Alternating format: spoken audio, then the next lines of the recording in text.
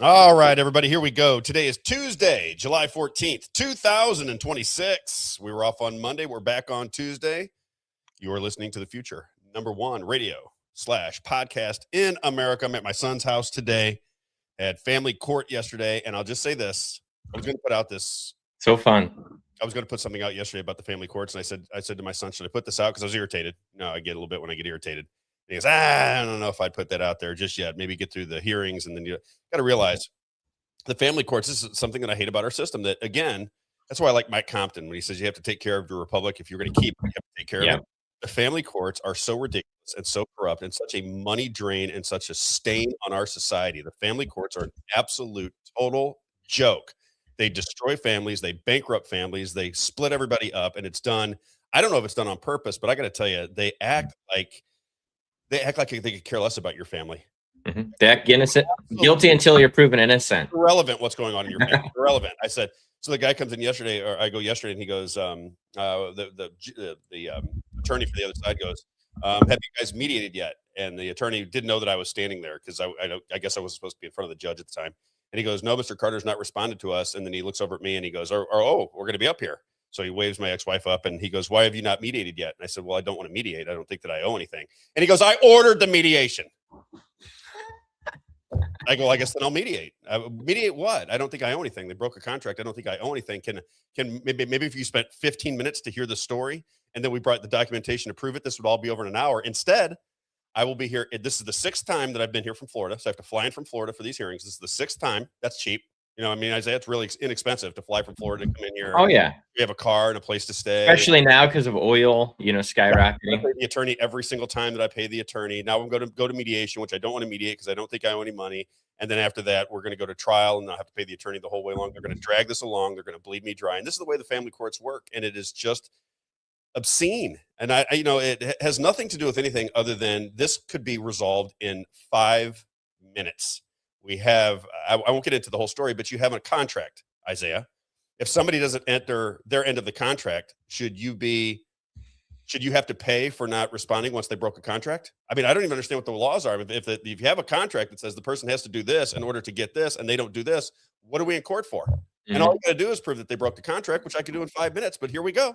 This has been going on for a year, Isaiah. I got to get into the show. I don't want to get into my personal life. So aggravating to me. And I know I got on a rant when I was on the radio, Isaiah. Yeah. And I just told you just the other day, I got messages keep coming through from like a year ago. Mm-hmm. And I had this lady came through and she goes, Rob, I heard your rant on the show today. And she goes, I could not believe, I could not agree with you anymore. My husband is going through this with his ex-wife and it's just a shame. Tears the family apart. The courts rip the family apart. It's the courts that are doing it. It's sickening. And I'm so aggravated by it. I couldn't get over it last night because I keep thinking to myself, this is just a horrible system that we live in. It is just an absolute travesty. The way the court should work is when you get married, you should have to put a contract together with your spouse that says X, Y, and Z will be the way we divvy this thing up at the end. Then you can have a mediator from the courts if you want, or a mediator from the family about child custody and this and that and the other. But when it comes down to assets, listen to this, Isaiah. I was reading through the court papers yesterday. I said to my attorney, I go, what does this mean that when my divorce decree, I said, I never really recognized this in there, but it said that my attorney didn't agree with it because it was unjust. Because that means you signed away more than you had to give. I said, exactly. So I paid for 3 years more in alimony and child support than I had to. I signed it. I wanted to do that. So I paid for 3 more years and I gave her 25% more than the courts ordered just to make sure that my ex-wife was taken care of and my child. And now I'm the bad guy because a contract has been broken and I'm going to spend $15,000 or $20,000 that I would much rather give to my family on the courts because they just will not allow for a hearing, Isaiah. They will not allow for a freaking hearing. They just won't do it. They're like, no hearing, got to mediate. I'm like, mediate what? What am I mediating? And then my attorney told me afterwards, he goes, the judge said when you left that you got to do this in good faith. I'm like, okay, all right, let me get into Lindsey Graham. Yeah, good old Lindsey Graham. What do you think of the title? Fantastic. 50 Shades of Gay. That came out at the last minute. Yeah. That really came out because I listened to everybody in the talk show universe, which is, these people don't have any idea what's going on. The people that talk about politics in the state of Missouri and around the country have no clue what's happening in the world because they don't invest any time in it. They invest their opinion in somebody else's opinion, and then they parrot that opinion and think they're smart because they heard an opinion from somebody and they just parrot that opinion. That is the way the society works right now. And they kept saying, you want a Lindsey Graham, he's been in office for 23 years. He's been around politics forever, and he's only worth somewhere between $1.5 and $3 million. So I know. paid off. Let me explain how mafias work, geniuses. Okay. Mafias work by paying people off, compromising them, and intimidating them. Lady Lindsey Graham, how do you think he was controlled, Isaiah? Do you think he might have been compromised? Is it possible that a 71-year-old gay man, because you got to remember, gay today isn't like it was 40 years ago. 40 years ago, men didn't want to admit they were gay. Now they're cheering it on, and they're wearing pride flags, and they're running in marches with ashless chaps and navel rings. And he was in the military during the, that was a no-no, definitely a no-no. Right. Yeah, exactly. That's what I'm saying. So it's just the people have no foresight at all. Lindsey Graham, I think everybody recognizes that Lindsey Graham was a gay man. I got nothing against gay people. Don't care at all that he was gay. I just don't like the fact that he is in the closet gay and trying to act like a tough guy. We're going to play a bunch of clips of Lindsey Graham. So for all the people that go, Lindsey Graham is such a great guy. Lindsey, he's an American patriot. He was in the military. Look, he took care of his sister when he got in, what does that have to do with saying to people that you want to nuclear bomb Gaza, that you want to shoot J6 protesters in the head, that you don't care about your people in South Carolina when they go through a hurricane because you're more worried about Israel? He pivots in a kind, we'll play that clip, pivots from a question about the hurricane that is destroying his home backyard. And he goes, what about the people in Israel? People in Israel? What? I got to calm down today. I am so aggravated. We should go to South Carolina and we should start a survey. Do you care more about South Carolina or do you care more about Israel? Lindsey Graham was booed off the stage multiple times when he was campaigning in his last election and then won in a landslide. Yeah. Booed off the stage by Republicans and won in a landslide. By the way, before we get into Lindsey Graham, Donald Trump gives an address to the nation this Thursday evening. I think it should be very interesting. I believe it's about elections. We'll talk about that here in just a bit, but I believe it's about elections. And I think what we're going to do, I'm skeptical of what's going on with the Trump administration, but I always hold out hope. I keep saying I'm not a Trump hater. I'm just a Trump skeptic. I think he's going to blame this on a foreign nation. I really think that's ultimately what's going to happen. And if you blame it on a foreign nation, then you have to say that the people inside this country were complicit. Because as Sidney Powell said, we'll play that clip a little bit later as well. As Sidney Powell said, you'd have to be a moron not to recognize there was malfeasance in the 2020 elections. Probably in all the elections, but the 2020 one was so obvious that unless you're a Democrat, like Michael Burton doesn't see it. Well, I'm like, Michael, well, you wouldn't see it because you won. That's the problem with winning elections is everybody's ego says when I win an election, everything's fine. That's what Thomas Massey says. He said, we're screaming about elections and we control the House and the Senate. Then if there's something wrong, why don't we fix it? Right. Yeah. Yeah. It's, let me start with Jim Brewer. Can I start with Jim Brewer? It's clip number 16, Isaiah. Absolutely. Let me start with Jim Brewer. Now, Jim Brewer has picked my brain, or I picked his, one of the two. Jim Brewer and I are working from the same set of facts, the same information, and we see the world through very similar eyes. So I like Jim Brewer. He's a comedian. He's absolutely hilarious. When he was on the Reawaken America tour, he did a comedy routine about the way the people marched in line to get vaccines. And he kind of tied it to the Nazi party and everybody just doing their job and walking in line and walking in lots. I saw that. Absolutely hysterical. I think we played that on the first or second show. We played that clip. And subsequent to that, I think he was there to support Donald Trump. And from that point forward, I think he's starting to see things that don't make any sense to him. And he's starting to recognize, again, you have to be observant. You have to care enough to get to the truth. If you don't care enough to get to the truth and you're going to be surface level, then you're going to see things through the lens of Fox News, CNN, whatever you hear on the radio. You're never going to get to the truth. You're never going to be able to see through the facade. It's just not possible. You have to invest the time and energy to see things through the lens of reality. If you want to see things through the lens of reality, real reality, what's actually happening in the world, then you have to invest the time. You have to understand who the players are. You have to understand who these senators and who these Congress people are. You have to understand that they don't read the bills that they signed. That should be a hint. Shouldn't that be a hint, Isaiah, that we're not in a real constitutional republic when the people that make decisions on how you're going to be governed don't read the bills that they sign? Shouldn't that be just hint number one? Shouldn't that just give you just a little bit of... Well, no, Rob, we got to pass the bills to find out what's in them. In Missouri, we got to do that. Even in Missouri, we got to do that. Okay? Jim Brewer talks about the news, and it's really just a control system. You have no legitimate news. The future, if the world is to continue on, if we are to keep this republic, if we're to be a free society moving forward, we must begin to rely on independent journalism. You must turn off that ridiculous nonsense on CNN, Fox News, ABC, CBS, NBC, MS Now, and all of it. You just have to stop looking at it. You know what I found out today, Rob? I would rather my 18-year-old child watch porn, gay porn with Lindsey Graham in it than watch Fox News. I'm serious. I would rather my child watch gay porn than watch Fox News, because Fox News has led so many conservatives astray. They now think that you're not conservative if you don't go to a set of standards that Fox News put forth. I was listening to radio commentators yesterday, and they said real conservatives never say anything about people, once they die. Well, why not? Is there a conservative playbook? Is there a conservative rule book? Lindsey Graham said he wished I'd been shot in the head, and then I got to celebrate his death like he's a great person. Lindsey Graham said he didn't care if they carpet bombed Gaza. Didn't care if they just kill them all. Wow. That's Lindsey Graham. And we're supposed to celebrate this guy as though he's some great hero because he served time in the military and because American patriot. He raised his sister. No, Lindsey Graham is a maniac. Lindsey Graham is a monster of the highest proportions. And I really believe that he got compromised very early on because he's gay. Somebody probably has tapes of him that are very unsettling. That would be my guess, right? You can talk openly right now in this format. Still okay to have an opinion, Isaiah? Did you check? Oh, yeah. Okay, if it's still free to have an opinion, I know it's getting a little wary. I mean, depends on what you say about Israel. They might knock on your door, There are some things you can't say about Israel, but Lindsey Graham, I believe, was a gay man. I believe that he was compromised very early on, and I think he'll say whatever he has to say, whatever the establishment tells him to say. Yeah. Whatever they tell him to say, Lindsey Graham will fall in line with it. And I think Lindsey Graham is a charming man. I think I think a lot of people like Lindsey Graham because he was funny, charismatic. But if you look at his policies and what he advocated for, he is a monster, just an absolute monster of a man. Here we go. Jim Burr talking about the news, then we'll get into Lindsey Graham. Check it out. Clip number 16. Why news exists. If your answer is, to keep you updated, you're lying to yourself. It's all control. It's just meant to stir your emotions, create more chaos, create more anger, create more division. That's all it is. And the minute you catch on to that, you will start to free yourself, and you'll see how many people are stuck in this madness that you can call whatever you want. Matrix, simulation, whatever it is. Wow. So much truth in such a short clip. Now, let me get into Lindsey Graham, because I don't like Lindsey Graham.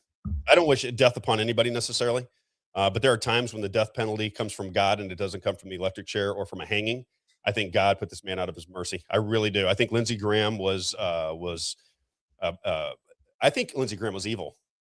That's my take on it. I think Lindsey Graham was an evil spirit, an evil person. No good human being with a decent heart would say or do the things that Lindsey Graham has done. You just would never talk like this. And the fact that Republicans and conservatives think that this is okay, think that the rhetoric that this man used against people that he disagreed with was okay. Maybe I'm not a Republican anymore. Well, really, I'm not a Republican anyway, but I always leaned and voted for Republicans. But maybe I'm just it's just changed so much that I don't even recognize what's going on with the Republican Party. Let's start with this is what I told was it Representative Davidson? I said, there's a split in the Republican Party right now.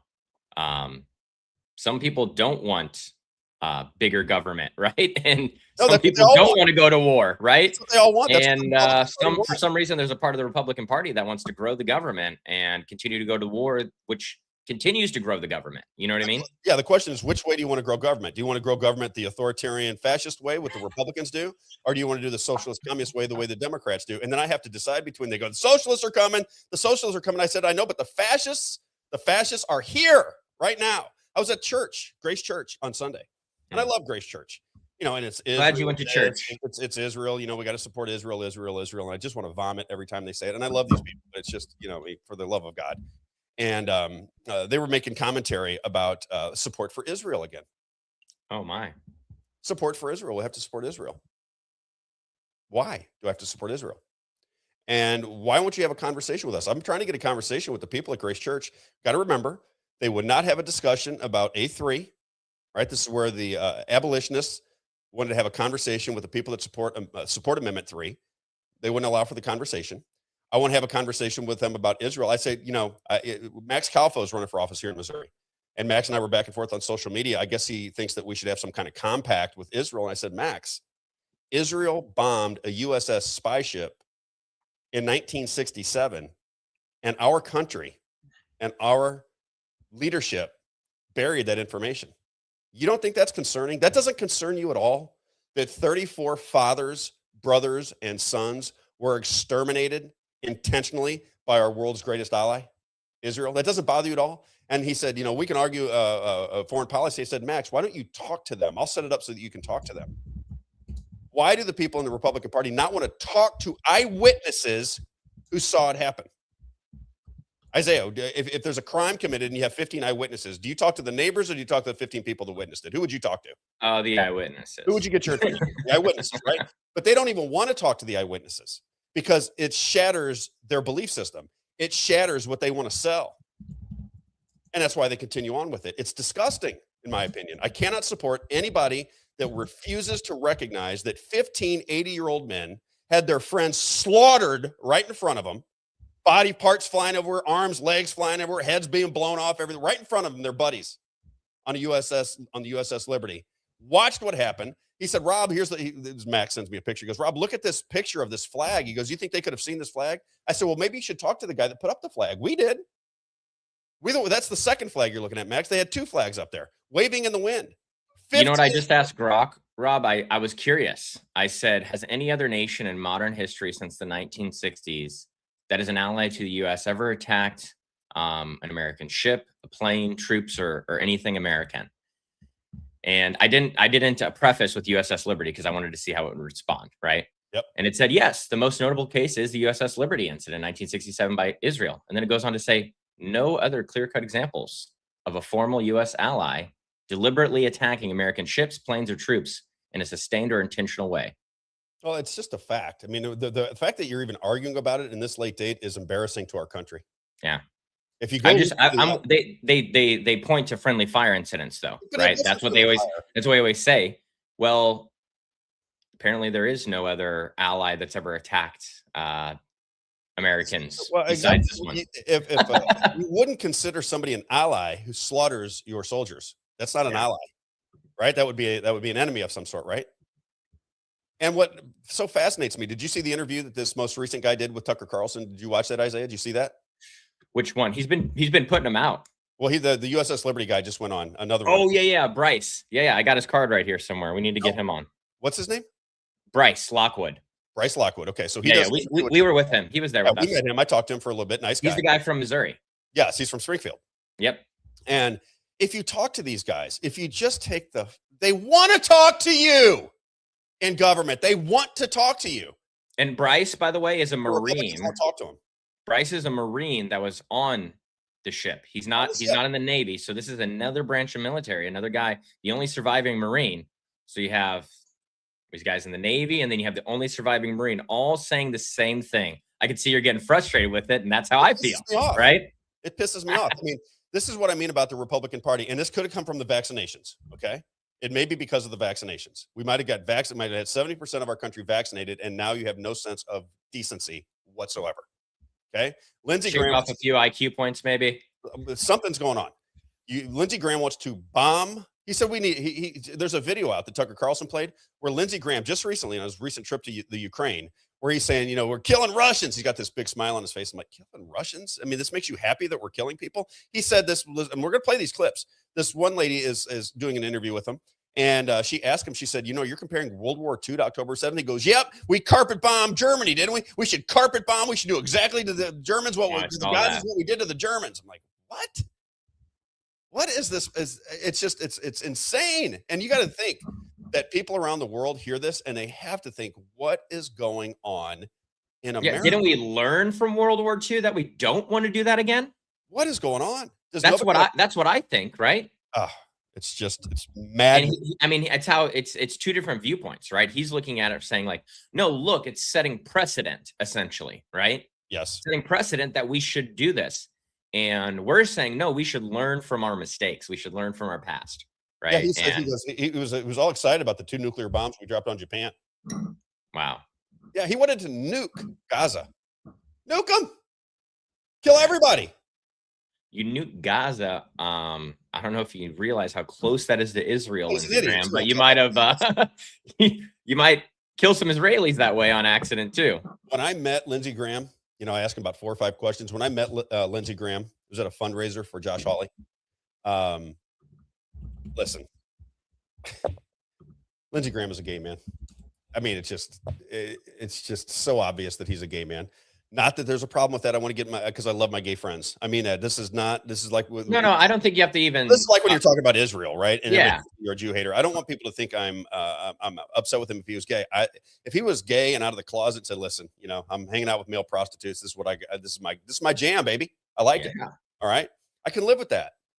What I can't live with is living in the closet and having the idea, especially from people like me who watch what goes on politically, that you're compromised. That somewhere way back in your 20s and 30s or whatever, you got compromised, and now you're just a shill for whatever wars that we want to perpetuate or perpetrate on people around the world. Enough is enough already.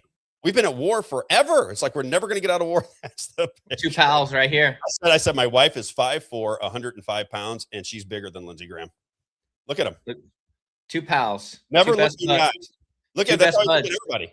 Look, he would not look me in the eye. Never looked me in the eye. He couldn't recognize me because he wouldn't look me in the eye. When I was asking him questions, he was looking at my chest like I had boobs or something. He was looking at my chest. Seriously. When he is eyeing you up thinking, hey, can I get this guy back to the hotel room later? That's right. That's what somebody said. He said he was blushing kind of thing. Anyway, I'm going to lay out Lindsey Graham for one reason. You have to look at the way the Republican Party is celebrating Lindsey Graham. You have to look at that. When I play these list of clips for you, I want you to think about what's going on within the Republican Party. Because if you think that you have a counter to the Democrat Party, you're out of your mind. There's no counter to the Democrat Party. The Republican Party is the Democrat Party, and the Democrat Party is the Republican Party in the decision-making process, not the players in the game. Players within the body of politics in Missouri, I think there's a lot of Republicans that are really good people. I think there's a lot of Democrats that are really good people. They have no power. The power comes from the money. The power comes from the money to the leadership, and then you fall in line with those two entities, and that is a fact, Jack. That's the fact, Jack. That's the fact, Jack. And that's what's going on. Let's start with John Rich. Everybody remembers John Rich when he talked about Lindsey Graham? Here is John Rich telling the story of Lindsey Graham because, again, and this is why I'm skeptical of Donald Trump. Donald Trump, I was at a rally for Donald Trump on December 5th, 2020 in Valdosta, Georgia. The crowd was chanting "Fire Fauci" so loud that Donald Trump had to step away from the microphone. Fire Fauci, fire. They're up in their arms. Everybody was standing up and screaming "Fire Fauci." He steps away from the microphone. He realizes they're saying "Fire Fauci." He walks back to the microphone. He goes, "I'll take that into consideration." And everybody started to calm down. Okay? Lindsey Graham thinks that the vaccines were good way after the fact. I just had another friend yesterday. I was just talking to a friend of mine yesterday. He said, do you know that Robert, I won't say his last name because I don't want to get in his business. Did you know that Robert so-and-so died? And I said, really? Robert from high school? Great athlete, by the way. He said, yeah. I said, what? He goes, he got cancer and died right away. I go, I assume he was vaccinated. He goes, yep, he was vaccinated. Told me about the job that he had to get vaccinated for his job. This is a terrific athlete that was in great shape 5 years ago. Wow. Got some aggressive form of cancer, dead in no time. You remember the videos? I just saw them circulating again. And I think Mitch had tagged us on X actually. And I saw them. And I was like, I remember exactly when this was happening. It was a conversation with my buddies. We're texting and talking about it on the phone, on FaceTime, about how, because we're big soccer fans, right? And how all these soccer players were just dropping in the field. I see your smile there. You see John's great comment there. Can't pay attention to John anymore. Wait, you missed this one. This is another good one from earlier. I think we need to give John, I think we need to give him a segment, an hour-long segment where he can just come on here and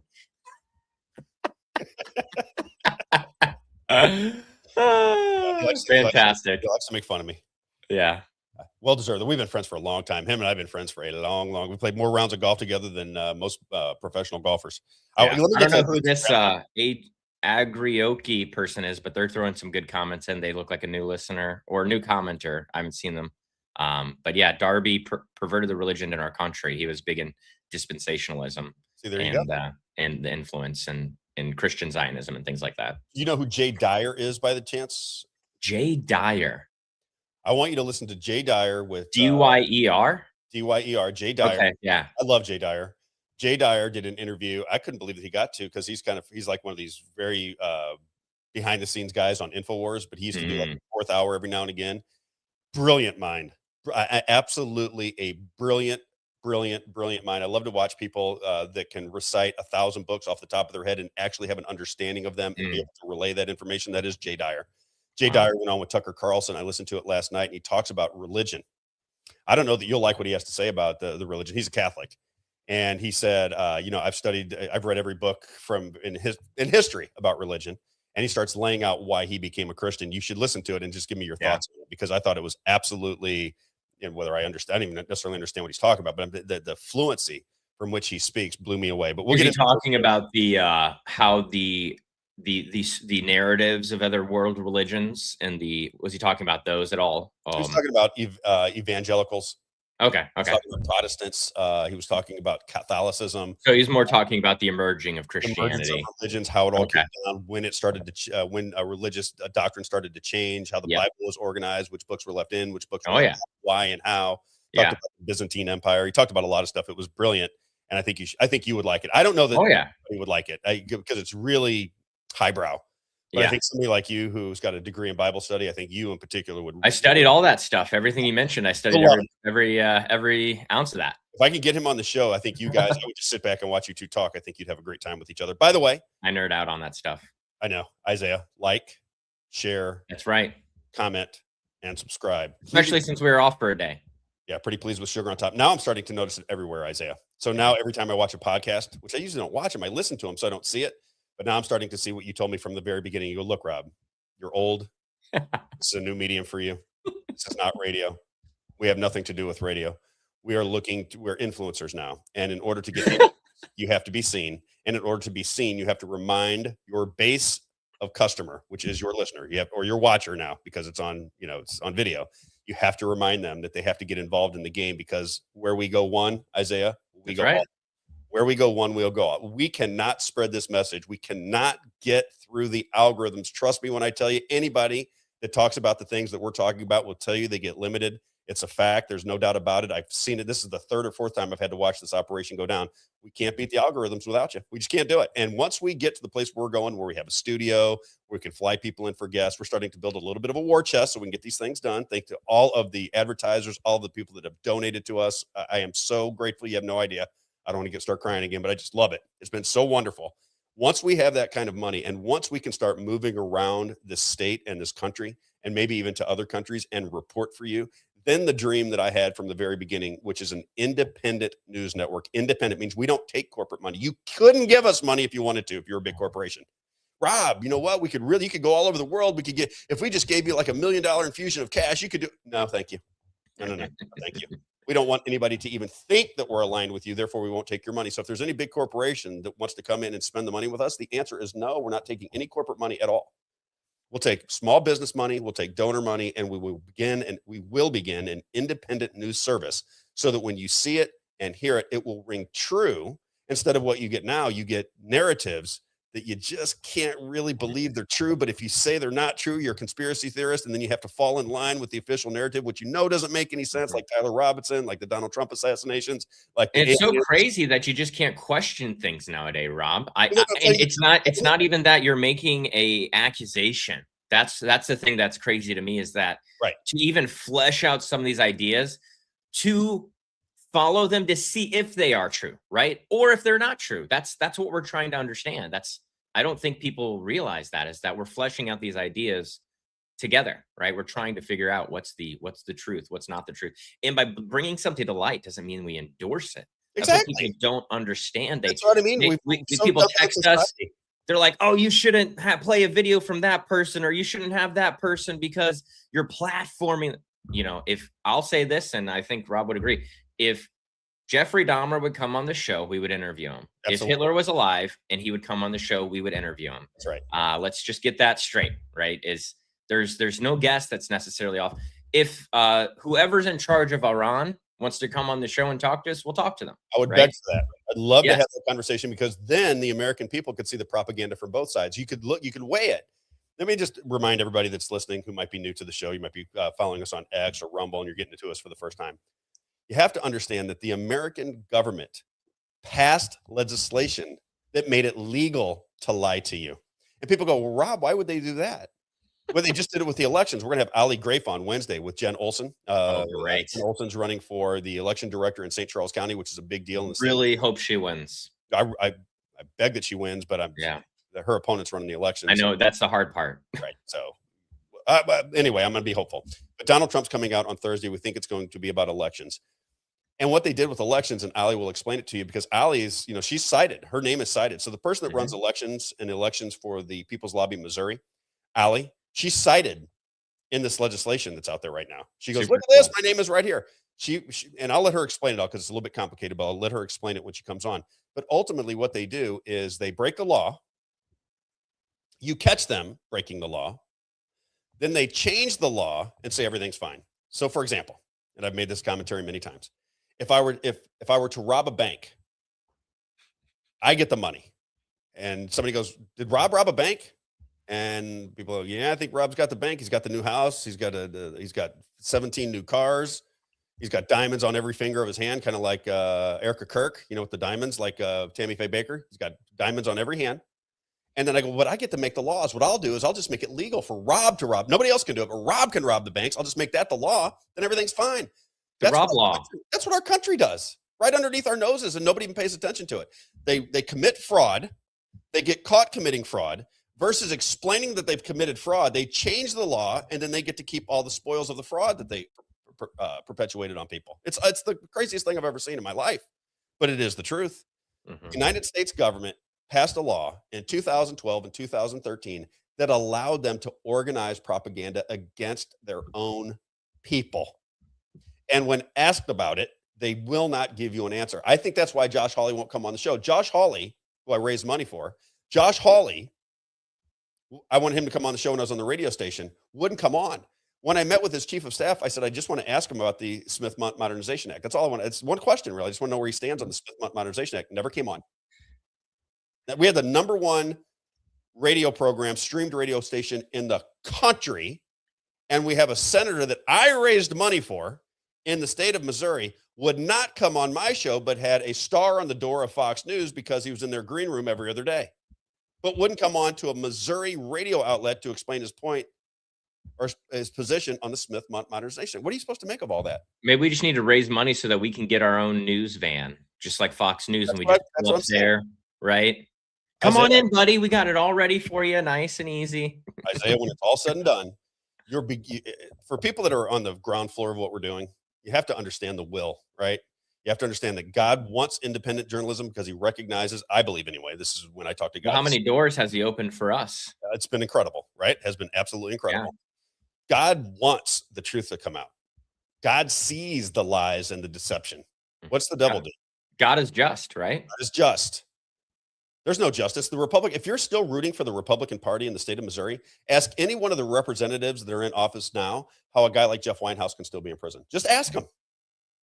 You're going to find that they don't answer you. You know why they don't answer you, Isaiah? Because they don't give an F. That's why they don't care. They don't unless care they can use it for political gain. You think they care about you, and yet there's a guy that was reporting on them who they assassinated as he videotaped it on his watch. Everybody knows that he's a political prisoner. You could go to every single Republican in the state of Missouri and go, hey, man, you guys got a political prisoner here in the state of Missouri. He's been in prison for 13 years.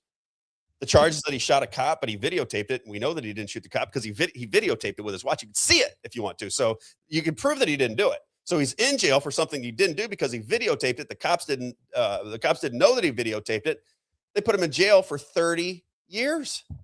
Cops lied in their testimony too. Their sworn testimony, top to bottom, and you're still supporting the Republican Party. I just ask how you can do it. Here's the way I would look at it. I would tell every Republican that's running for office, I will not vote for any of you. I will not vote for the Republican Party because you guys are the ones in charge. This comes down to Mike Kehoe. Okay, he's the only one that can help.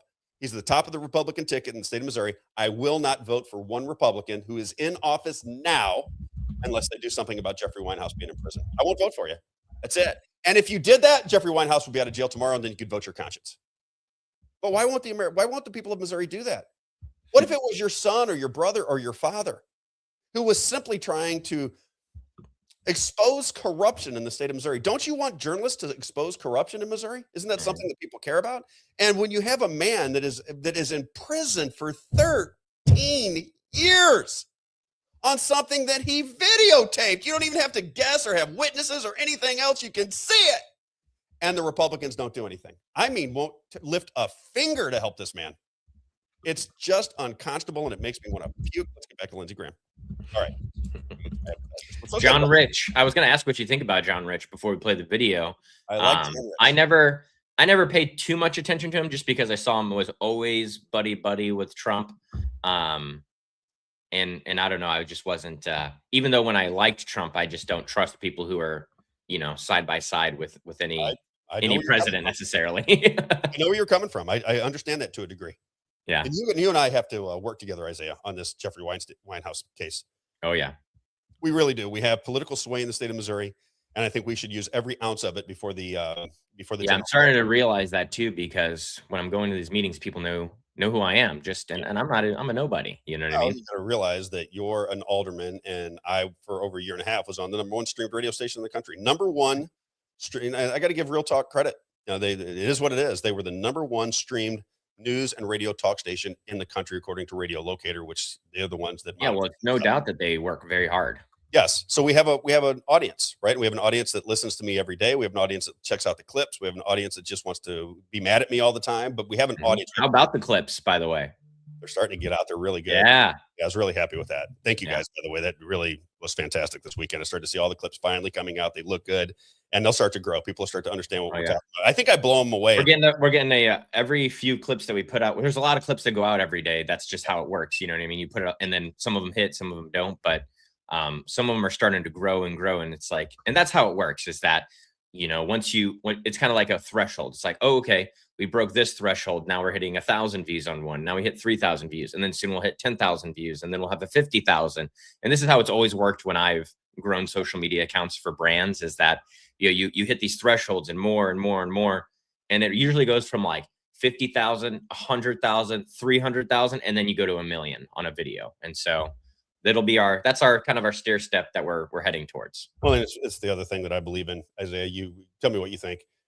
I've always believed that if you work harder than everybody else, you're going to get luckier than everybody else, and you cannot possibly work harder than we do. It's just not possible. I mean, it's a compulsion with me that is insane. I'm glued to information every waking moment. Even when I go out, it's becoming a hindrance to my life, to be honest with you. But as far as getting information, checking that information to make sure it's real, organizing for this particular show, booking guests, traveling from Florida to Missouri, running People's Lobby Missouri, trying to grow the bank for People's Lobby Missouri so we can begin to market. And one of our videos went out that is absolutely on fire right now. We'll show that here in just a minute. All of that is all consuming. And we're doing it because we want a better Missouri. We want a better country. We feel like things are slipping away from us. We feel like the Republic is in trouble. We feel like the entire country is sleepwalking. We feel like the entire country is not recognizing that this isn't a two-party system. That is a mirage that you've built up in your head. You've been conditioned to believe it. It seems real because they fight so hard against each other. But if you just look at the legislation, if you just pay attention to the money, if you just pay attention to the debt, if you just pay attention to what's going on in the world, you'll recognize very quickly that it's a one-party system. It's completely controlled by big donor, big corporate interest on a global scale. And you don't have a say in the government at all, none, zero, not a nothing outside of maybe the local level. Outside of that, you're completely irrelevant. And that is the way our country is working right now. Yeah, and that's why the local level is so important, in my personal opinion, why I wanted to. That's through learning. I mean, I studied, because it's hard to understand how the government functions and works. You know what I mean? I think it's difficult on purpose. They don't teach it to you in school, like we've talked about. Yep. And so I had to study it for about a year and a half, just learning, reading, and understanding where's the biggest impact that government has, because I'm a person that I have to make an impact, Rob, where whatever I'm in, whenever I join a company, I have to be doing something where I can see that I'm changing something, you know what I mean?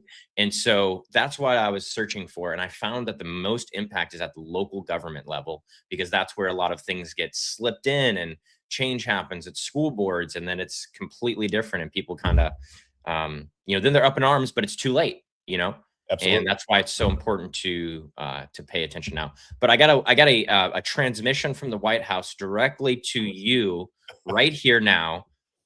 Just in, no panikins, trust in Trump. Okay. Yeah. This is what I mean. This is about 20 minutes ago. They just put this out. This is my problem with Trump, right? I don't want to put my trust in Trump. I want Trump to inspire us to do the work. I don't want to trust in Trump. Yeah. I don't want to trust in Trump. It's we the people. It's we the people.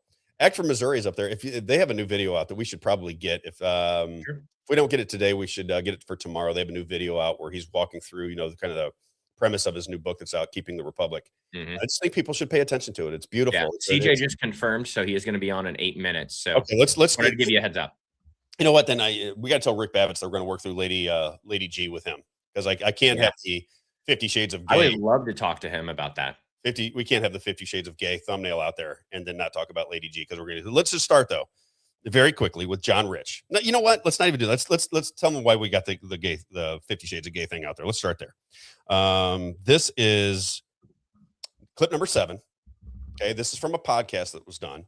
Somebody that claims to have had a sexual relationship with Lindsey Graham went out onto Reddit and detailed the experience that he had with Lindsey Graham.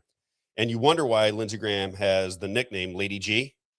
Well, this is the reason Lindsey Graham has the nickname Lady G. Here it is. This is Lindsey Graham, as told by one of his male prostitutes that went out onto Reddit. This is what he said about Lindsey Graham. It is clip number 7. Go. Learned something today I wish I did not know. Ooh. So if you haven't heard, okay, Juicy. Lindsey Graham is among the Republicans who are degenerates. It's long been rumored that he's a homosexual, but no one has ever really come forward on this until now. So there is an individual, he's a male prostitute. He decided to come out through a post on Reddit. Now, I'm going to do my best to use my journalistic ethics and my speech to nicely explain this. Okay, I'm gonna explain this is what he said. This is from the male prostitute who reportedly was hired by Lady G, as he's called. When I came out of the bathroom, Lady G, Senator Lindsey Graham, Picture this. was on the bed, naked, on all fours. Mm. I noted that there were dark marks around his anus. Ugh. I asked if Senator Graham had showered. Senator Graham said yes. I asked if he was okay. If I wiped him down, Senator Graham said sure. I wet Senator Graham's face towel and wiped between his buttocks, but nothing was coming off. Then I realized that his taint wasn't dirty. It was just full of moles. Dark moles in dense clusters up and down the length of his taint. Aw, Senator Graham said. Hope you don't mind. Those just my little ladybugs. The male prostitute ran out of there. This is his testimony. This is his story, and this is his nightmare. Okay, that's one. I share this nightmare. Wow. That's good. Make it that You one. have to- I only play that because I just think it's kind of sophomoric and funny. Yeah. But now, how about this was an early on comment in the show. Someone was foreshadowing. Yeah. Rest in peace, ladybugs. There you go. Let's go to remember Lynn Wood? Do you remember Lynn Wood down from Georgia? Lynn Wood in the 2020 election was somebody that said the election was stolen. He was making a lot of headway, and then they completely destroyed his reputation. And I don't even know what happened to Lynn Wood. Is he around anymore? It seems like he almost just disappeared from the scene. Yeah. Here is Lynn Wood caught on a hot mic talking about Lindsey Graham, and he's suggesting that the man he's talking to had a gay relationship with Lindsey Graham, and he was going to expose it. Here is Lynn Wood talking about Lindsey Graham, clip number 8. I know about you and Lindsey. You need to get out of the race now. Nothing can stop what's going to come. If you are supporting Chinese pornography, I know just get your stuff off the internet, I know buddy. about you and Lindsey. You don't know anything. You don't know what's going to happen. Nothing's going to stop it. Nothing's going to happen with you. It's going to come out. You need to accept that. Hey, bring it on out, buddy. Come on. I don't think you want to bring it out, but it's going to come out. Come on. You and Lindsey, it's going to come out, Drew. I'm trying to tell you. Bring it on, Lynn. I'm trying to tell you. I heard you. Well, come on. Soon you'll hear from other people. There you go. So this is where the rumor started about Lindsey Graham. And the only thing I can say about Lindsey Graham is I don't care that he's gay. I only care that he wants to bomb people. He said that if he could, he would shoot J6ers in the head, which I was one. So that means he wants to shoot me in the head. So if somebody says they want to put a bullet in your brain, I don't think that I have to celebrate their death. Do I? Isaiah, am I not celebrating that the man died? I do have some sympathy for anybody and his family and his sister and people that loved him. But this was a monster of a person. He really was a monster of a person. We're going to play several clips that will absolutely blow your mind about Lindsey Graham. Once you know who he is, it is hard as a politician, not as a person, I'm talking about as a politician, but he has, he makes decisions on whether people live or die, whether you like that or don't like it. That's a fact. And when he chooses to carpet bomb people and suggest we should nuclear bomb people and shoot people like me in the head with a bullet, then excuse me if I'm not crawled up in a ball in the corner when he passes away, if that's okay. Yeah. Let's do some advertising before we bring in CJ. And I got to play. So we'll do some advertising. Then I'll play the clip of CJ Grisham. I love this clip. So Sherry, one of our bookers, saw it and she sent it to me, and I'm like, oh, that guy is freaking fantastic. I was looking at it last night. I watched it like 3 times. This guy is awesome. He does what we all want to do. He does what Jake Jackson does. Oh yeah. This guy's an attorney, so I think he stood up there knowing he's doing what I'm trying to do in my city, trying to be like that. And he's doing down there in Texas. So I want to talk to him. This is what patriots are supposed to do. You're not supposed to tiptoe around power. You're supposed to tell power that you're in charge, and they better start listening to you. That's why I said we should have meetings for People's Lobby Missouri, where we bring in elected representatives, sit them down in chairs and go, no, we're going to talk to you today, if that's okay. Yeah. This is what we want you to accomplish. We don't care what you're thinking. We want you to understand that we're in charge of our government. This is what we want you to accomplish, and we want the ball rolling now, and we're going to monitor you every 30 days to see if you're moving in the right direction. And if you don't, then there will be hell to pay. Yeah. Fair enough, Isaiah? And whatever. Oh yeah, I have to tell my city administrator all the time when we're talking about something. I say, hey, just so you know, I work for the people, right? Yeah. I represent the people. I don't work for the city. I don't work for whatever agenda you have.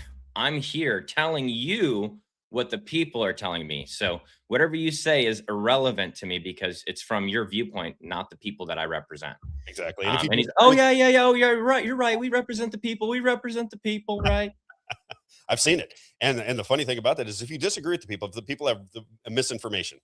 That's why I can't get mad at guys like Bishop Davidson and those guys that are around there talking. I think they disagree. They think it should be this way. You can put motives to them, but if they really believe what they're saying and they're out there fighting for what they believe is right, then you have to just deal with it. You have to say, okay, well, you're here.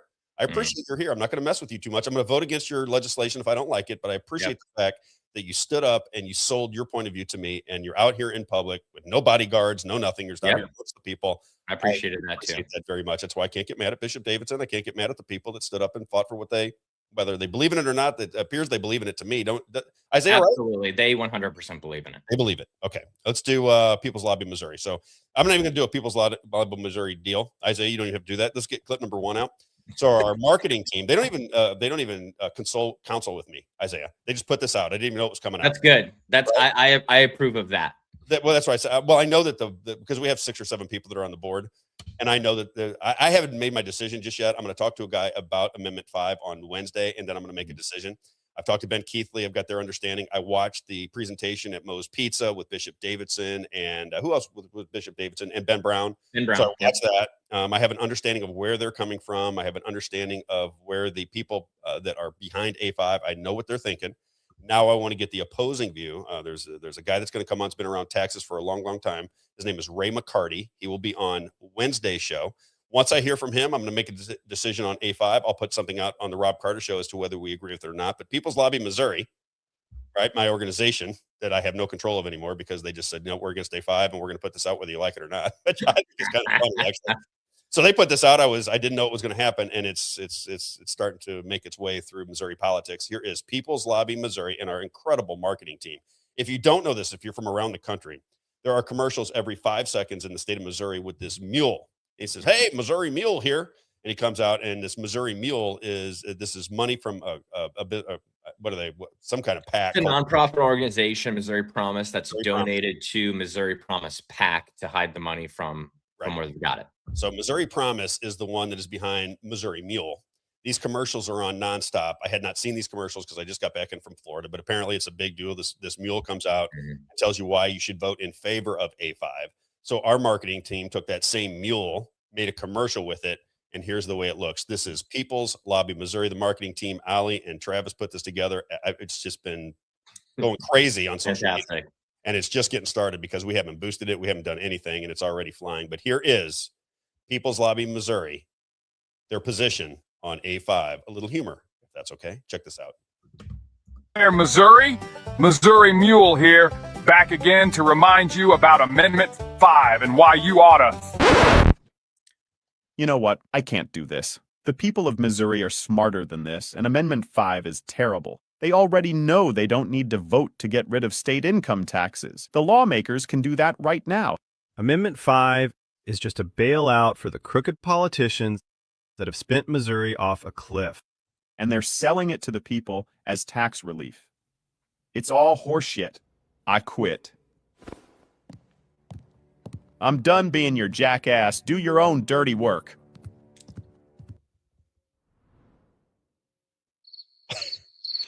That's the best. I can't believe we paid millions of dollars for that. I think we should cut. Boom, boom, boom, boom. Bang, bang, bang, bang. Boom, boom, boom, boom. Bang, bang, bang, bang. That's People's Lobby Missouri. If you want to be a part of People's Lobby Missouri very quickly, go to People's Lobby Mo, peopleslobbymo.com, peopleslobbymo.com. We are a pressure and marketing operation. That's what we do. It's a 501c4. And all we want to do is market our ideas, make sure that we are front and center in the conversation, and really start to expose what happens in the state of Missouri. It's not about party for us. We could care less about Democrats or Republicans. That's not where we're coming from. We are simply saying that you're getting a raw deal in the state of Missouri. Your lives are more difficult in the state of Missouri than they should be. A lot of that has to do with what I would call unconstitutional legislation that passes through Jefferson City. I think a lot of people that run as Republicans in the state of Missouri are not being honest with the people they represent. And we're going to expose that pressure campaign, and we need money to market that pressure. If you want to help us out, we always take donations, peopleslobbymo.com, peopleslobbymo.com. If you can't afford a donation, we understand. But if you want to help in any way, or if you just want to get our information because after the right after the primaries is when we're going to start really pumping it out on People's Lobby Mo. So we need your help, peopleslobbymo.com. And because I'm running late and I don't want to make this man wait, we're going to be a little bit late with the advertisements today, Isaiah. So let's bring in CJ Grisham. Let's do it.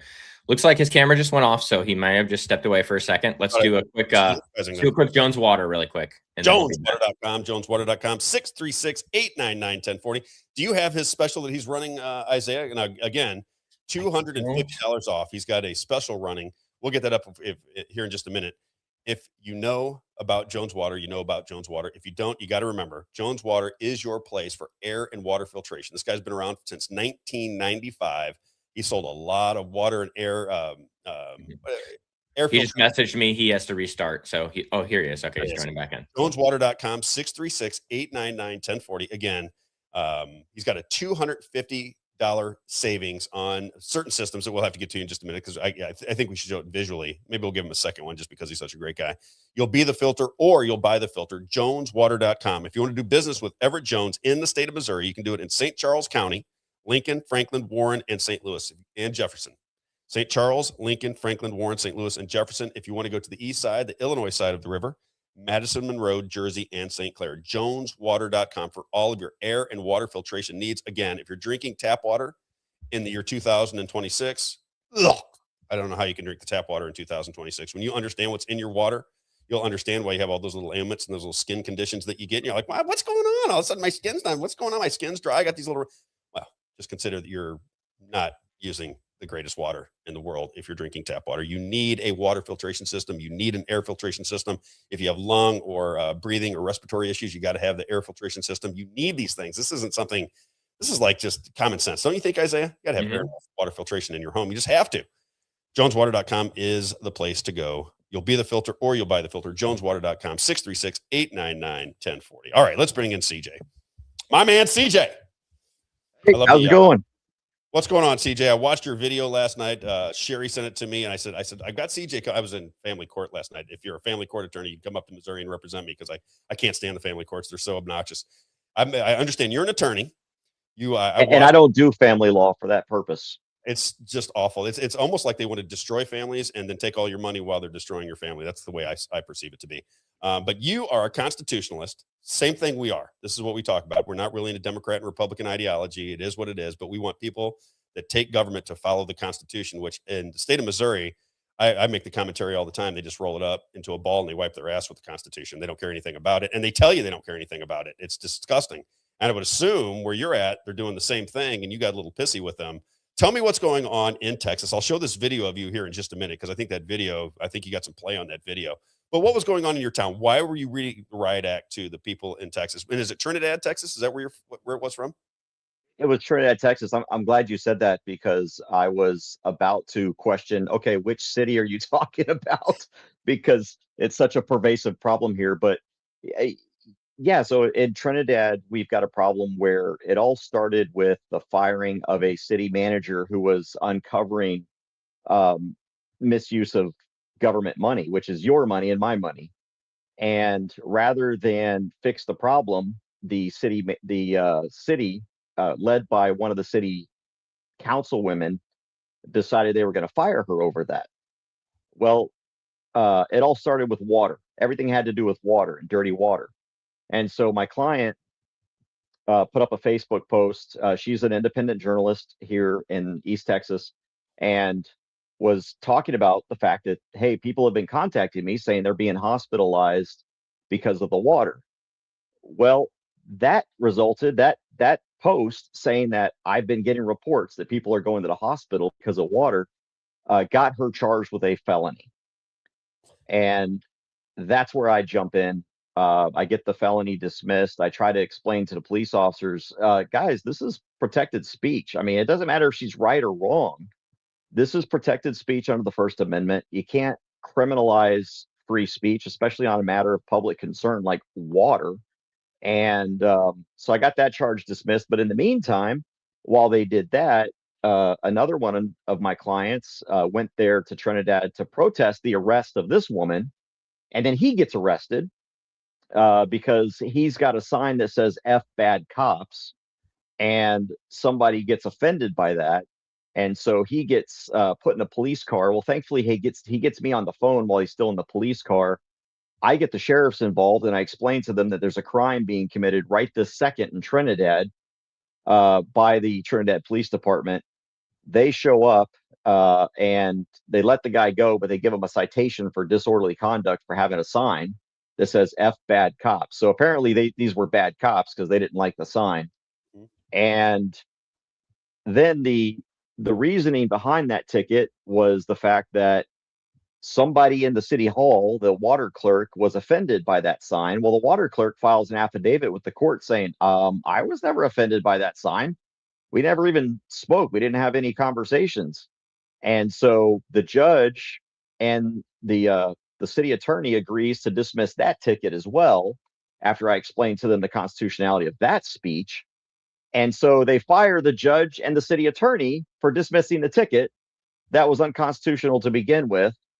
And then they fired the water clerk for not going along with their little scheme to arrest people based on First Amendment speech. And then they fired the water clerk's brother, who's in the roads department. And now we're at a point where who knows what's going on. The only good person in that town is the mayor. So that's kind of what leads up to where this video comes in. And where is Trinidad? What's the nearest big city? Probably Tyler, Texas, out in East Texas. Okay. All right. Let's play this clip, Isaiah. It is. And quick question, was that Otto the watchdog that was arrested? It wasn't. Yeah, he was the one that was arrested and then cited. Like when I say arrested, he was put in the police car. Detained, I should say. Them. Well, actually, and that is an arrest. I mean, legally, but it's a minor arrest called a detention. But yes. Do you notice this is happening? I love Otto the watchdog. I watch him all the time. I was like, that sounds exactly like something that would happen to him. That's him. Yeah, I've represented him on several cases. Wow. Before we get into the clip, CJ, and thanks for coming on. You got a viral clip going on, which I thought was pretty cool. What is it like from your perspective going on in Texas? I pay a lot of attention to Texas. I have friends in Texas. I worked all through Texas. I love Texas. I think Texas is fantastic. I don't know about the political scene anymore. Are you somebody that thinks Governor Abbott is doing a good job? Just curious of your take on what's going on in Texas at the moment, because when I was there, and this was, I've been there many times, and I remember being down there one time, and they had hundreds of Mexican workers, and this was in McKinney, Texas at the time, and they had Mexican workers. Was it McKinney, Texas? I shouldn't say that. Well, I don't know if it was McKinney, Texas, but they had Mexican workers all over, and you could just drive up and pick up these Mexican workers and take them to your home if you wanted to get something done with work. And I thought, this is kind of odd. They're allowing people to come across the border solicit for work on the street corner. My buddies were showing me this. You just drive up to them and say, "Hey, look, we need our lawn cut in our house, and we got some basement work we need done." And you could pick these people up and pay them by the hour. Like it's like a slave labor camp back. This was like 15 years ago.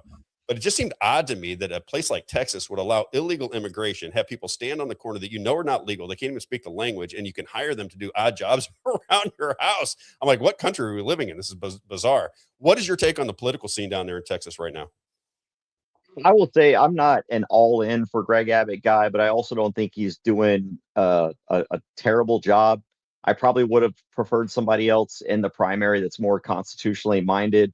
I find Greg Abbott to do the right thing when he's led to do the right thing. I think the Florida governor, he acts and then Greg Abbott's like, oh, hey, maybe we should do that here too. Instead of being a leader on many of these issues, he's typically a follower. He had to be dragged kicking and screaming just to get our open carry law passed back in 2015. So I don't really oppose Greg Abbott, but I'm not exactly his biggest fan because I just think he can do more. He's a lot of talk. But behind the scenes, he's part of the problem. But that said, he's also better than any Democrat we've got in the state because, yeah, you got some crazy Democrats down there. I guess Talacaro, who's going to run down there? Who's trying?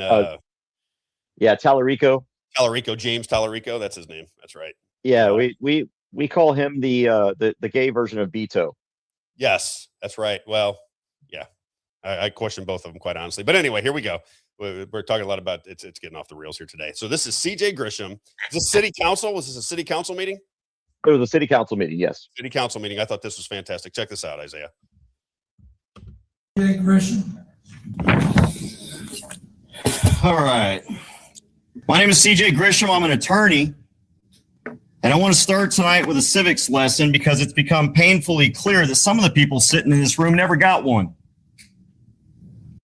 Look at you, Miss Bannister. There's this document. You may have heard of it. It's called the United States Constitution. Now, I know that sounds exotic, maybe, in Trinidad, Texas. Kind of like finding a Starbucks out here. But I assure you, this exists, Chief.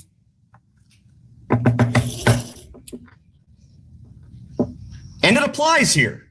In the last several months, this city government has been using it as toilet paper. You wouldn't know it because is the toilet paper brown from being used or from the water?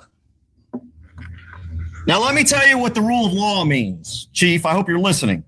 Macumsey, I hope you're listening. It means that the badge doesn't make you above the law. It makes you more accountable to it. Let me show you something. I got one of those too. Look at that.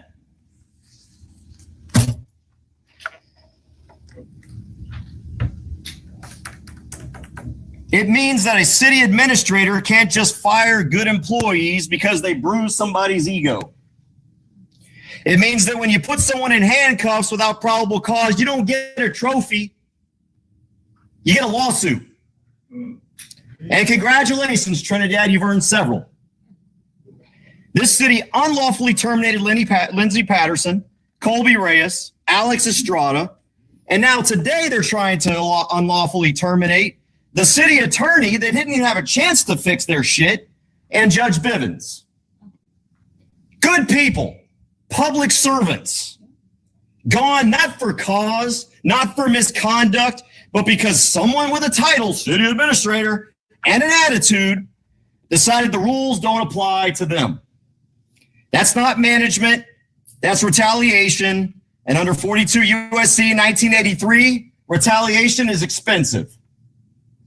And then there are the arrests, the false ones, the felony ones. Arrests no one but the police chief and his lackey Macumsey believed was, quote, cut and dry. So cut and dry, they got dismissed.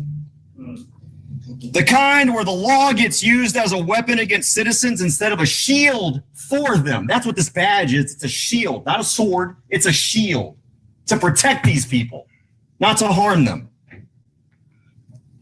When a police chief turns the department into his personal enforcement arm, he isn't serving the public, he's terrorizing it. That's not a police department, that's a racket with a budget line. So I want to speak directly to you, Chief Gregory, and I use that title loosely, the way you might call a toddler with a crayon an artist. Resign. You have dishonored your badge, this department, and every good officer who wears one. The people of this city deserve protection, not persecution. Get out. Lay down your badge right here, right now, and surrender your license before I have T. Cole take it. Do you seriously think now is the time for you to go on a vacation tomorrow? Well, you've created all of this. Yet that's what he's doing, ladies and gentlemen. Guess where he's going tomorrow? On a cruise. City Administrator Dozier, who thought firing employees without due process was just a Tuesday, you're done. The Constitution has a 14th Amendment. Would you like to read it? Just let me know. I got it right here. It's not optional. It doesn't have a carve out for Trinidad. And when this litigation concludes, the taxpayers of this city are going to be writing a very large check because of you. You couldn't be bothered to follow the law. Now, Councilwoman Marie Bannister. Ma'am, I don't know what you thought your role in this council was, but let me clarify. It was not to be a co-conspirator. It was not to lend your office to the destruction of city employees. It was not to turn a city government into a clique. The people of Trinidad didn't elect you to be an instrument of harm. You should not walk out of here tonight. You should slink out like the snake you are, with your head down in the kind of shame that follows a person when they've betrayed the public trust and they know it, and everybody around them knows it. And guess what? The federal courts are about to really know it. Step down, not because I'm asking nicely. Step down because you forfeited the moral authority to serve. Shut up. You're not the administrator here. He is. Love it. I love it. I love it because I think that is the way sometimes you have to address people that are drunk on power. You know, some people get into positions of power, they get drunk on it, and sometimes you need to cut them down to size. So I thought that was beautiful. What kind of reaction did you get from the community? It was overwhelmingly positive. I think the people have really had it with the city council. The Marie Bannister that I was talking to, she's sort of the ringleader of this. I call it a cabal there in Trinidad. It's a really small town. It's only about 880 people, and so when you own the only real small businesses in a town that small, you kind of are the power player, even though anywhere else you'd be a nobody. And so she's the one that personally got the city manager fired and hired her own personal city manager. She's the one that got the judge fired and hired her own personal judge, which, by the way, we're going to be having issues with that. There's ongoing litigation there.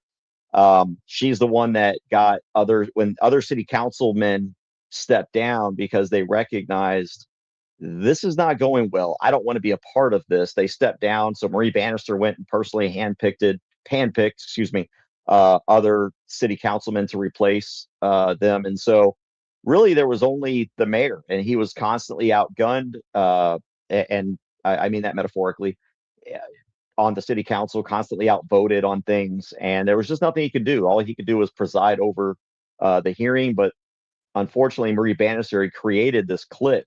I think that's going to change in November. I think we're going to finally see the citizens have finally recognized what's going on, because they're focusing on all these people getting fired for trying to fix the water problem. And meanwhile, there's a water problem. People are getting brown water coming out of their faucets.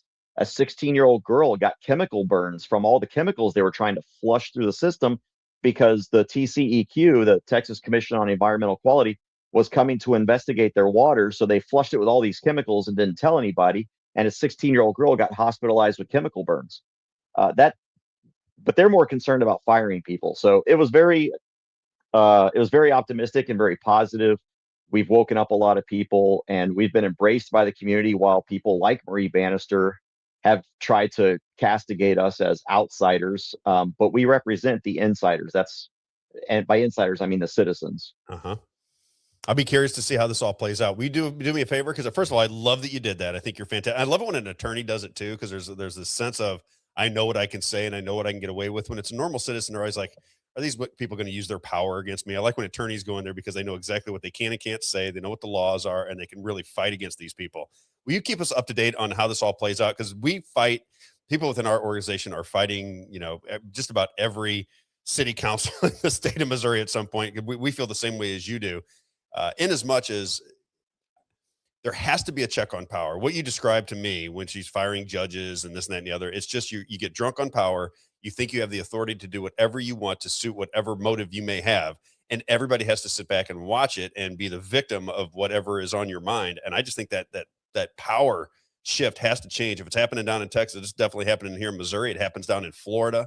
I know that for certain. So I'm watching this begin to happen all over the country, where these city councils and commissions seem to have all of the power, and they don't care what the normal citizen has to say at all. They just completely dismiss you as though you're irrelevant. They look down when you're talking. We had a city council meeting here that Isaiah is a part of. Isaiah, my producer's an alderman, where one of the commissioners just fell asleep right in the middle of a very important meeting. Just fell asleep, just sitting there crashed as these people are freaking out about what's going on in their town. The guy falls asleep. It's widespread in this country, and it's got to change at some point. And it's risky.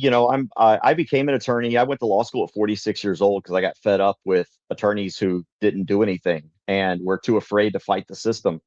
And got my license at 49 years old. I'm 52 now, so I've only been doing this for 3 years. But I'm also a retired CI agent, and so it is risky because there are other videos probably that you can't play on the air, because when I'm talking to the city council, I'm quite colorful in my speach. I think I only. Okay, well then I'm going to have to send your producer an even better video than that you'll probably love. Please. But what came out of that was I actually got charged with a crime of disrupting a government meeting by disorderly conduct, because during my 3 minutes of speech, while I was calling out this police officer in this town for going after my client and not understanding how the First Amendment works, I was reading case law, and that case law had profanity in it, F words, S words, B words, all this stuff. And I repeated all of that. And I said, so if I want to say F, but I want to say F again, and I want to say F again, I can do it. There's nothing you can do about it. And so they kicked me out.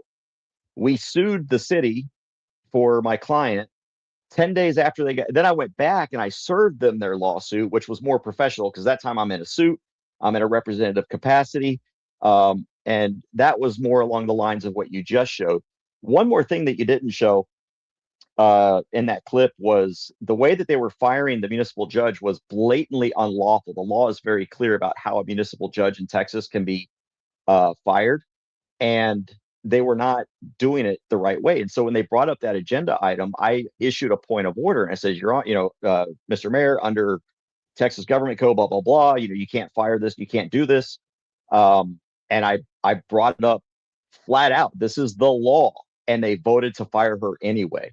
Really? And oh yeah. And I've gotten bar complaints from cops that I sue, and they always get dismissed, but I actually invite bar complaints because I like to publish them. They're funny when people complain about the fact that I'm holding them accountable, and then they're like, oh my gosh, he was rude at a city council meeting, he needs to take his license. And I'm like, F off. Here, look at this guy's bar complaint. What a loser. So I love it. So you were in the CIA, is that what you said? No, I was a counterintelligence agent. I did work with CIA, all the alphabet agencies. I did everything from counter narcotics in South America to counterterrorism in the Middle East, and worked with I was with the Army, the DOD, but I was on the Joint Terrorism Task Force. So I worked with just about every law enforcement agency. Oh, I got to pick your ear about that one of these days. I won't put you on the spot here, but I got to pick your ear about this. We talk about this stuff all the time. I feel like, you tell me if I'm crazy or not, it feels to me like the intelligence agencies to me seem like there's factions within the intelligence agencies, different levels of the intelligence agencies. And I think some of them go rogue on occasion. And you wonder really who has the power in this country, because it feels like I always say, it seems to me from a world standpoint, it seems like the bankers are the people that are really in control because they print the money. And then you have the intelligence agencies, or factions of the intelligence agencies at a global level that kind of keep that system in place. So when you get out of whack with that system, if you want to play around with currencies, they slap you back into shape. And that's kind of how the system runs, right? And then that's what I see going on. Would you think I'm crazy to say that, or do you think there's some legitimacy? Not at all. I know this is probably a little bit off topic, and I want to preface it by saying I'm not suicidal. But the CIA is that agency just needs to go away. It's so out of control. Just based on the things I've witnessed firsthand while I was active, I just don't trust anything the CIA does or says. Yeah. You and I would get along very well, because that's the way I see it too. I think some of these things started off probably with good intent.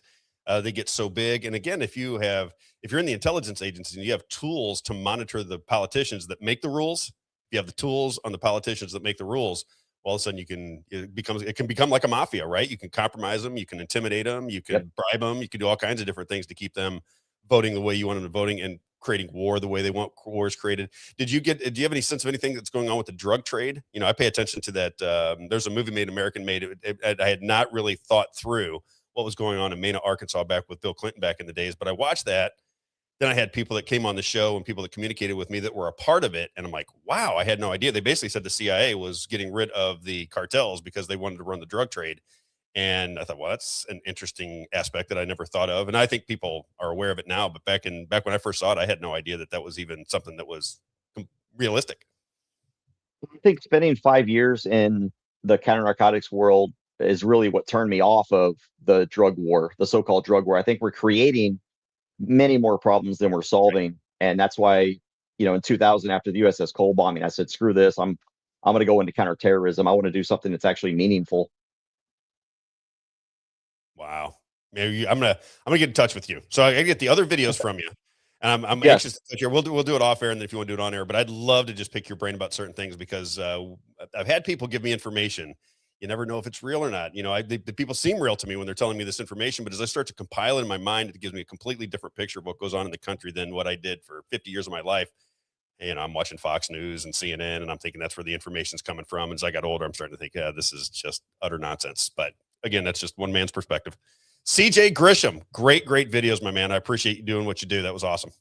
Thanks, Rob. Thanks for what you do and for pushing our First Amendment rights here the way that you do. Thank you for protecting those. You got it. I'll be in touch with you soon. Thank you, sir. Have a great day. All right. CJ Grisham, everybody. That was pretty interesting, right, Isaiah? Oh man, I think I know the video he's talking about. Because I'm a big First Amendment guy, you know that. And so I think I saw an edit of the video where basically what he said happens, and then he's coming up in a suit and he's like, basically, hey, what you just violated my client's rights. I'm his attorney. Because the guy gets up and he talks, and then the cops take the guy away. And I think it's CJ Grisham. I could be wrong, but I think it's CJ Grisham who gets up, and that's where he's like, hey, you just violated my client's rights. I'm going to sue you guys, blah, blah, blah. And it's like, man, that's a Let's boss run through move. his X feed if we can.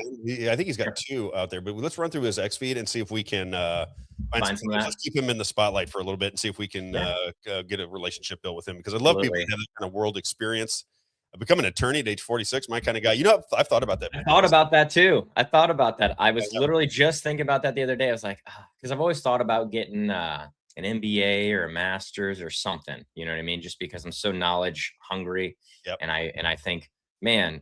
But then I thought, what if I become an attorney? Because then I could become a senator, right? Not that you can't be a senator without being an attorney, but when you're an attorney, it's more likely that you'll become a senator, right? My mom thought I should be an attorney. She wanted me to be an attorney my entire life.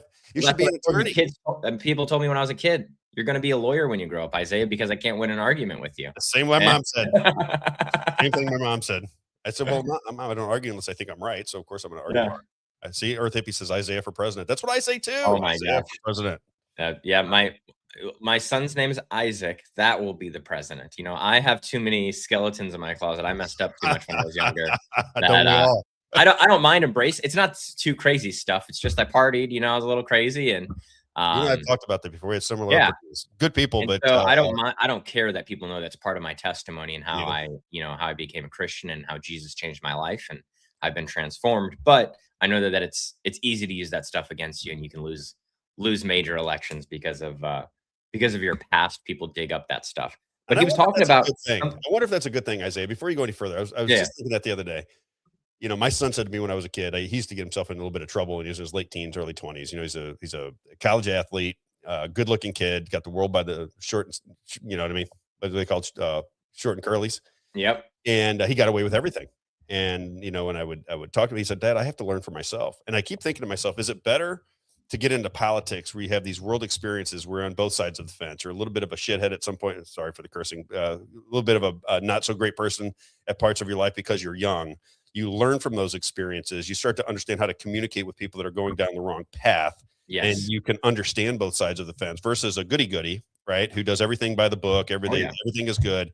And they really look down their nose at sometimes, not everybody, but they look down their nose sometimes at the people that got off trail for whatever reason when they were young. Oh my gosh. I always wonder, what is a better public servant? Somebody who's been on both sides of those tracks, who's tried to make their life better and is trying to be better? Or is it better to have somebody who just followed all the rules from the very beginning? And I really don't know the answer to that. But I feel like it's made me a better public servant because I don't get to hear all of the praises. I don't like to talk good about myself. It's really hard for me to do that. But, I don't hear directly all the things that people say good about me, but other people will hear and tell me about the things that they tell me is good about what I'm doing as an alderman. And I'm not, I really feel like I'm not doing that much, Rob. I'm just doing what I wanted them to do, which is communicate with me what's going on and tell me the decisions that they're making and how it's going to affect my life, which I feel like that's the job of any elected representative.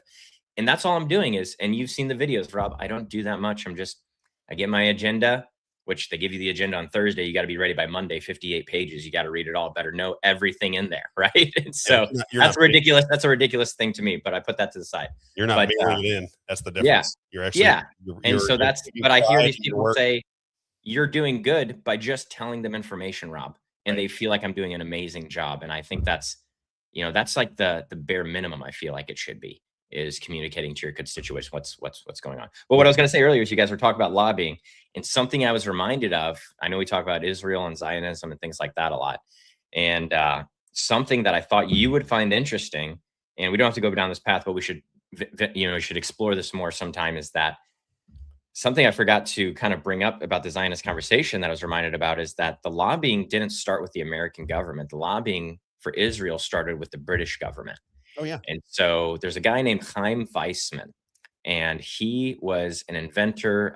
He was some type of scientist. I can't remember if he was a chemist or something, but he invented some type of acetone compound, essentially, that helped the war. And it helped the British government. And he said, I don't want anything for myself. I want something for my people. And he talked them into letting the Zionist organizations lobby the British government. And that was before Israel was founded. And so all that lobbying was happening between World War I and World War II. And so we should explore that more. But I know we were talking about lobbying and the influence. Talk to Rick about it. Like Rick but that's the influence that got the state of Israel to be started. You know what I mean? Yes. And then now that it exists, where has it shifted? It's shifted to America, where now we hear they have a right to exist, a right to exist, a right to exist. You know what I mean? And it's what right? No country has a right to exist if you can. It's like what Ben Franklin. If it's a republic, if you can keep it, it's a country if you can keep it. It's yours if you can keep it. That's how I feel about it. Amen. I just thought about that because that's something. I was watching a bunch of documentaries this past weekend about Zionism and things, and I totally forgot about Chaim Weissman and his role in the whole thing. So. Right on. All right. I got to get some advertising in here because I got 8 left and I'm way behind. Yeah. So you got to do better. Let's do rack. I know it's my fault. I'm sure. It's always my fault, Rob, right? That's what you said this weekend on social media. You saw that, huh? Rack Custom Coatings. This is my man, Rich McQuay. Having lunch with him tomorrow. Rich McQuay, locally owned and operated. This is for industrial spaces. This is for your garages. This is custom flooring, and they are just beautiful. If you've not taken a look at Rich McQuay's work, take a peek at it at rackcustomcoatings.com, rackcustomcoatings.com, 636-398-5040, Rack Custom Coatings. If you are somebody who makes decisions on flooring for schools, for hangars, for industrial spaces, great look, great price, very durable, been around since 2001. As he likes to say, we install industrial strength, long-lasting coatings built to handle anything your home or business can throw at them. From garages to commercial spaces, Rack Custom Coatings delivers tough, beautiful finishes that last, where quality meets craftsmanship. Look at those pictures. I mean, I know. It's amazing. The one with the car in the garage is my favorite, with the Corvette or something. Yes, he's going to get a big job from us here before too terribly long. RackCustomCoatings.com. You can reach out to him at 636-398-5040, 636-398-5040. This is our friend Rich McQuay. Like I said, locally owned, family owned since 2001. RackCustomCoatings.com. And then, of course, our good friend Helen Gelhot at Advanced Wellness. Now, again, I'm going to go very quickly with Helen. If you are suffering from dementia, Alzheimer's, or someone in your family is, I guess if you have dementia, Alzheimer's, I guess you can kind of feel it. I would think you kind of feel it when it's coming on, and then you don't want to talk about it very much because it might be just a little bit embarrassing to tell people your mind is slipping just a little bit. But if you have somebody in your family or a friend who is suffering from Alzheimer's or dementia, you have got to get a hold of Dr. Helen Gelhut. Her treatments provide symptom reversal. So if you can imagine your mind starting to slip and then we can get it back on track and move it the other direction, that's what she offers. Dr. Helen Gelhut got out of the hospital administration operation. She is an independent doctor. She said she can provide better care that way. That's why she did it. It's not always about money for people. Some people just, they care. They want to do good things. They want to do it the right way. That is Dr. Helen Gelhut. She is our doctor. AdvancedWellnessMed.com. AdvancedWellnessMed.com. You can reach her either there or at 314-576-0094. Again, she has the earliest cancer detection blood test available. She pre-screens for heart attacks and strokes. Anything that kills you, she's an expert at. Dr. Helen Gelhut, AdvancedWellnessMed.com. Don't wait. Make that call. 314-576-0094. As she likes to say, feel, think, look better, and live longer. I like that. Anything that kills you, she's an expert at. That's good. Valvoline. I was at Valvoline yesterday. I sent a message to Tony Clark. So I went to the one on St. Peter's Parkway yesterday, Isaiah. Packed. Oh, yeah. Packed. He had all the bins were full. They had 3 sitting behind me. And as I was pulling out, I looked and there were 2 people around the corner. So he had 8 people waiting to get oil changes at Valvoline Express Care. Why, Rob? Why would all Rob Carter Show listeners, of course. Hopefully. Valvoline Express Care, the reason you'd want to do business with Tony Clark is because 15 minutes from Beta on your way. Quick, easy, efficient, no hassle. Easy, no hassle, no aggravation. Oil changes. Locations in Cape Girardeau, Missouri, Highland, Illinois, Troy, Illinois, Lee Ferry Road, Warrenton, Missouri, Mid Rivers Mall Drive, and St. Peter's Parkway, where I was at yesterday. If you need some coupons, go to Valvoline-Express Care, Valvoline-Express Care, Valvoline-expresscare.com, and get some coupons. Take care of Tony Clark. He's been wonderful to our show. 15 minutes from Bay to on your way. If I don't see that sticker in your window, which I have that sticker in my window, Isaiah, if I don't see that sticker in your window, I just don't know how we can possibly be friends. Tony Clark, our man. If it's time for an oil change, it is Valvoline Express Care and Tony Clark. And let me get one more in, gracehauling.com, gracehauling.com, gracehauling.com. All things rubbish, all things trash, anywhere in St. Charles County, it's gracehauling.com. Why gracehauling.com? He said, Rob, but for the grace of God, I would not have such a thriving business. If you see him on the screen, he's a great guy, does a lot of great things for the community. If you're a commercial customer, 2, 4, 6, and 8-yard dumpsters, again, his business has been around since 1998. He's a staple in St. Charles County. And the reason you see all the trucks and dumpsters with Grace Hauling on the side, it's because people want to do business with Gary Schneider because he is the man. Outstanding customer service, competitive pricing, all things rubbish, all things trash. If you're a residential customer, trash, recyclables, yard waste, and bulk pickups, they take care of everything for you. gracehauling.com, gracehauling.com, gracehauling.com. All right, let's get back to our friend Lindsey Graham and the 50 Shades of Gay. I did get CJ did send me the 2 videos if you ever wanted to watch them. There's a lot of cursing, so let's look at that. Maybe we'll go through that with Rick. I don't want to give up on Lindsey because I got one is 3 minutes and one is 4 minutes, just for reference. I want to put Lindsey. I want to put Lindsey to rest. We're not going to talk about Lindsey much anymore. Lindsey was a part of the show. We talked about Lindsey a lot on this particular show because I don't like Lindsey Graham as a politician. I don't know him as a man. But I think he was something that didn't make sense with Lindsey Graham. If you really pay attention to Lindsey Graham throughout the years, he said some things that people liked. Remember when he was the one in the Kavanaugh hearing? Mm-hmm. Boy, you go over there, you want power, boy, I sure hope you don't get it. Remember Lindsey Graham? And he was chastising the Democrats for going after Kavanaugh. That made him a big hero in Republican circles, myself included. But then I started to watch Lindsey Graham. I started to watch his interviews. He's on the Sunday talk shows continuously. And I just don't agree with anything that he says. In fact, I see him as an evil man. I just don't think that you can say that we should shoot protesters against your own country in the head, which is what he said. I don't think that you should insinuate that carpet bombing innocent people is a good thing. I don't think you should advocate for killing Russians because that's a good thing. And I don't think you should advocate for the nuclear bombing of parts of the country that you don't like or parts of this world that you don't like. I just think it is insane rhetoric.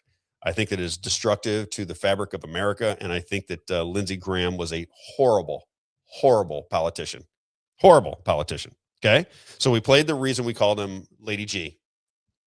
We talked about how people can get corrupted in Washington, D.C. You can get corrupted just like a mafia. How do mafias get control of certain areas? Just think about it. Mafias get control of certain areas by bribing, compromising, and intimidating. That's how they do it. Which one do you think Lindsey Graham falls under if you believe that Lindsey Graham really didn't want to kill everybody in his wake, but was just singing the establishment line? I'll leave it up to you to figure that one out. But here is John Rich. We talked about it before. Clip number 4. John Rich had it up to here with him too. John Rich had enough of Lindsey Graham, and I talked about it earlier. Let me just recap it. We're going to play some Lindsey Graham clips so you get an understanding of why I'm not a fan of Lindsey Graham or Mitch McConnell or any of these people. Should we call them ladybugs from now on? Lady G. Ladybugs, Lady G. Here is John Rich. Now, John Rich says he's sitting at the table with, people have seen this. I know that everybody that watches this show has seen this before, but it's good to refresh your memory of how John Rich took on Lindsey Graham, because John Rich would take on Lindsey Graham like Isaiah would take on Lindsey Graham, like I would take on Lindsey Graham, how most of the men in our audience would take on Lindsey Graham, and maybe some of the women. I don't know what's going on down there, but if he interrupts me and tries to call me a conspiracy theorist as I'm talking to the president of the United States and interrupts me in the middle of a sentence, well, I'm not going to sit back and go, oh, he's a powerful senator. I'm going to say, hey, tiny man over there, little guy, zip it. I'm speaking to the president. And that's what John Rich did. Here is John Rich telling the story of his meeting with Donald Trump and Lindsey Graham, where he says the reason they're booing you, Mr. President, every time you bring up COVID is because of, well, I'll let John Rich explain it. Here we go. Clip number 4, John Rich. And then you've seen him do this move right here. Yeah. Can I ask you a question, John Rich? He never calls me John. John Rich. I look at him, I go, yes, sir. Why are people booing me at my rallies when I bring up the vaccine? Okay, I'm going to tell you the answer, and you're not going to like it. He goes, okay, what's the answer? We, the American people, do not trust the people that you were forced to trust at the time when this was happening. I said, Mr. President, we consider them to be a bunch of murderous, depopulationist psychopaths. And then Lindsey Graham, who's sitting across busting with it, swishing his Chardonnay around, and said, Mr. President, if you listen to conspiracy theorists like John Rich, the Democrats are going to take credit for what you did, and they're going to beat you in the next election with it. And I looked at him and I said, do not interrupt me when I'm speaking. Do you understand me? You what? And he looked at me and he goes, well, I didn't mean to disrespect you. I go, yeah, but you did. Oh. So, Right now you look like Wyatt Earp. Very intimidating. Trump is right here. You're Lindsey Graham, okay? I go, I'm holding him. Okay. Yeah. You're Lindsey Graham. I look back up at the president. I look at him one more time. I go, now let me finish what I was saying. Oh, man. And then I finished it. Trump ended that by saying, so I guess no more vaccine. Can I just put Laura Ann up here? Because Laura, you're dead on the money. She says, I like him. And seriously, Trump didn't know that. Yeah. Now, the reason I know that Donald Trump knows that is because I was at a rally where people were saying fire Fauci. He knows people are not down with the COVID warp speed nonsense. So for Donald Trump to pretend as though he didn't know that he thinks it was the greatest achievement of all time, he may believe that, but he has to know that his audience doesn't believe that. He has to know that big portions of the Republican Party and the people that would vote for Donald Trump don't believe that the vaccines were a good thing. They were a net negative. Not only do they not think it was a good thing, they think it was a disastrous thing that killed lots of people. And not to recognize that and not to bring accountability for that only adds the skepticism for me in the way I see Donald Trump. I can't get over that. I can't get over. And this is what I say to my friends who just, like, Rob, Donald Trump is, you got to understand the situation that he's in. He's got to do this. I said, okay, well, that's fine. I said, but I just ask you, if let's say 5 people in your life that you loved got the vaccinations because they couldn't work or they couldn't travel, and they died within 18 months of taking those vaccines that you knew, because I knew, got to remember, I was in China when this whole thing started, so I knew that it was all a big con from the very beginning. How am I supposed to look at that? If they kill people in my life and the person who didn't mandate it but sold it, because he did sell it. I told you he was down in Tampa with Melania Trump. Get your vaccines as soon as they come out. Everybody will be in line for the vaccines. And then he comes on and sells the vaccines. It's very difficult for me to just act like that's okay. It is impossible for me to believe that Donald Trump, who's playing 6 or 7D chess, didn't recognize that you cannot sell a medicine that you don't know what is in it, sold to you by Dr. Fauci, who also sold AZT and AIDS. And it's very difficult for me to believe that Donald Trump didn't know that, because Judy Mikovits was right in his face telling him that early on. And people just fall in line with Donald Trump. You got to have some skepticism. I'm not saying that he's, I don't know anymore. I just don't know what's going on with Donald Trump. But to excuse that, again, it's the same thing I say to people that are defending Lindsey Graham. How can you defend that? Is there anybody listening to me who doesn't think that somebody in their immediate circles died from these vaccines? Is there even one person out there who doesn't believe that? I think there was a poll done, and this was a couple years ago, where it said 75 or 80% of all Americans believe they know somebody who died from the COVID vaccines. And we're not supposed to want some accountability for that? How long should we wait? These things are still on the market. They want to sell them to kids. We're still giving money to Pfizer to sell these things to children, to babies who have no choice. I find it very difficult to swallow. That's just me. What do they call those? Oh, just adverse effects, Rob. Just a little adverse effects. Adverse effects. That's all. Just some adverse effects. Here, look at Laura Ann right here. Right? Laura Ann right there. Oh, yeah. Two girlfriends in their 40s. I firmly believe that's what it was from. That's what most people believe it was from. When people start dying of very aggressive cancers, my wife talks about it all the time. My wife says the amount of illness post-COVID in her hospital is just different than it was. She was a nurse where she had one patient at a time, get doubled up on certain occasions. She's got 3 deep every day now. 3 deep. And she's in ICU. She's not just she's in ICU where people are really sick. The illnesses caused from those COVID vaccines are, well, let me move on. Let me give you a little Lindsey Graham, because as I said before, the reason I can't really get, and I don't want to be, what's the word for it? I don't want to be desensitized to death. I don't want to be that person. I really don't. So for people that loved Lindsey Graham, people in his family, hopefully they're not watching the show. I don't think they're watching the Rob Carter show. I don't think they would be big fans of mine, since I'm not a big fan of Lindsey Graham. But you have to understand that when people advocate for the killing of other people, when that particular person dies, not a lot of sympathy. I apologize. Not a lot of sympathy for Lindsey Graham. I know how people see that as core or crass or what have you, but I think Lindsey Graham was a destructive force in our government, a very destructive force. Here he is. It is clip number 5, Isaiah. This is Lindsey Graham. As you might expect, just like all of the Republican leadership at the time, he was out not just saying, hey, maybe you should take these vaccines, maybe you shouldn't, make up your own mind. It is a free country. We certainly wouldn't allow these corporations to mandate that you take vaccines that you should have to have, or that you're going to lose your job, or your ability to travel, or you can't see your grandma, or you can't see your kids, or you can't do this. That's what politicians should have been saying, was, hey, this is a free country. You can't shut down society because Dr. Rat Fauci comes in here and says we got a problem going on, so we got to shut down everybody's business. Well, except for Walmart and Target. I mean, Walmart, Target, and Amazon. I mean, close the churches. Close the churches. Close the churches. This all happened under Donald Trump. And you know how I know? Because I was reporting on it at the time. I don't have to guess what was happening. Every word that the man said, I reported on my original podcast. That's why I started to get a little bit off the rails with what was going on with Donald Trump. It's why I'm so skeptical. And you should be too. Just remember, you should be skeptical too. You can still love it. You can still root for him. You can still get excited about all the little jokes that he tells and all the things that he says, but you must be skeptical of power. That is your duty as a citizen, to be skeptical. You're not supposed to trust one person to control the fate of the entire nation. What's going on around here? All right, let's get into this one right here. This is clip number 5, Lindsey Graham. We'll just show a little bit of it. Here he was out on the trail selling vaccines, as you might expect. Here is Lindsey Graham. Check it out. Hey everybody, I'm here with Dr. Scott from Charisma Healthcare. He's in charge of this operation. It's the Gamecock Vaccination Center, for lack of a better word.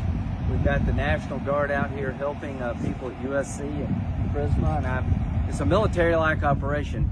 Anybody is eligible. Just show up. We'll get you out of here in an hour or less. Once you're vaccinated, you make South Carolina safer. We can get back to life more normally. And Doc, can you tell us, why should everybody be vaccinated, and a little bit about this place? Sure. Well, Charisma Health has vaccinated now over 330,000 South Carolinians, 80,000 plus in this site. everybody needs to get vaccinated. We know this vaccine is safe. We know that it provides immunity, Very even safe. to variants, to protect you from being hospitalized or ever put on a ventilator. The safety record is incredible. If we don't get up to 70 or 80% of everybody being vaccinated, we won't have the herd immunity we really need to get back out and into that stadium. Need that herd immunity. For sure. I can't say it any better. So about 33% of the state, sites are open all over the state. The National Guard has been a great player in all of this. Prisma, y'all been terrific in the upstate here in Columbia. Two things I've learned on this trip. Local doctors don't have the vaccine in their office. A lot of people are concerned about the vaccine. I've taken it. I'm fine. I would urge you to take it. That's The good. sooner we all I take get it, so the angry quicker we watching can get these back things. to I'd urge you to take it. I urge you to take it.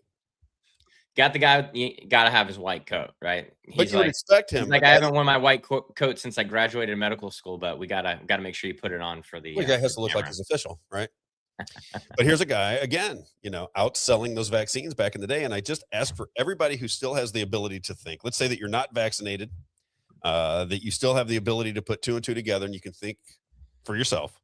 I just ask anybody out there who's ever been in a position of leadership, would you? I'm talking about you. Okay, just off the streets. You've been in leadership before. Maybe you were the student council president, or maybe you ran a small business, or maybe you were on some form of a committee where you were the leader, where your decisions affected the lives of other people. Would you tell people to stick a needle in their arm with a fast-tracked genetic therapy that when you opened up the insert, there was nothing on it, sold to you by Pfizer and Moderna, which was Bill Gates? Would you tell people that they needed to take that vaccine? And if they didn't take that vaccine, they were going to kill your neighbor. It was going to kill your family. You couldn't see your grandmother, and that you must take those genetic therapies in order to get society back on its feet. Would you do that? And if the answer is you would not do that, then why are you okay with these people doing it? Because I wouldn't do it, Isaiah. There's not enough money in the world. There's not enough pressure in the world that would go, hey, Rob, we got this vaccine. We rushed it. I mean, Donald Trump talked about it 30 days ago, and now it's on the market. It's a miracle from God how quickly we got this thing out there. And the guys behind it are Bill Gates and the people that run Pfizer. And what we want to do is we want to get this out to every man, woman, and child in America. We're going to stick these needles in their arm, and it's going to cure us from something that has a 99.8% survival rate, despite the fact that they're putting people on ventilators and remdesivir. Is this what you want to do, Rob? I would say, of course not. I'm going to tell people to do whatever they want to do if they believe it. But I'm going to say, listen, we should know what's in the vaccine, shouldn't we?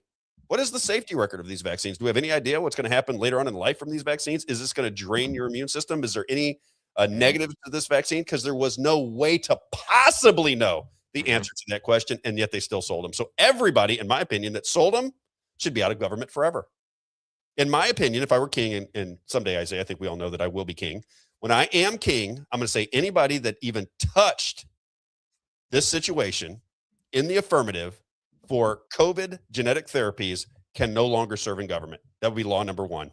Not only that, I prefer the ones that actually sold it this is what I would do if I was king. I would put them all out in a big field. It might be hundreds, might even be thousands of them. I would put a noose around their neck. I would put that little thing, and I would say, pull. And I would just allow the things to go down. I'd hang every single one of them. Every single person that sold you vaccinations without any understanding of what it could do to the human body, simply because they either were pressured, or because they were doing their job, or because they were motivated by money or something else, should pay the ultimate penalty, because they have killed millions of people in this country. And if you don't believe that, that's fine. You can disagree with me. I think the people that were behind it should rot in hell. That's what I believe, Isaiah, because I've watched too many of my friends perish. John Watson, who's on, we should have John Watson on for that story. John's had 10 people in his family die since then. 10. Wow.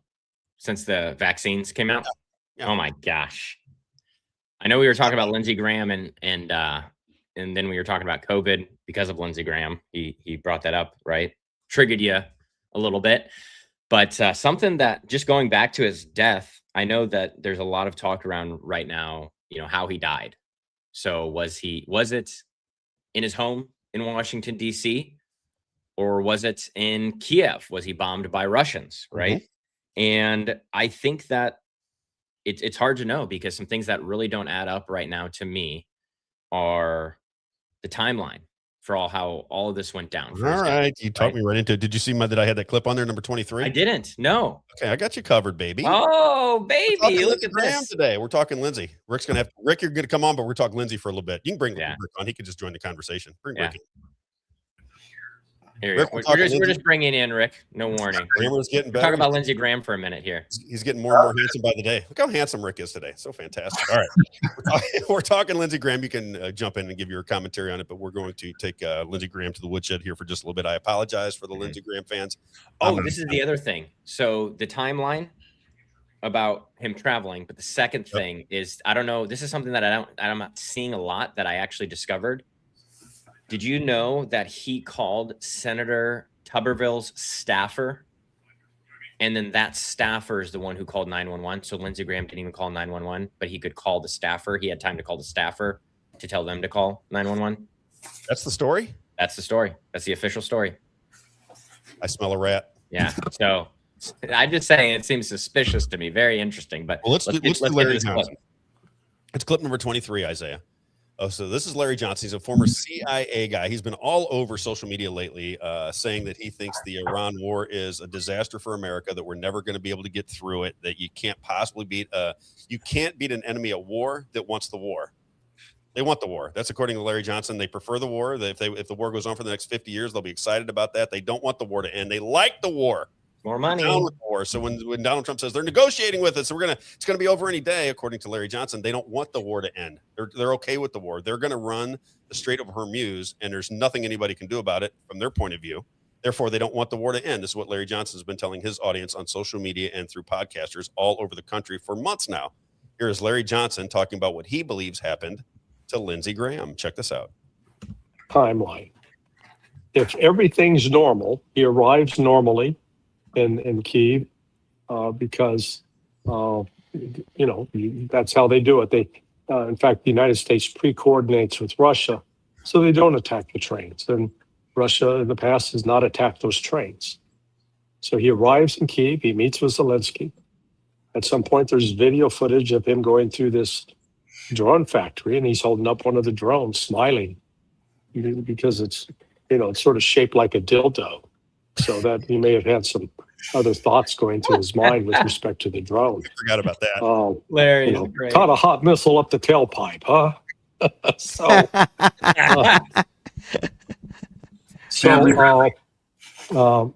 But then you think it's a weekend. There's no urgency to return to Washington. But let's say for whatever reason it was urgent, so that you had to get back. Unless you're being medically evacuated, they're not going to bring in a military aircraft to haul you out of there on a normal visit. And so it was either he went the normal route on the train back to Poland, which is at least 10-hour ride, maybe a little longer. Then you catch a plane, and the plane coming back to the United States is at least 10 hours. Bigger headwinds could make it 11. So that's the normal route. And I'm saying if he just did a normal, this is quick in and out, he still got home after the time that he supposedly died at home. So it's sort of tough to die at home when you're not at home. Okay, that's good. I'm not sure what happened. All I can tell you is he's saying that if you take the normal route that every politician takes when they go to Ukraine, to Kiev and back into the United States, this is the route that you take unless you get a military plane to bring you there. He said unless he had military plane pick him up in Kiev, he said, which unless there was an emergency, that wouldn't happen. This is how long it takes. Here's when he gave his press conference, so we know he was there at that point. If you go from that point 10 hours into Poland and then a flight back into the United States and get into South Carolina, get on your Uber, get on your train, get on whatever you get in to get back to your home, he said the timing is impossible. Now you're telling me, I'm hearing this for the first time, that Lindsey Graham or somebody in Lindsey Graham's home did not call 911, but Lindsey Graham had the wherewithal to call somebody else who then called 911, and then they find him with a ruptured heart. Very interesting, right? Yeah. And I looked up just now while we were on when we were on the air. I said, I wonder what, and it's aortic dissection, I think is what it's called. I looked it up on Grok. I said, what causes that? and it said the first thing it said is sex and men between the ages of 60 and 70. That was one of the first things. Well, you know what I think it is. I think there's no way that he died from a heart attack. You know why? Man has no heart. Yeah. He has no heart. True. Tin Man. Impossible. Tin Man, that's right. Impossible to die of a heart attack. Tin Man. He Yeah. has no heart. Remember, one more time. Like, yes, comment, share, subscribe. Like, comment, share, subscribe. Again, we got to beat the algorithm. Having a good day today. Like, somebody says the Rumble's freezing up on them, but that might be their own. No, that was the clip we just played. Just so everyone knows, that was in the clip. Their so that was their podcast. That was their recording. Yeah, on their podcast, it was glitching. So there's nothing we can do about it. We can just play the clip, and it just comes out as it comes out. I think it's 17, Isaiah. Go to 17. Yeah. So this is this was put out too. This is from the church hearings about the heart attack darts. Okay. So you got to remember, here's what, if you are, let's just say that you don't like Lindsey Graham very much, that maybe you're living in Iran. You know, they think there are people that think he's a hero in Iran because they think that he's coming to save the day and he's going to remove the Ayatollahs in Iran. Okay. But you're going to have detractors who don't like what you're saying. He said he was fine with killing Russians. In fact, he had a little bit of a glee in his eye. He was very excited about the idea of killing Iranians. He said that we should carpet bomb and or nuke Gaza. That's what he said. Okay. This is what Lindsey Graham said. So you're making some enemies regardless. Now, if you are a senator, Lindsey Graham, and you have to travel without security or maybe even with security, and you're going from Kiev into Poland and back to the United States, there's some opportunity to create some problems for this particular politician who wants to kill everybody in his wake, right? He's got to have some enemies out there. Listen to the testimony in the church hearings this is the mid 70s, Isaiah. This is 50 years ago. Listen to the technology that they had that was uncovered when the church committee was exploring what the CI had available to them as far as weapons are concerned. Listen to this particular clip. Many will remember, but this is the heart attack guns that we were talking about. And listen to what they say about these heart attack guns. Remember, the heart attack guns that they're speaking of were from 1975. Do you think they might have just a little bit more of a sophisticated arsenal in the year 2026? Check this out. This is I think this is 1975. The church hearings talking about heart attack guns. Go. Have you brought with you some of those devices which would have enabled the CIA to use this poison for? We have indeed. For killing people?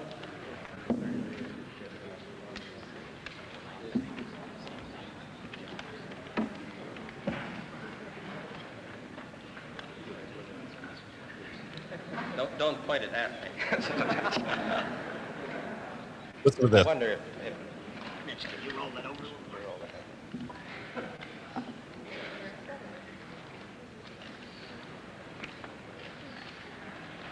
Now, does this pistol fire the dart? Yes, it does, Mr. Chairman. The round thing at the top is obviously the sight. The rest of it is what is practically a normal 45, although it's special. However, it works by electricity. There's a battery in the handle, and it fires a small dart.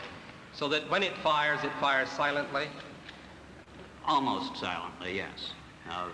Very little. What range does it have? 100 meters. 100 meters, I believe, about 100 yards, 100 meters. About 100 meters range. Right. And the dart itself, when it strikes the target, does the target know that he's been hit and about to die? That depends, Mr. Chairman, on the particular dart used. There are different kinds of these flechettes that were used in various weapon systems, and a special one was developed which potentially would be able to enter the target without perception. Think about that, Isaiah. So in 1975, they had a poisonous dart that they said they had certain types that they could shoot you from 100 meters. You would not even feel it. It would penetrate the skin and the poison would kill you. That's the technology they had in 1975. So we're in the year 2026. You're going to have conspiracy theories all about Lindsey Graham because he was a polarizing figure. And as I said yesterday on social media, they love this. Yeah. This is like Charlie Kirk, who killed Charlie Kirk. What happened to the guy that shot Donald Trump? What happened to that story? What happened to the alien invasion that we were going to have? What happened to the Chinese spy balloons? What happened to Russian collusion? What happened to the COVID story? What happened to global climate change? Yeah. They're just narratives, as we started the show with Jim Brewer trying to explain to everybody. These are narratives that gain your attention, that keep you talking. It creates a narrative building operation. It's like anything else. What does a magician do? He says, watch the left hand. Keep an eye on this left hand over here. Talk about my left hand as I'm doing my magic trick with the right. Yep. And that is the way our government works. That's why you have the Smith Modernization Act. That's why you have Fox News giving $787 million to Dominion. So, Rick, you can answer this for me. If you had $787 million, do you think you'd go to court, or do you think you'd settle for $787 million? I think you could have drug on. Seriously, you could have drug on the lawsuit with Dominion for the next 150 years with $787 million. But Fox News, who is complicit, that's why I said I would rather my children at the age of 18 watch gay porn than watch Fox News, because at least you know what you're getting with gay porn. With Fox News, you have no idea what's going on. It's just a restructuring of your brain, restructuring of narratives. It makes you think things that aren't real, and you fall into these narratives. Smoke and mirrors. You repeat them, and then your friends repeat them, and then you all talk about them, and then they create your reality, despite the fact that it is not reality. They are crafted narratives. As Walter Cronkite said back in the day, we have a flood of information that comes into us. We've got 300 million people in the country. We have all of this information, and then we have to pick the narratives that we want to talk about. Now, you can only imagine where Fox News is at. If they gave $787 million in a settlement to Dominion about elections, that tells you right away where Fox News is at. Fox News is a scumbag operation with a bunch of flunkies that work on that particular network, and that's just a fact, Jack. That's the fact, Jack! That's a fact, Jack! And since we're talking about Lindsey Graham and narratives and spinning narratives, now who is going to be taking Lindsey Graham's seat in the Senate? His sister. His sister. It's laughable. Exactly. It's laughable. This is, I was trying so hard to put out a post yesterday, and I was just, lost for words, because I said, I can't believe this. His sister is going to be appointed. You don't think there's any more qualified He's a senator. people that are there? 50 senators or 100 senators on one of the most powerful positions on planet Earth. And they go, who do you want to give it to? You want to give it to his sister? Well, what about his neighbors? Neighbors are pretty good. Donald Trump recommended that she be placed. Of course. That's who the recommendation. Donald Trump recommended to the governor that Lindsey Graham's sister be placed in the Senate. If that doesn't support what you're just saying about the narratives, theater, and spinning and theater and positioning and how they want it to be positioned, I don't know. It's the perfect story for us. You know what I mean? They spent $30 million to take out a House rep. There's 435 House reps. They spent $30 million to take out Massey. Lindsey Graham dies, and with no money, they go, you know what? Give it to his sister. Let's just give it to his sister. What do you think? Sister will do a good job. She's pretty cool, right? Yeah, give it to his sister. So $30 million to take out a House rep, but then they'll just give it to Lindsey Graham's sister when he dies. Yep. Think about it. Think of the logic of it all, and think about whether you have a government that is really nothing. It's just nothing more than a puppet show. That's all it is. I think it's to do with the SAVE Act, because Trump's really trying to get them to push and pass that SAVE Act. I think it has something to do with that. Yeah. We'll find out on Thursday. Yeah, it's true. Okay, can we play Charlie Kirk on Lindsey Graham? Let's do it. That's number 11. So here's what Charlie Kirk thought of Lindsey Graham. Now you got the Charlie Kirk trial going on, and I'm watching people go out with the Charlie Kirk, because everybody's now a juror on the Charlie Kirk case. He's in a preliminary hearing, and people believe that they've got enough information now to prove that Tyler Robinson was the assassin. You and I have both said many, many times, I don't know who killed Charlie Kirk. Could have been Tyler Robinson. Could have been somebody else. Could have been several people. Come on, Rob. You didn't see the high definition video? There was a bullet found on another rooftop that they did not even collect for evidence. Okay? This is the story that we get. This is what came out in the preliminary hearing. There was a bullet on another rooftop that they didn't even collect for evidence. And we're supposed to believe that Tyler Robinson and his furry friend, his transgender friend, were behind the assassination of Charlie Kirk, which makes you believe that they had no security whatsoever. Donald Trump has 2 assassination attempts on his life, and they don't even decide to cover the rooftops. They go like, rooftop, nah, who cares? He's had a couple of death threats on him, and he's one of the most powerful young leaders in the entire country, but let's not cover the rooftops. I mean, he's only spending a few $1 million on security. I mean, who are we going to put up there? Why would we have, single-handedly got President Trump reelected? Doesn't make any sense at all. We don't even worry about the rooftops. What could possibly go wrong from the rooftops? All right, this is what you have to believe. But again, this is where we've never seen anything go wrong from the rooftops, Rob. Right? This is where Americans lose their marbles. Right? I just had this conversation when I was talking to my dad at church. We came out of Grace Church, and they were talking about you have to support Israel, and they were and it was really a political meeting at Grace Church on Sunday. And I said, Dad, the problem you have here is Americans are not able to overcome this. And here's what they can't overcome. In mass, they can't overcome this. Americans believe there has to be a good guy and a bad guy. So if you are against the bad, say my left hand is the bad guy. If you believe this is the bad guy, then automatically the right hand has to be the good guy. In America, because we are tribal by nature and we're competitive by nature, we cannot recognize the World Wrestling Federation operation that we have going on here that Thomas Massey tried to describe to us. Yeah. Both are bad. Both are bad. And if both are bad, then can't they just point the fingers at each other? If both the Democrats and the Republicans are working on the same game together, let's just take that as a hypothetical, okay? And they're both bad. They're both ruled by money and power. Isn't it obvious that the Republicans in the right hand would point at the left hand and blame the Democrats? And isn't it just as recognizable when the Democrats are in charge, they point at the right hand at the Republicans, and they both point at each other, and you have to determine which of the bad guys you like the best, never recognizing that this isn't a left or right issue. This isn't a conservative or liberal issue. This isn't anything other than a bottom to top issue. They're stealing your constitutional rights away from you. In Grace Church, they were talking about the Democrat socialist thing that's going on now. This is what the Republicans are going to hang their hat on. The whole country's moving communist. That's what they're going to hang their hats on. And they said, they want to take all your property rights so you can't own property. And my dad looked over at me because we talk about it all the time. I said, well, you can't own property now. Yeah. They only call it ownership because it's a definition. But by definition, can somebody take something I own away from me if I don't pay them a fee? Because I'd like to know anybody that has property here in America that doesn't pay a fee on it.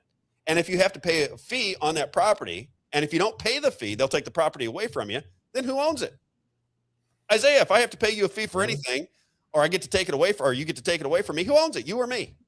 So we already have it. They've already taken your personal property rights away from you. They've already taken them. It's just that you don't see it. Nobody can see it, apparently. And it's flabbergasting to me. It's a great Since we got Rick here and we're talking about money, right? We're about to jump into the money conversation. Elon, through Doge, he came out and said both are complicit. It might be 70-80% of the Democrats that are taking the money through USAID, but it's 20 to 30% given to the Republicans to keep them quiet so that they don't raise issues with all the money that's running through here. So is it really the Democrats? Or is it a unipart? You know what I mean?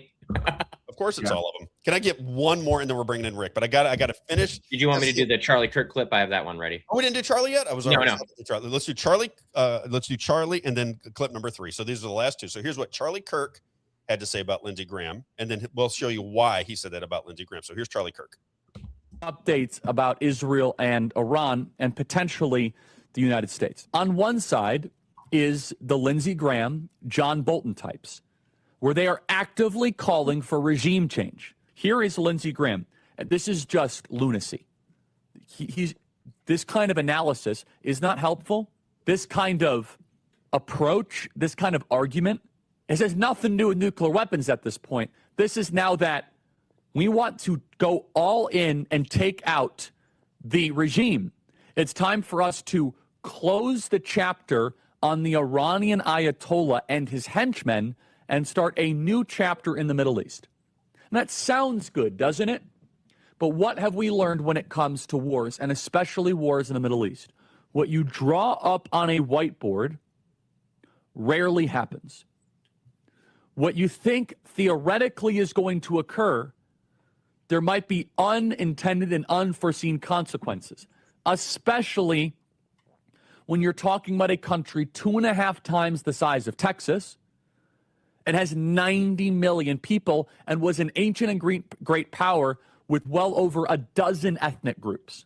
You have underground Christians. You don't really have many Jews left in Persia. But also you have secular younger Persians. Who's going to run the country exactly, Lindsey Graham? This sounds like Hillary Rodham Clinton in Libya.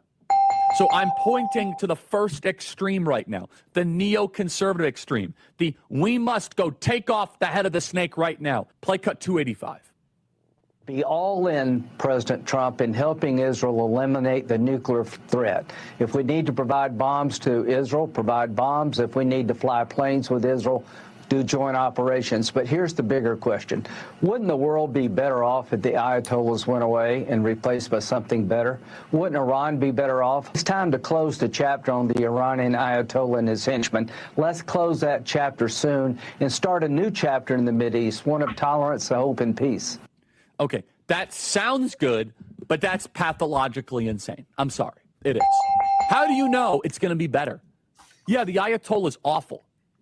But maybe he's one of the few guys that can keep that country together and not have a 90 million person civil war. Lindsey Graham is so consistently out of his mind, it's hard to even comprehend. Iran is hugely diverse. It is a massive country. Do the people agitating for war even know that? Because be clear, regime change is war. Just to understand, regime change is not like changing the head coach at the Chicago Bears. It's not how it works. It's not like a clean transfer. Typically in the Mideast, it's very messy, creates a quagmire, and then there is civil war. Do you understand how large Iran is? It's massive. It's a very big country. It's mountainous. It makes Afghanistan and Iraq look like a cakewalk. Just look at this beast of a country with all the different regions, all the different dialects, if we could put that up on screen. And then you have a major refugee concern of Mohammedans that will come to Europe and endanger more Christians and Jews, and Mohammedans that will come to America. No, that is wrong. So that is one extreme. The other extreme is one that I have deep respect and reverence for, because I actually think if we had that other extreme, we would not have invaded Iraq. This other extreme is philosophically important. It's important to consider, and that's the Ron Paul extreme. And I love Ron Paul. Ron Paul is awesome. I would have Ron Paul on the show regularly. He is a hero because Ron Paul had the courage to challenge old sacred cows of the Republican Party. He made people defend the indefensible. But the Ron Paul perspective is strictly isolationist. I actually agree with a lot of this other extreme. A lot. I think it's healthy to have this other extreme more than the neoconservative extreme, because this extreme has been underrepresented in the public dialogue and discourse the last 20 years. So you have these two extremes. I couldn't agree with Charlie Kirk more. This is why I believe Charlie Kirk is no longer with us. I don't believe that Charlie Kirk was killed by somebody who thought his views on transgenderism were moved to kill him. I think the timing and what has happened subsequently to Turning Point USA paints a very clear picture of the reason Charlie Kirk is no longer with us. He was speaking out against the Iran war. He dies. We immediately go to war with Iran. The cover-up of the crime committed, even if it was Tyler Robinson, I don't know what's going on with him. You know, we talk about MK Ultra on the show all the time. They claimed 50 years ago they could hijack a person's mind through drugs and through repetition. So I have no idea what's going on with Tyler Robinson. But the cover-up of this story is so transparent and so obvious, it boggles the mind, and yet you cannot get people. This is what I was talking about earlier, when it's either right or wrong. People do not. They think Tyler Robinson either killed him or didn't kill him. So the argument is whether Tyler Robinson killed or didn't kill Charlie Kirk. Okay, not why was he killed. Yeah, that's questioning why. Why was Charlie Kirk killed, and what has happened that would give you a thought that maybe there's a little bit more to the story than what our FBI and Crazy Eyes Kash Patel is telling us. Yeah, because the trial has just told us that there was 4 people in a car leaving Tyler's house together. Yeah, that's irrelevant though. That doesn't. That's irrelevant though, right? We got to figure out if it's Tyler though. Isaiah, let me just give you the rundown one more time so you remember. Rick may remember. A gay man climbed up onto a roof with 3,000 anxious fans to watch Charlie Kirk speak. Charlie Kirk is sitting at the bottom of a fishbowl after the president of the United States, who he is an advocate for, just had 2 assassination attempts on his life.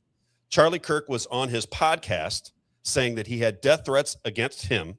Charlie Kirk said, if you want to have great security, you hire the Israelis because they are the best.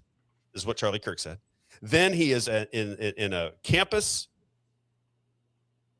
He gets shot. No, nothing goes through the neck because of his bones of steel from a 30-06. The person who did the shooting brought a gun in his pants onto a rooftop.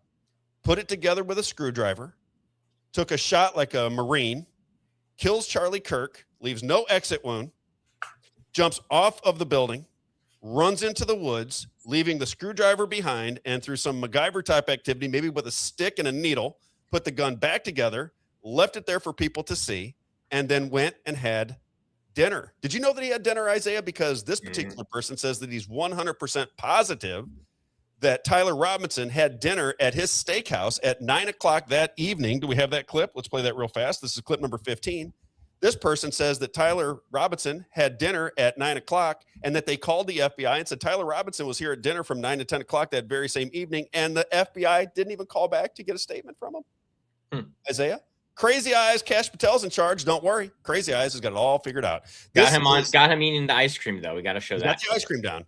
But he was having dinner at a steakhouse at 9 o'clock the very evening that he supposedly shot Charlie Kirk, hit him in his bones of steel neck, took apart a rifle, jumped off the didn't take apart the rifle, jumped off the roof, put the rifle back together, and then went and had dinner.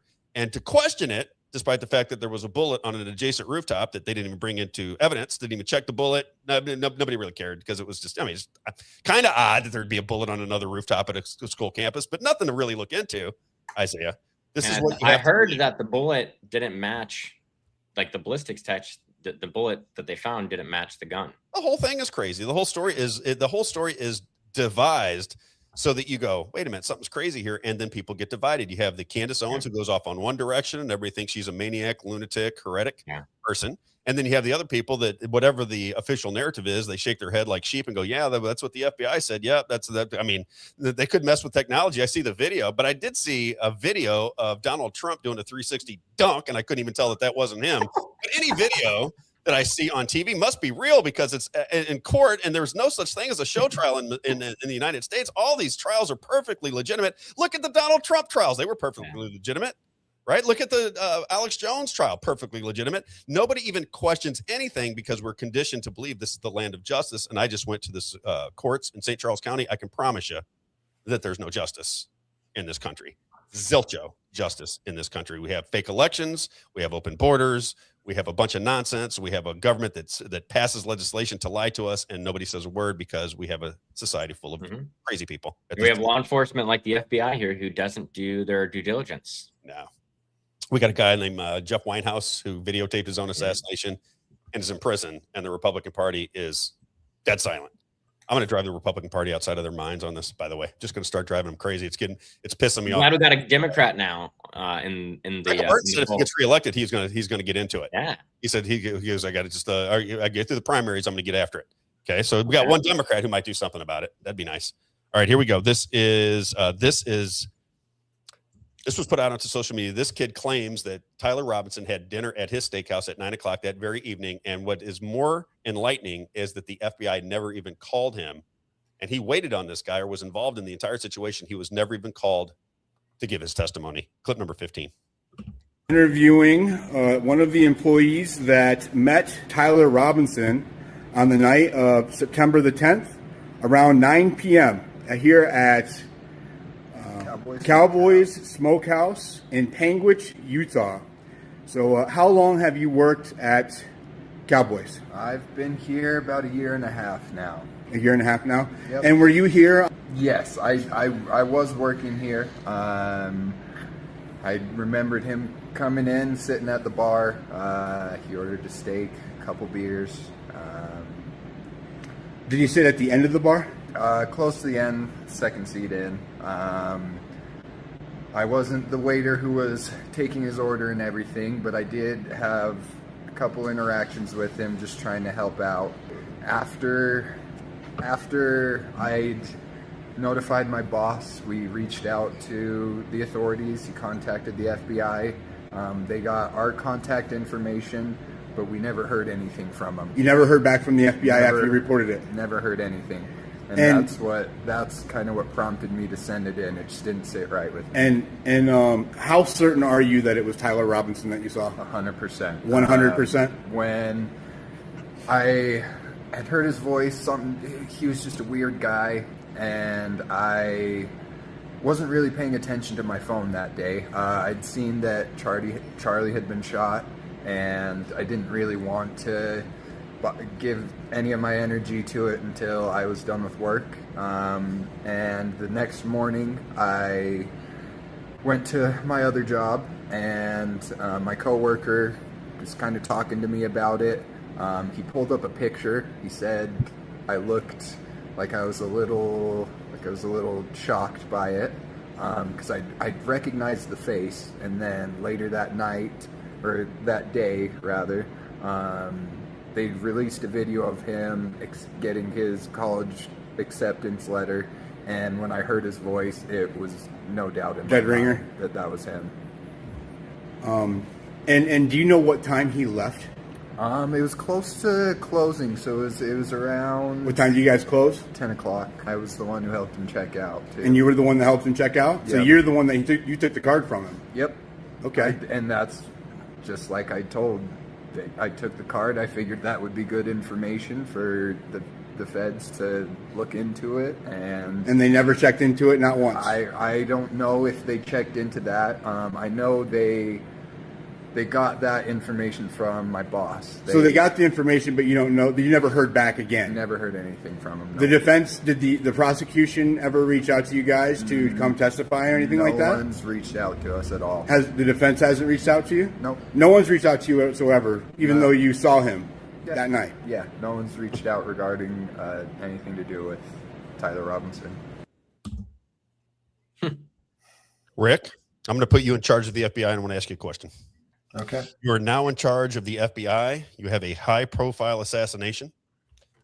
We have a witness that says that the supposed assailant went and had dinner after he shot Charlie in his bones of steel neck, jumped off a building, ran into the woods, put a gun back together with a stick and a needle, left it there for the police to find, and then went and had dinner at a steakhouse. Would you, running the FBI, go and talk to the people that say they are 100% certain that somebody who is the supposed assassin of one of the most powerful political young people in the country, would you take the time to maybe just go out and say, wait a minute, was he with anybody?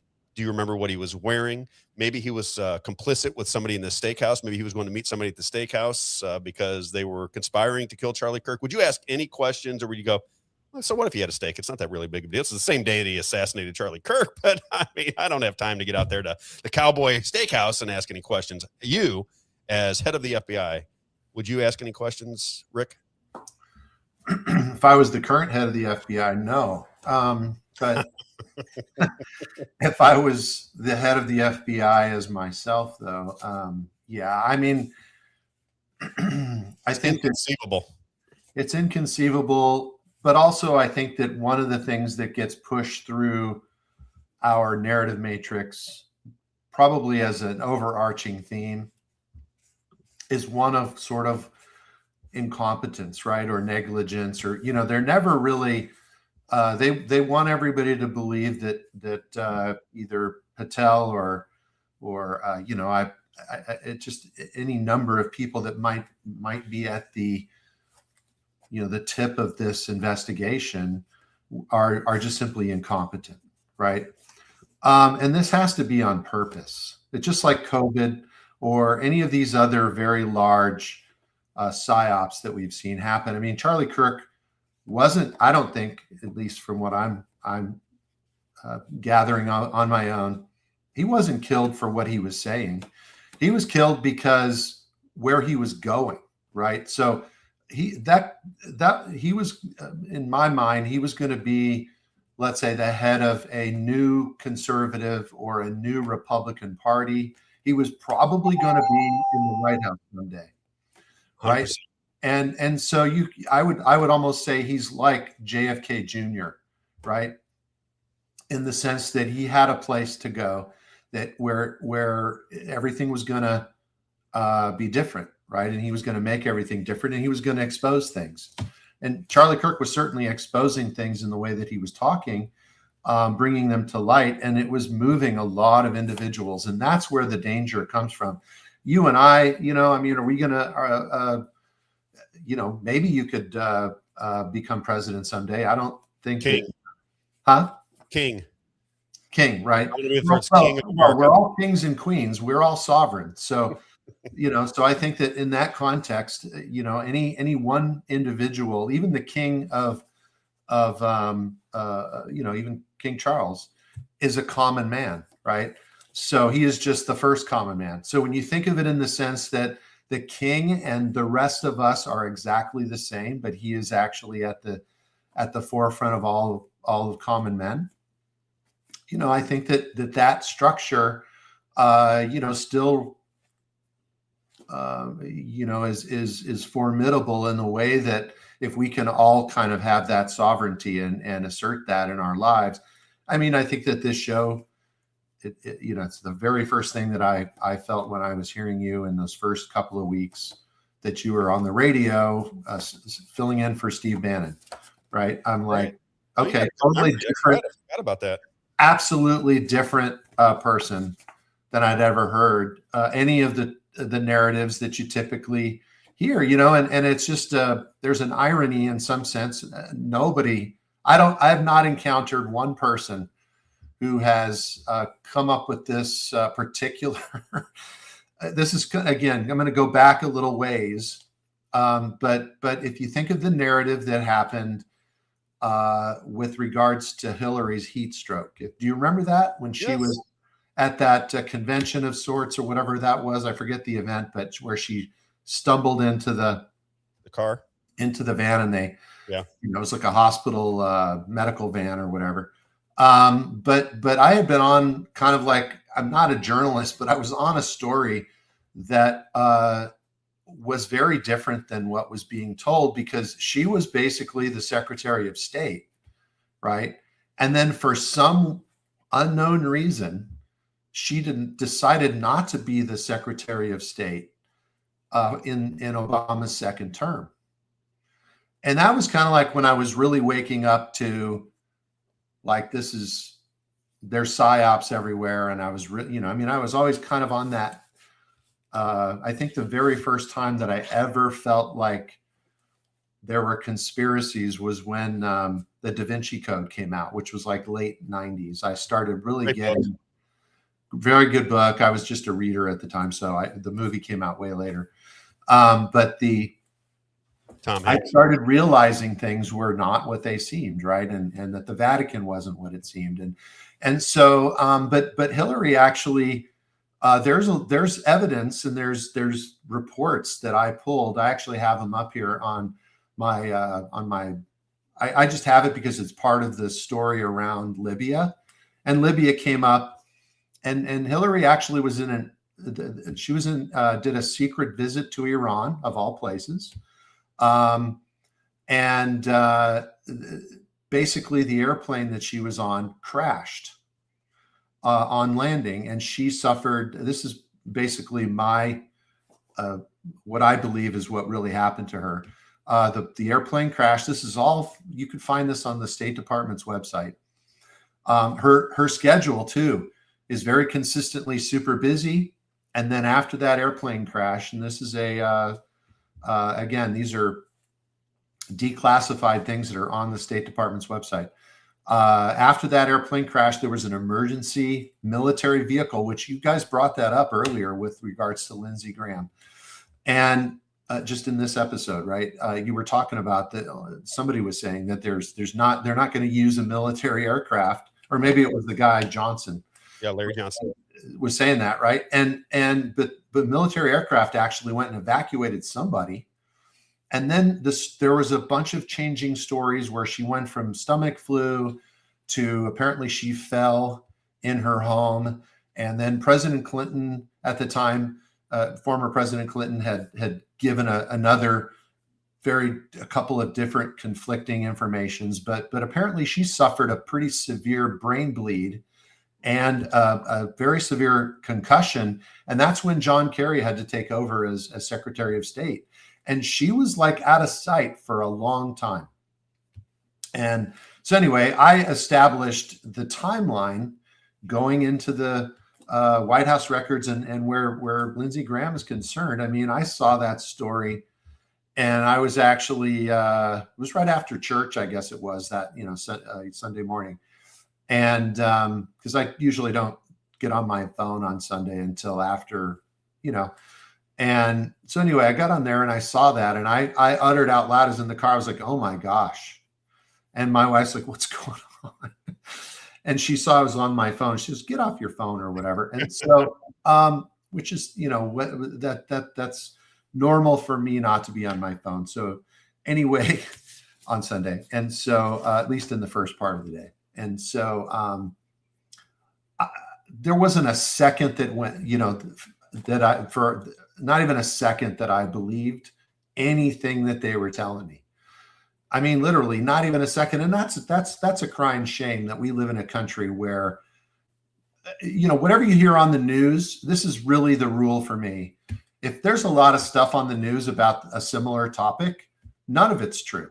Exactly. It's just none of it's true. They're really, and the first, I think I might have told you this before, either in our own conversation or maybe on this show. The thing about conspiracies and the things and the narratives, the very first narrative that gets put out there by the media and by, official, reports or whatever, is the one that's going to stick in everyone's mind for good. When the other stories come out and they start finding other evidence, it has almost very little effect. This is a psychological effect that's created by blasting the story that he had an aortic, some kind of an aneurysm. But think of that before you go any further. I want to clarify this because people in the chat were talking about it. Just think about, so Lindsey Graham dies of something to do with his heart. You have the heart gun. This is what's come out since. He could have died in Ukraine, transported back to the United States. That's one theory.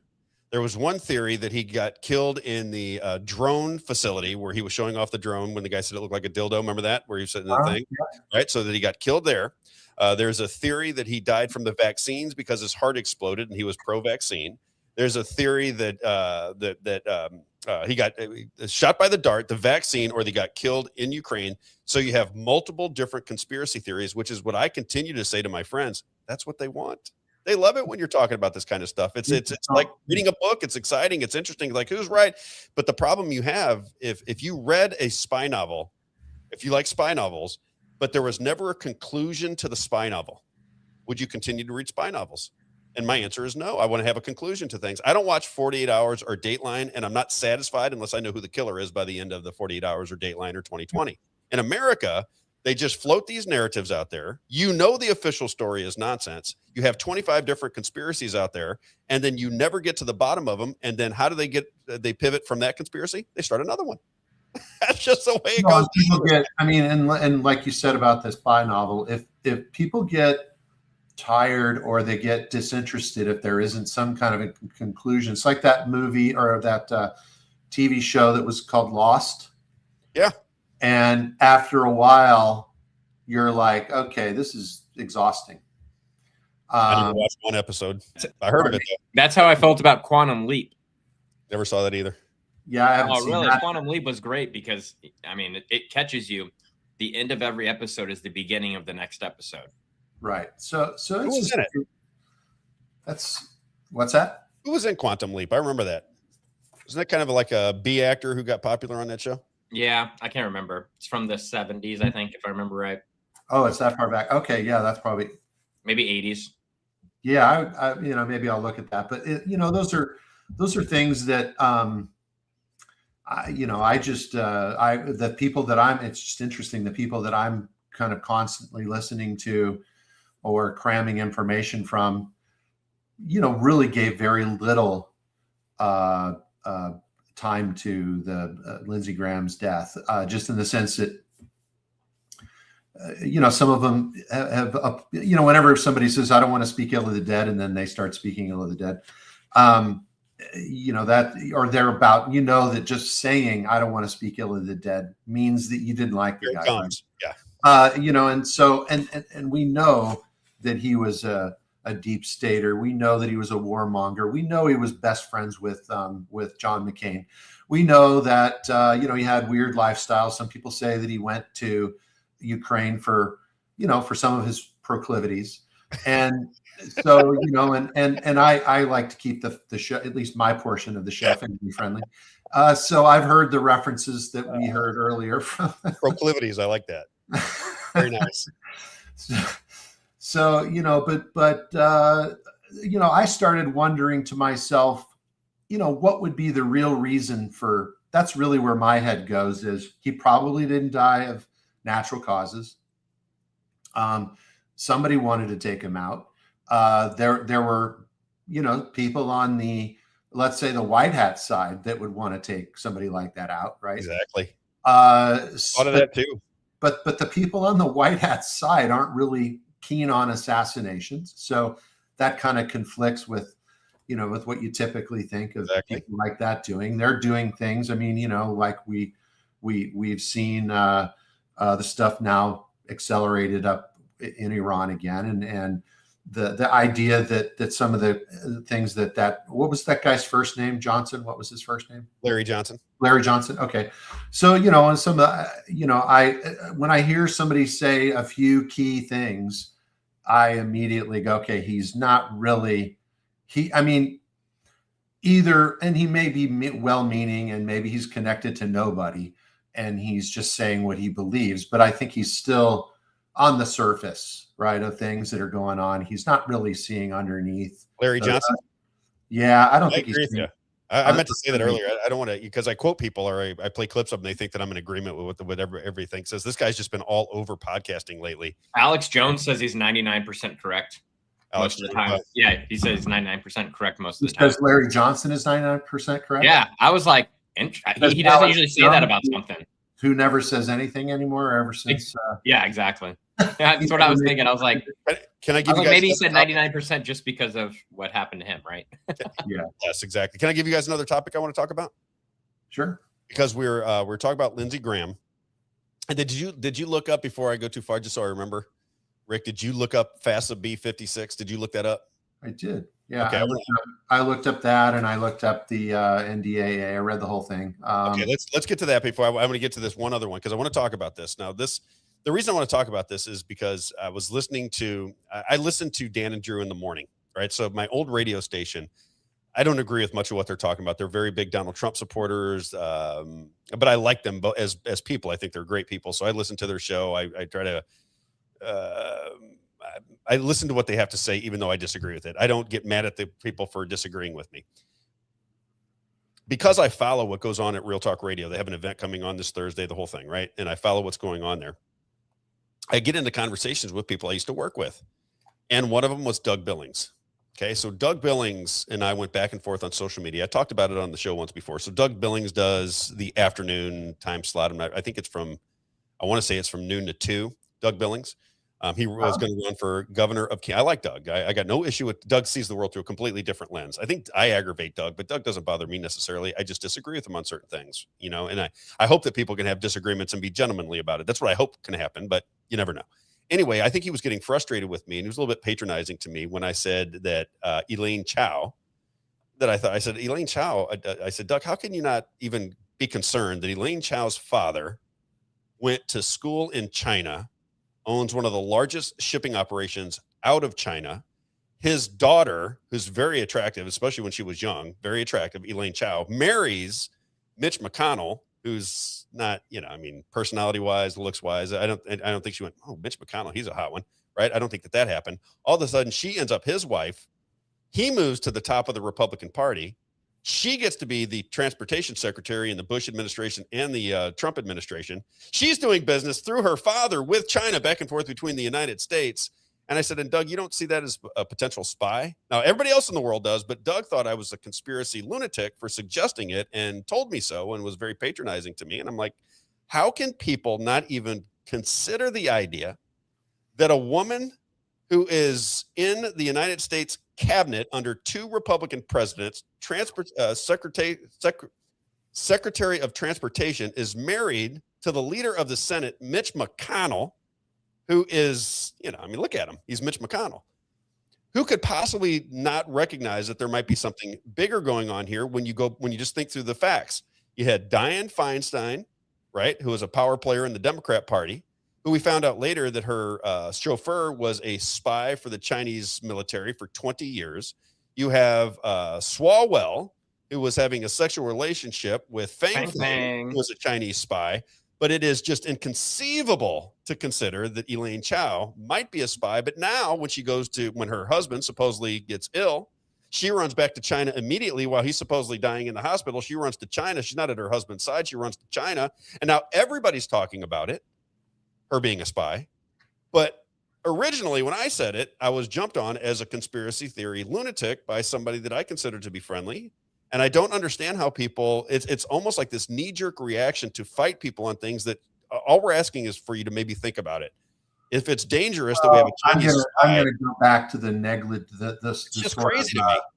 The negligence or the incompetence thing, which is what I think where most people give too much credence to that. So in other words, I listen, and this is nothing against Doug Billings as a person, but I listened to a show, I don't know, 2 or 3 times, maybe max, maybe half an hour each time, something like that. And there were just a few things that he would say that I thought to myself, okay, he's either intellectually dishonest or he's intellectually lazy, or he's both, right? And I have to really err on the side of intellectually dishonest. That just like Kash Patel, what's her name? Elaine Chao. Yep. Yeah. She's having a steak sitting right next to Robinson at that same steakhouse. I mean, and the waiter's looking at them both and going, oh yeah, I saw her and I saw him. And that's important information. And people who disregard important information out of hand like that, where they just dismiss it like, oh yeah, that's just, that's somebody who is most probably intellectually dishonest. And that's what I think too. I agree with you. I think that it has to be. I can't stomach that. I don't pay any attention to it. Either. Once I get pretty certain, like I'll give you a couple of chances, 3 chances or whatever, and again, this is going to sound like, a bromance or something, but it's like, you had me, when you did that show very early in your thing with Real Talk, you did a show on assassinations. And I was like, that's where you had me, like at Hello, right? And so it was more like... We've been friends ever since. What? And we've been friends ever since. And we've been friends ever since because, they're what people don't understand. And you can literally take and assess, and it doesn't matter what the storyline or the narrative is, right? If you just look at every single assassination, and you can add Charlie Kirk to the list, and you can add, they don't have to be presidents, but they certainly could be, when you think of Bobby Kennedy, soon to be president, JFK Jr., soon to be president. He was running against Hillary Clinton. And then all of a sudden, his plane goes down mysteriously. And if you look into that by itself, all the weird stuff that the Department of Defense took over the investigation away from the FBI, away from the FAA, right? Away from the Department of Transportation. So the normal people who investigate plane crashes, no, Department of Defense is going to take over that investigation. Very, very weird, right? And meanwhile, he was running against and most probably going to win against Hillary Clinton as Senator of New York, right? Exactly. I mean, these are things that it doesn't, you just have to have a little bit of curiosity. I mean, honestly, and then carry forward that curiosity with taking a few steps extra and look into it a little further. Just scratch the patina off the narrative and look through the glass and see what's under there. You're going to see that there's something strange. And if you go back and look at all of those assassinations we've had, all the way back to Alexander Hamilton, you'll be able to find all sorts of stuff. And also the suspicious deaths, the Zachary Taylor, who died, from eating cherries. I mean, I love cherries. I love cherries too. And I've eaten a whole entire bag of cherries before, and a big, huge bowl. And I never got even slightly sick from that. Stomach rumbles. That's about it.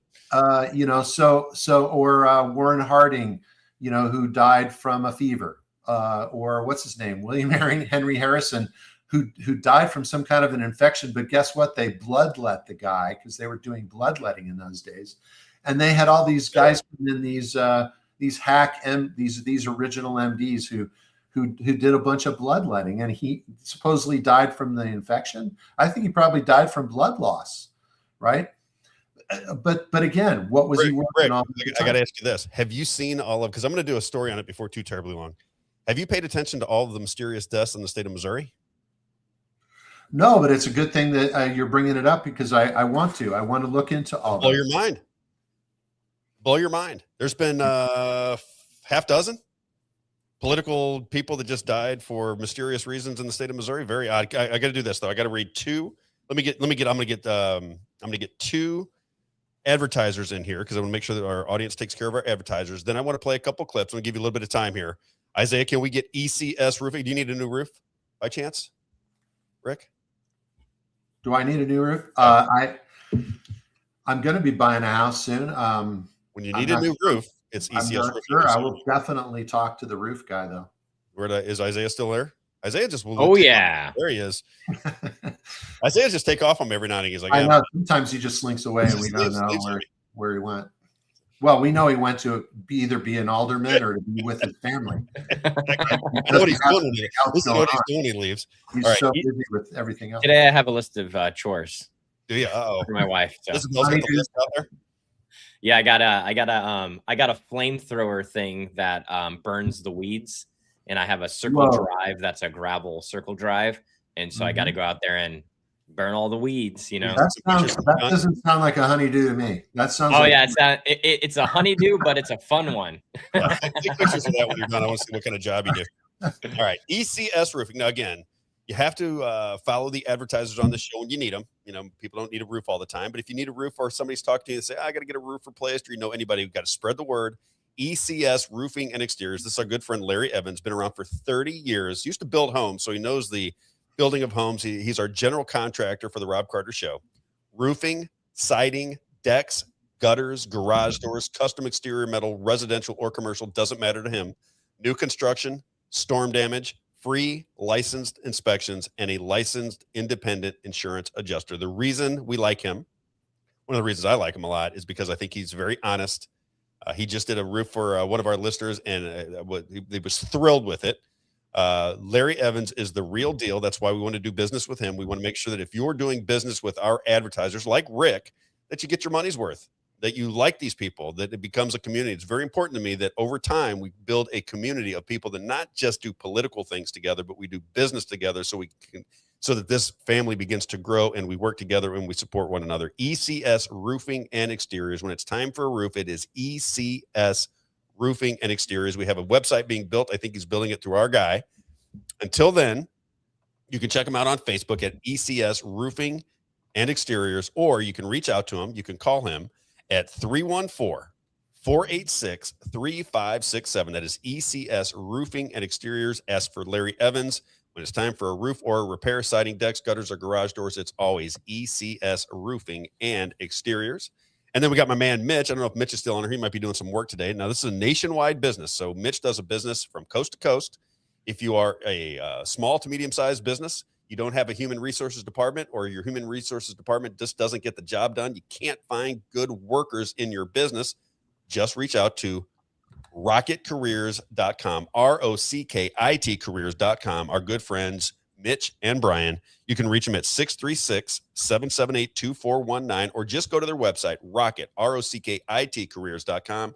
And I'll say this to anybody that's out there looking for a job. Maybe you're in your 20s, 30s, 40s. Maybe you've lost your corporate job and you're beginning to panic because the money's running out. Make this call. This guy will get the job done for you. This team will get the job done for you. RocketCareers.com. If you hate your job or you're out of work, it is RocketCareers.com, ROCKIT careers.com. I'm telling you, these are great people. I'm putting you in touch with great people. You'll be friends with them after it's done because they will work their tails off to make sure they satisfy you. RocketCareers.com, ROCKIT careers.com. 636-778-2419. Whether you're an employer or an employee, it's always rocketcareers.com. Don't go with the big corporate guys from around the country. go to your next door neighbor, if you will, rocketcareers.com. My man, Mitch, has been a friend of mine since I was in high school. Reach out to him one more time with the number 636-778-2419 or rocket, ROCKIT careers.com. Everybody knows Rick. Rick, I'll just give you a shout out real quick because I got your information right in front of us. There he is, right on the screen. This is my man for all of your financial needs. Rick Babbitt's there. Look at, come on, baby. Look how good he looks. Rick Babbitt, 314-671-0525. He's done a great job for us. My wife, I'm telling you, my wife is getting very fond of Rick because he put us into a position where we could really start to grow her 401k. She's very excited about it. She tells me last time I talked to her, she says, do you see how much was in our 401k? And she told me that we've gained 30 something % since Rick got in touch, got a hold of it. And not everybody's finding those results. Rick, and it was relatively simple. He just said, this is where your money needs to be. Rick Babbitt's 314-671-0525, biblical principles with your money. Obviously, we'll talk a little bit more with Rick here as we go, but when it's time for retirement, if you're nearing retirement, if you have money to protect, if you have money to grow, you got to go with somebody who understands the financial world, both through currency, through history, through economics, through everything. Not a cookie cutter guy. There he is, Rick Babbitt's 314-671-0525, or you can reach out to him at yourcaringadvisor.com. All right, now this is the question I want to get to you guys. You ready? Isaiah, I want your input on this as well. Okay, now the reason I brought up Doug Billings is because he was giving me trouble about Elaine Chao, that I was a conspiracy theorist and I was losing credibility and this and that and the other. Well, I wonder if he'd say the same thing about Glenn Beck. Do you think he would chastise Glenn Beck because Glenn Beck is kind of a establishment guy for a long time, Fox News, Blaze Media, the whole thing. He's saying it even in a more convincing terms than I do. But here's what Glenn Beck had to say about everybody going out and talking about Mitch McConnell being dead, number one, right? Because that's the question right now: is Mitch McConnell still alive? I have proof of life. You do have proof of life. I'll show you when you get off. All right, well, play Glenn Beck, because what Glenn Beck is saying in this particular clip is that they have media personalities. He was really kind of pointing the finger, I think, at Jennings. What's that guy's name? Scott Jennings from CNN. I've told you about Scott Jennings. Scott Jennings is just an establishment hack. Poses as a conservative Republican, a Donald Trump lover. He's on the CNN panels just like Kayleigh McEnany was. They all do the same thing. This guy's a complete and total fraud. Big paycheck to go on CNN and sit in their panels and argue with the Democrats. There's big money in that. Doesn't mean they're telling you the truth. Doesn't mean they're coming from a perspective that you need to know. It just means they're saying things that are at odds with the Democrats. And because you hate the Democrats, he becomes the hero. When he was going to come on Real Talk Radio, I'm like, Scott Jennings, are you kidding me? Another one of these losers that they keep bringing on here? Come on. I don't even know if they brought him on, but I was not happy when they were bringing on Scott Jennings because I find him to be, like most of them, an absolute fraud. But here's Glenn Beck talking about Mitch McConnell. I think he's implying that Scott Jennings was full of it when Scott Jennings said, I just had a conversation with him. Check it out. Clip number 14. I had a 20-minute conversation with Mitch McConnell last night. No, I didn't. Okay? No, I didn't. Because I could have a conversation. I had a great 20-minute conversation with Joe Biden yesterday. And you know what it was? And you're wearing shoes today. That's nice. Your shoes. I'm wearing shoes today. You would have a 20-minute conversation with Joe Biden. You would have a 20-minute conversation with Mitch McConnell. But when did the GOP become the same people that we've been complaining about? Do you not remember what we've been saying for the last 5 years about people like, I just talked to Joe Biden. He's great. And now you're doing it? What's wrong with you? I had a 20-minute conversation with Mitch McConnell last night. So what he's trying to say is, these people are coming out, and it's all over social media where these people are saying, I had a conversation, but it's always a 20-minute conversation, right? Because it's just rigged nonsense. A 20-minute conversation with Mitch McConnell, and he's sharp as he's ever been. He is as lucid as he's ever been. His mind is sharp as a tack, and everybody knows that's not the case. The man had a stroke on live television. Mitch McConnell's, he's down the stretch we come with Mitch McConnell. He's getting close to meeting Lindsey Graham. We all know that. Okay. Same thing. They keep saying the Republicans are saying he's lucid, just like the Democrats said Joe Biden was lucid. Everybody knows that's not true, but depends on who you're rooting for, whether you believe it or not. Glenn Beck says all a bunch of nonsense. Everybody knows that Mitch McConnell is not having lucid conversations. Okay. Yeah. It looks like Rick's got some proof of life images here, actually. I got to see that. That's probably him with Elvis and everybody else. And then here's number 9. Now, this is Tim Burchett also talking about Mitch McConnell. Clip number 9, Tim Burchett, congressman from Tennessee, who says that D.C. is nothing more than a sewer. Here's what Tim Burchett had to say about the situation. Clip number 9. After McConnell went to the hospital, his wife, Elaine Chao, flew to China to meet with the Chinese vice president. Congressman, great to see you. What do you think is going on here? I think her ties to China have been suspect for a long time. Not with Doug. In the transportation world. You don't say. And serving on transportation, that always raised an eyebrow for me. But, nothing happens in this town by accident. Of course, I'm in Tennessee. Things happen by accident down here, but nothing in Washington ever happens by accident. It's just it's a cover-up on top of a cover-up. And that's why nobody trusts what's going on in Washington. This whole thing is a farce. I think a lot of people have some ideas about what's going on. There's a timeline of elections when they would occur. And you're right. How can you be critical of Joe Biden wandering around the White House, not knowing, looking for the soft serve ice cream machine for 4 years when you can't be critical of this? So yeah, it's in our own party. But it goes, and that proves my point about the deep state. This town is Washington, D.C. is just a large man-made sewer. And we rarely stir it. We just let it sit there and stink. And we don't drain it. And this is what continues to happen time and time again. See? Now, the reason I bring that up is really for my own satisfaction. I say that because this seems to be an obvious question to ask. Is Elaine Chao working with the Chinese when her father went to school in China, and now she is the transportation secretary, and he's a shipping magnate out of China? Nobody sees 2 and 2 there. Nobody. You shouldn't even ask any questions, Isaiah, considering the fact, and Rick, considering the conversation that we've been infiltrated from outside, and that China is our enemy, and that we're bringing it. And every time I say China isn't the enemy, I say that in the sense that China isn't the enemy to our government. Our government is in bed they're spooning with China. They've been spooning with China for a long, long time. Anybody can see that. Pretty obvious. Donald Trump says China's the enemy, the China virus, the China virus, the China virus, despite the fact that it was being funded by Fauci and his associates in Wuhan, but he becomes the face of COVID. He gets a medal of commendation, but it's the Chinese. It's the China virus. It's not who's funding the China virus. It's just that it was in China. Therefore, it's the China people that are trying to get over on Americans. And then you go, wait a minute.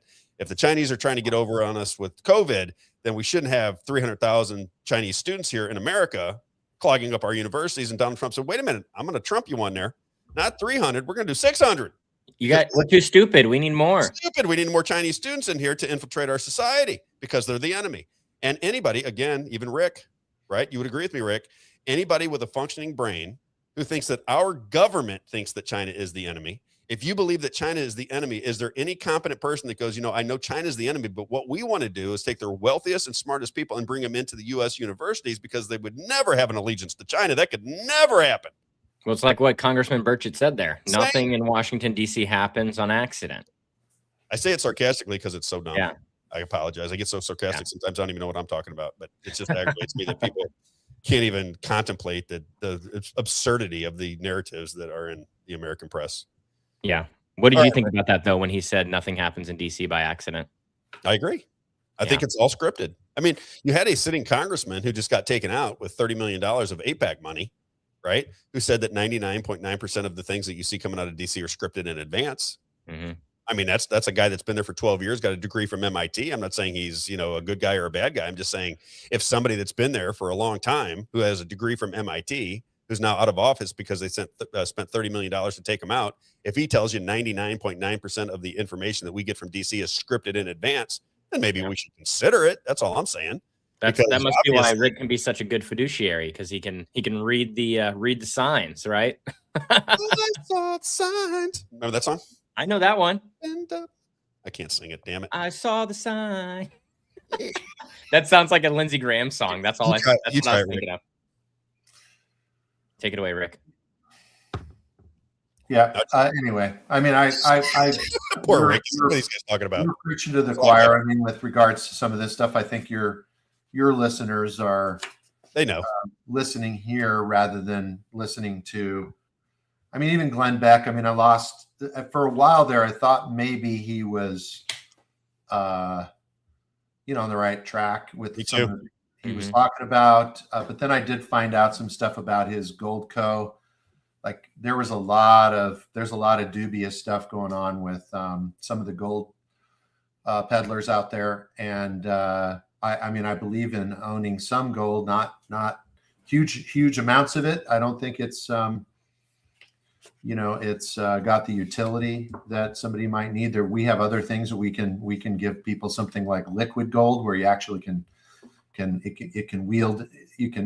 be a store of value, but also be wielded into your life with some liquidity. But that's some strategies that we can do for people who are gold bugs, especially. Where is gold? But the idea it's come way down. I think it's dollar getting stronger. 4,000, because the dollar's getting stronger. I mean, the price of gold is just a reflection of how weak or strong the dollar is, and the dollar is becoming stronger. There's some things that are happening. Again, I think that largely what we see going on is not, what we see is not what's actually going on. From the context of the war that you think we're fighting versus the war that we're actually fighting, right? And so I think that this thing with Iran is certainly happening in a kinetic sense, but it's very directed at one particular group over there, which is really the private equity fund that also has an army, which is the IRGC. That's kind of the direct link to the City of London. And so those are the guys that are actually going against whatever agreements we make with the other people that we're negotiating with, the good guys over in Iran, because there are good guys. Right. And so, and then they keep, whoever, we need to decapitate over there, we will. But I think going back to just a piece of like technology that I think would probably be more likely that we use, I think that electric dart gun now can be, if you think of the directed energy or sonic type weapons that could be used, that could pinpoint, your aorta, if you really wanted to make it look like a heart attack, assuming that he didn't die in the bombing of the drone factory, assuming that even happened, right?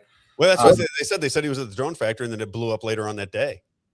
Right, but did it actually blow up? I mean, you don't hear us being upset with Russia very much, with regards to bombing that drone factory. We're not protesting the things that you would normally see us protest. I mean, our government is not protesting those things. So we're letting, and likewise with China, some of the things that are going on, I think really do point more to what I've been saying, which is that Trump is trying to dismantle the typical ways that money flows up through the Hoover, and the transitioning to new transaction systems, to new asset registry systems, getting rid of some of the ways that like just the inflow of foreign investment. That's going to slow down when the dollar is strong, because they can't. They have to pay more for those investments if the dollar is strong. That's really what it comes down to. So and getting rid of some of that, the things that we don't like, and making it look like all of this other stuff is going on, and also aligning with governments in ways that publicly, at least, that we would expect a neocon or somebody to do. That would be normal operating procedure for Trump, because he has to stay alive. I think at this point, if there really was an assassination plot, which that was talked about last week too, it's true. Back to the assassinations. I mean, we have the highest rate of assassination of any country of our leaderships. People in our leadership. even senators and you know, that guy who died in the again, going back to one of your early shows, that crossfire episode between Pat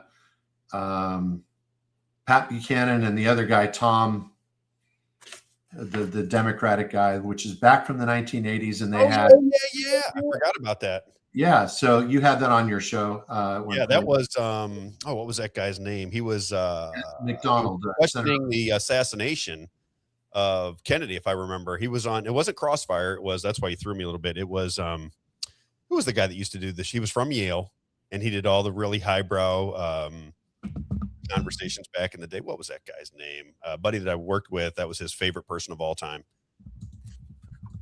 What was the name of that operation? All right, I'm gonna look it up. Isaiah, where's my phone? Well, I'm talking specifically. It was a Crossfire episode. I think it was Crossfire though, and it was the senator or the congressman that they had on there died in the Korean Air. Okay, that's different than what I'm thinking of. Okay, yeah, this guy died in New York. And some people said that, you know, I mean, he was talking about the Birch Society. He's talking about Schlesinger and the infiltration of communism, and you know how those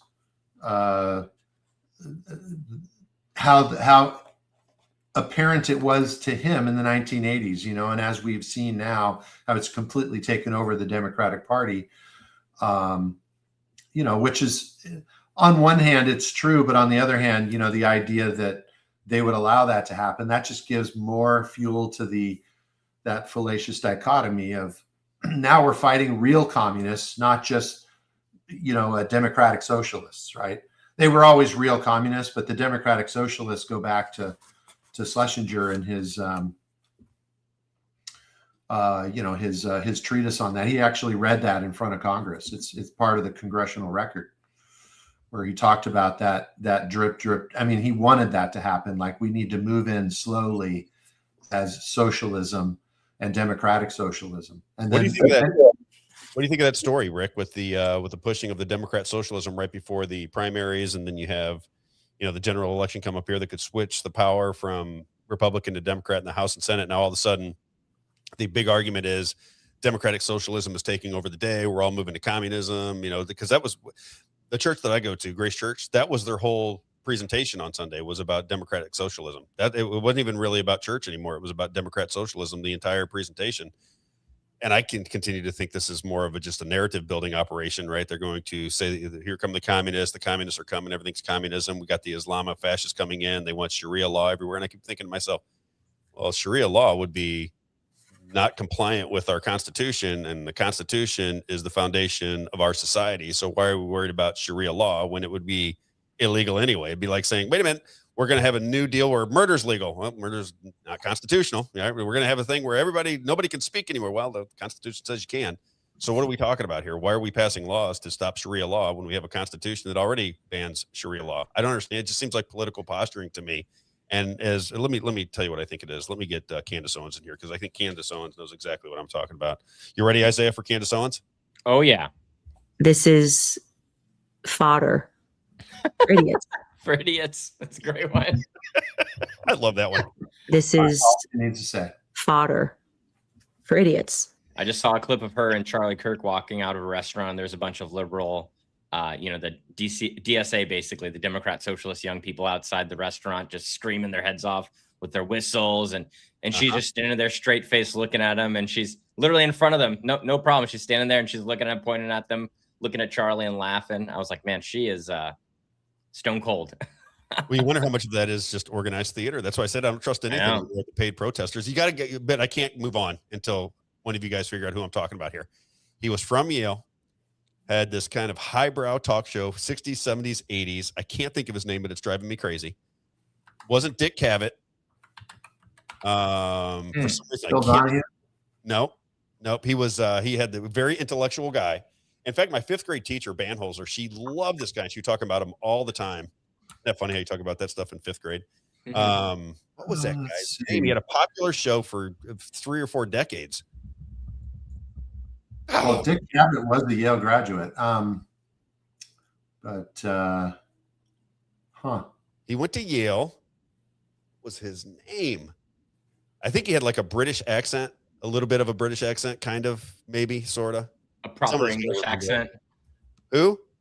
I said like a proper English accent, William like F. Buckley. maybe. Thank you, Ben Murphy. William F. Buckley. Thank you. There. Oh, William Buckley. My man, Ben. Ben's going to be on the show here soon. He tells me I'm wrong about Bitcoin. He says, Rob, you messed up Bitcoin the other day. I'll be messing up my Bitcoin. I got to tell you about Bitcoin. Look how that'll be good.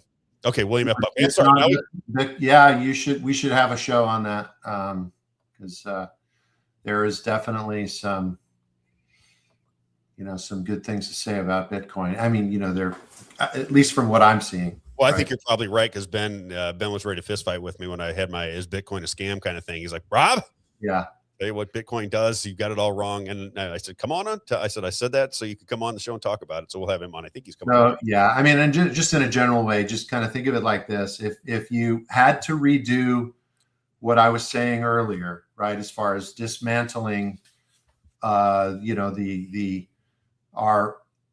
financial system, which comes through the Bank of England and the Bank of International Settlements and the stuff that Catherine Austin Fitts talks about sometimes. If we're going to dismantle that, we have to have another system, and another system and we have to stage it somewhere, right? So it has to be built and started somewhere else outside of the United States to get it running first, right? You can't just like crash what we have and then put Bitcoin in or put stable coin or any of those things. But understand that is if we, unless you just want lots of severe pain for everybody and a period of winter, like nuclear winter financially.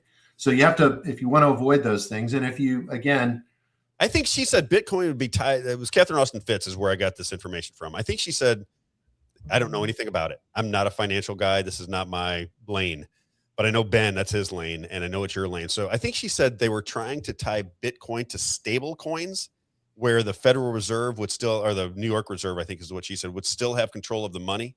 It would still be transparent to them. Therefore, you could still be taxed on it. They'd see every financial transaction you make.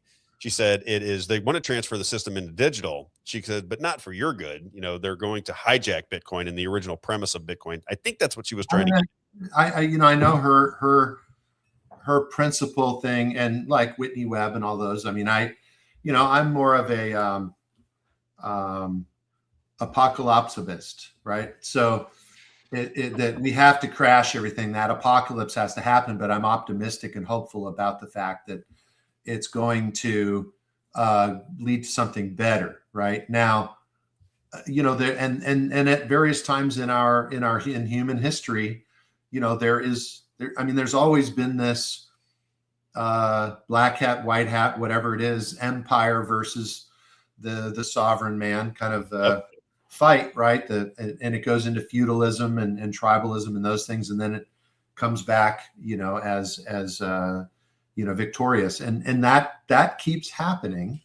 So we just don't know. We can't say for sure that it's going to lead to something bad or good. I just take the opinion that it would be pretty dark for me to go to work every day and to be, living my own life, and raising my family, raising my son who's 15. He's going to be 16 in a couple of weeks.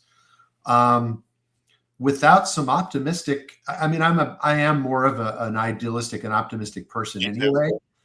So I have to believe that the idea too of the spiritual aspect, and the father and child. So I look at that, and I was just reading some biblical stuff this morning with Monica, and it was about that idea that if you ask, you will receive.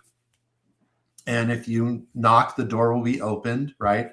And that's from Matthew 7, I believe, is what I was reading.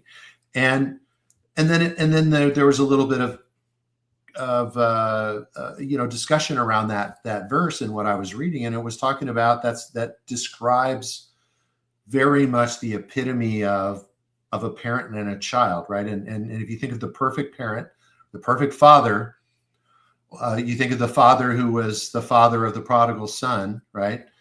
And you think of that story and you think the whole time the son was gone. Well, first of all, when he went to leave, and he probably sensed that his son was resentful, right, before he left at his brother, right, and that maybe even with him.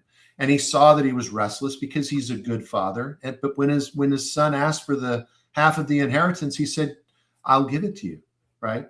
And so then he knew where his son would go, right? That he was going to probably wreck everything and spend it all and end up in misery, which is what happened. But the whole time that he was gone, he was waiting and looking.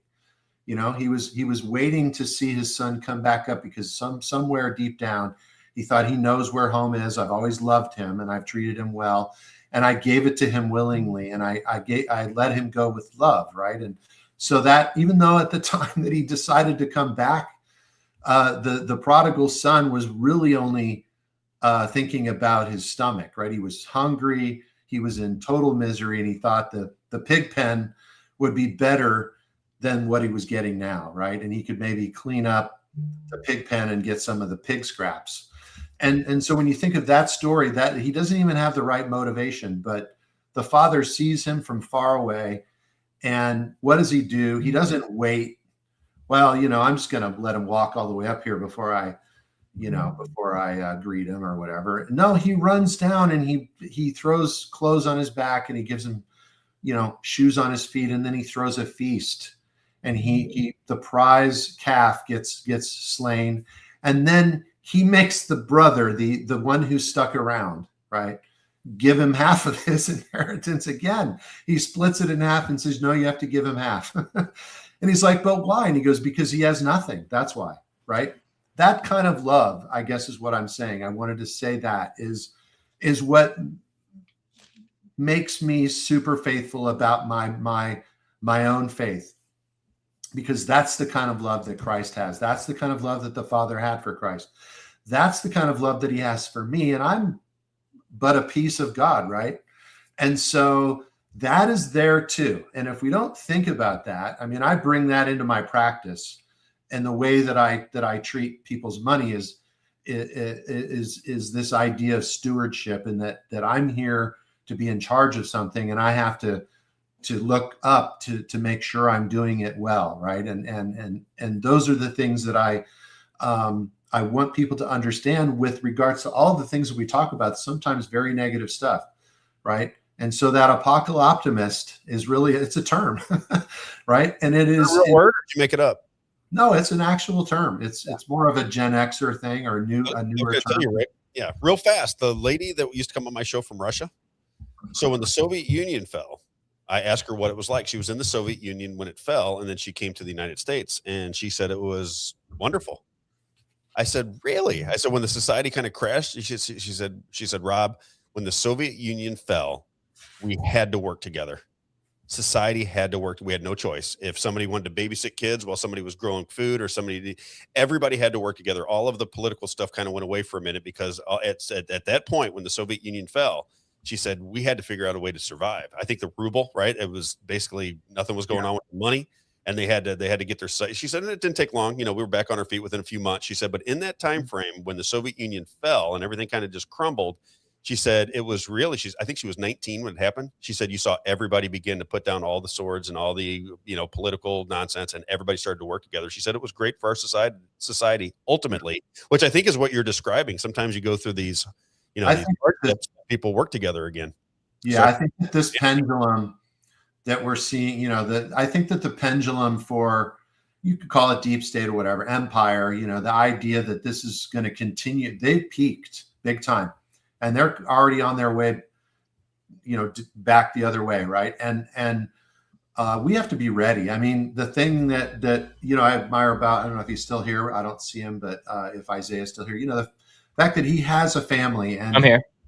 Yeah, so you have a family, and you have work to do, and here you are on this show, and on top of it all, you became an alderman, right? And you're working in that aspect. And I think that in general, there's enough of us that if we just go out and become active, and we start just pushing a little bit, and you know, I mean, they can't kill all of us. And the idea that we have to be ready as well, so that when this thing starts to unravel in a more accelerated fashion, because I believe they are the people that are. I mean, Trump's not alone; he's working with others. I think that what they're doing in the financial sector is similar to what you've seen. And you know, I'm not necessarily buying into the whole Q thing or whatever, but there are a record number of indictments that are sitting there that are sealed. There's things that are happening, and then what they do typically in these types of situations is they go for the little guys, and the little guys have a lot more to lose, and they're easier to sort of like buckle under the pressure of the threat, right? Of that you're going to lose your whole life if you don't say something about this. And so then once they get all those people in, then the people that are up higher in this, you know, where I see it most too is the financial sector. It is really, you know, I don't know if you saw that Apple filed suit against OpenAI on Friday. I heard about that. Yep. Okay, that's a pretty significant thing, and why it's significant is it kind of opens the door.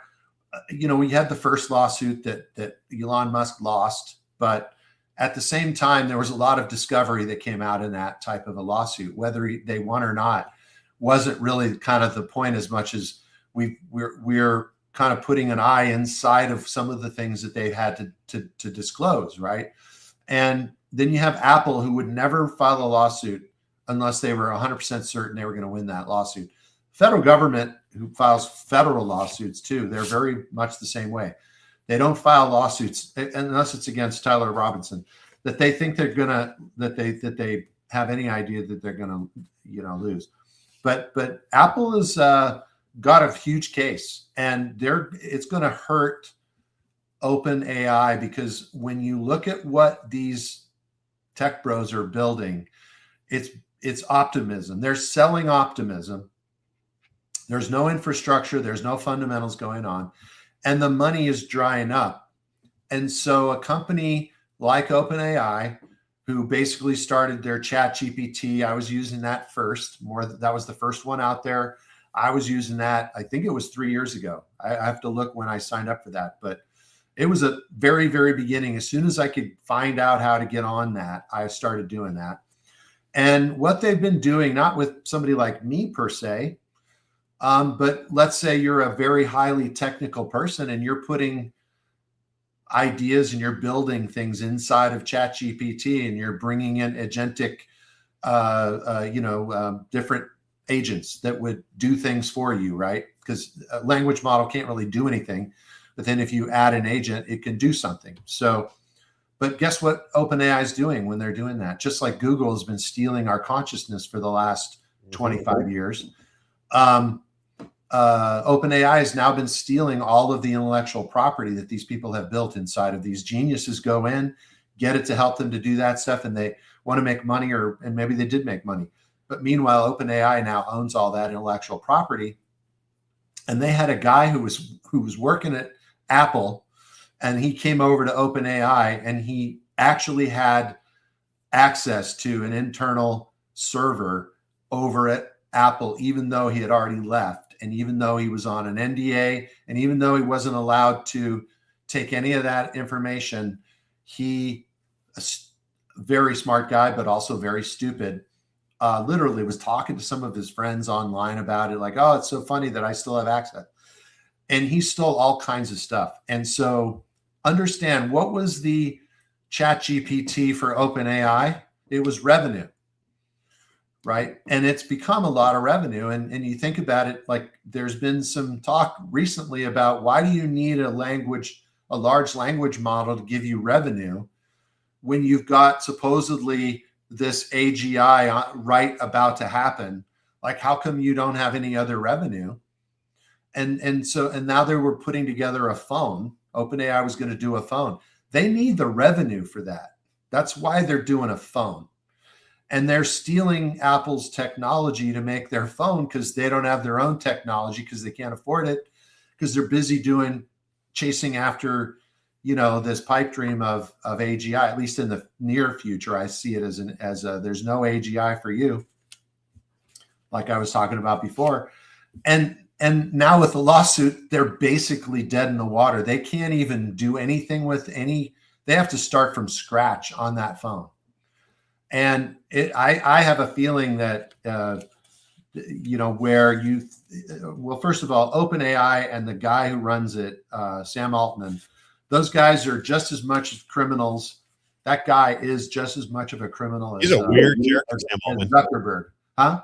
He's a weird character. What did you think when Trump had him up on stage first day of his presidency, second term, with him and Larry Ellison for the $500 billion investment in Stargate? I think that Trump does a lot of things for show, and he also wants to, in the hubbub of if you're one of those people, you want. I mean, that's what you want, and he gives it to you. And then that doesn't mean he's going to do anything with you, right? Yeah, and Tucker interviewed him, and Tucker made it out like he was a murderer. Do you remember that? Because they had Sam Altman. I guess somebody died that was in I forget the whole story, but I remember when Tucker was interviewing him, he basically implied that Sam Altman was a murderer. Right. Yeah. Yeah. Yeah. What a And world we live in. So crazy. So these people are not good people. I think that in the like what I was describing earlier about hope and the idea of spiritual. Our ability, I think some people don't have it, right? They just don't have that connection, or maybe they're not even, I'm just going to say this. I don't know that I believe it or not, but maybe they don't even share the same DNA as humans, right? Maybe that's why they don't have it. Mm-hmm. We have a connection to a God that loves us, right? And so, and we feel it. And I know I feel it, right? And I have talked to other Christians that feel that. Yep. At various times. And I know where he is inside of me, and I can go there anytime I want, and I can be with God, and then I can forget. I can be the prodigal son at, like I'm on the freeway and somebody cuts me off, and now I'm the prodigal son. I've gotten a resentment. I'm now, mad that this person did that, and I've forgotten that I am my father's son, right? And I, maybe I get a little dodgy on the freeway or whatever, and then it takes me a little while to cool down. And then something else bothers me that it might make me go off into the hinterland. Like I'm walking down the hill, and at some point I want to just try to maybe get back to God before I leave the property, before I get out the gate. Maybe I have the resentment. Maybe I even ask for my inheritance, but the point for me is that I want to get back to him as quickly as I can. So I have a process that I use daily that helps me with that. But the point is that if we look at these other people who are stone cold, sociopathic, they could care less. We see numbers. 500 million people died as a result of the Afghan-Iraq wars, right? I think the number's higher probably, right? 500 million people, and people don't bat an eye, right?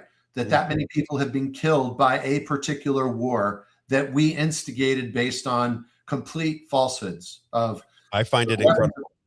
I've been talking about that, Rick. I got to stop you there for a second because you're just hitting on something that I've been talking about a lot. Been asking people in my life, how is it, the society feels like it's lost all sense of compassion, right? It's the reason I talk about what goes on in Gaza. I don't know anybody in Gaza, but there is something in me that says if you're dropping bombs on an entire civilization, and I don't like it when it comes to either. I didn't like what happened in Israel with Hamas. I'm not making excuses for what happened there, but I don't think the entire society that was living in Gaza or living in those territories deserves to die because of it. But we don't seem to, this society, and there was a poll out recently. I was hearing people talk about it all weekend long, where it said that like 25% of Democrats were proud to be American. And I think that's a sad, sad scenario, right? Because obviously I'm very proud to be an American. I believe you are as well. I know Isaiah is. I think the conversation isn't, are you proud to be an American? Because I think the liberties that we have, the fact that you and I can talk openly and feel like we can go out and feel free in our society, and we're not going to be, destroyed, which may or may not happen, but we feel like we're free enough to talk about whatever we have to talk about, even if it's against power. I think the reason young people are the reason they're answering the question are you proud to be an American in the negative is because there doesn't seem to be it feels like we're an imperialist society to a lot of young people. and they see war all over the world, and they see leadership come out and mock it, not care about it, act as though it's not happening. If you say that you're not okay with war, they act like you're a bleeding heart lunatic. And what is the big deal? We're just bombing brown people over in Gaza, and who could possibly care? And I think that people, and I say brown people because that's really what it is. I think if we were bombing white people somewhere, they would be upset, right? I just think that that's the case. When it goes to the Middle East, Christians right now don't seem to have any reservation about it at all. A lot of them. And I don't understand that.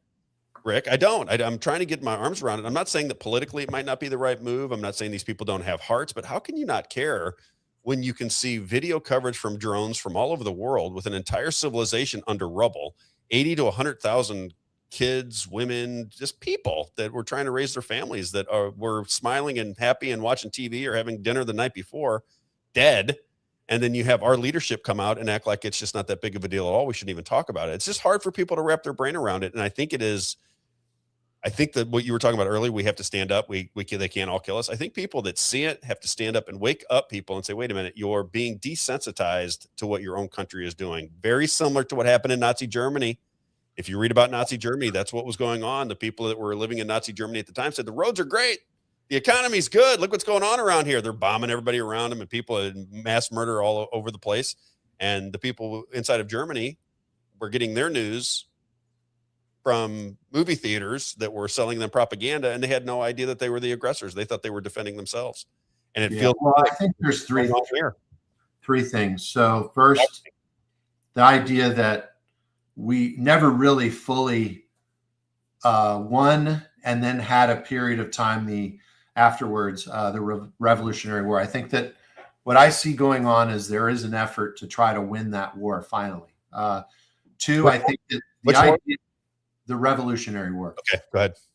And I think that each and every conflict, like the 1812 and then the Civil War and then World War I and II, as we look through those, that's just a continuation of the imperialistic. And that's what really has gone on, is we've been infiltrated, and we're still in battle with a faction of imperialists, right? And they are trying to keep that being the nature, like using us as the tool, right? Using us as the military to do their dirty work. And so I would say that there are things that America has done, or things that have been done in the name of America, I'm not proud of.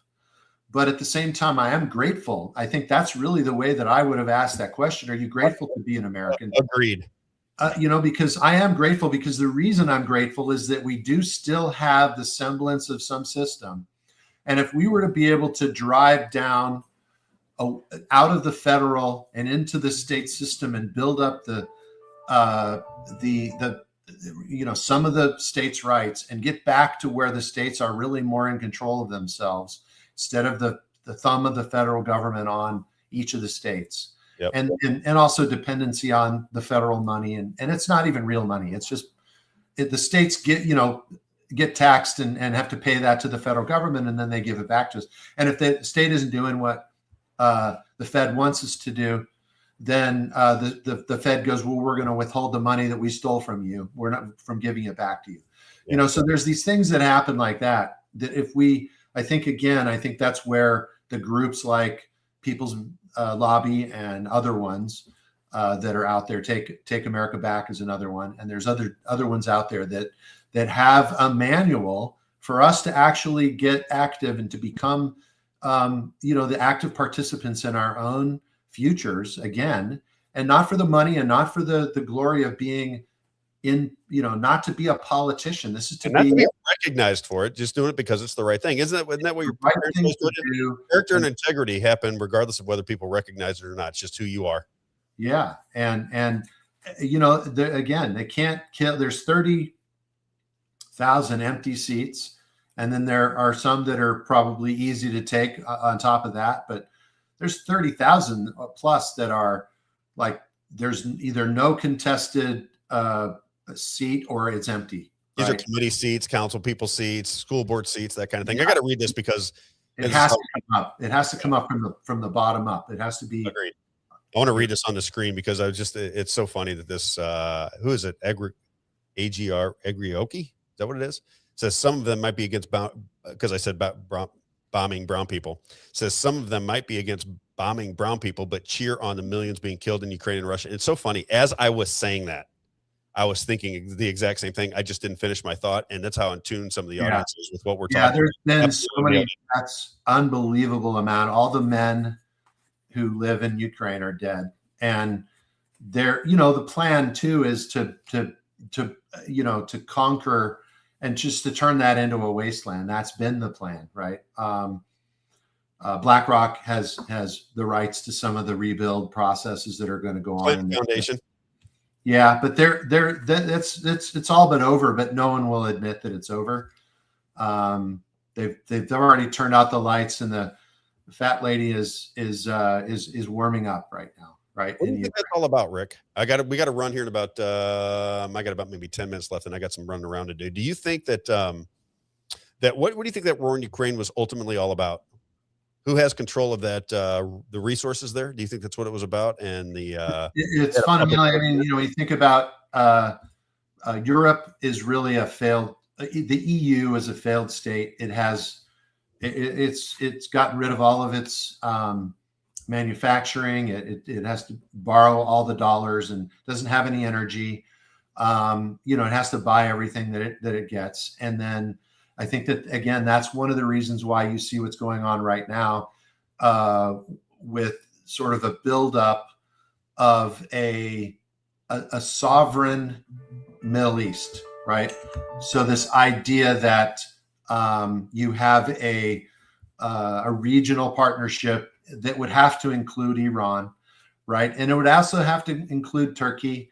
As you build that together, you're making a very strong regional, potentially, peace, right?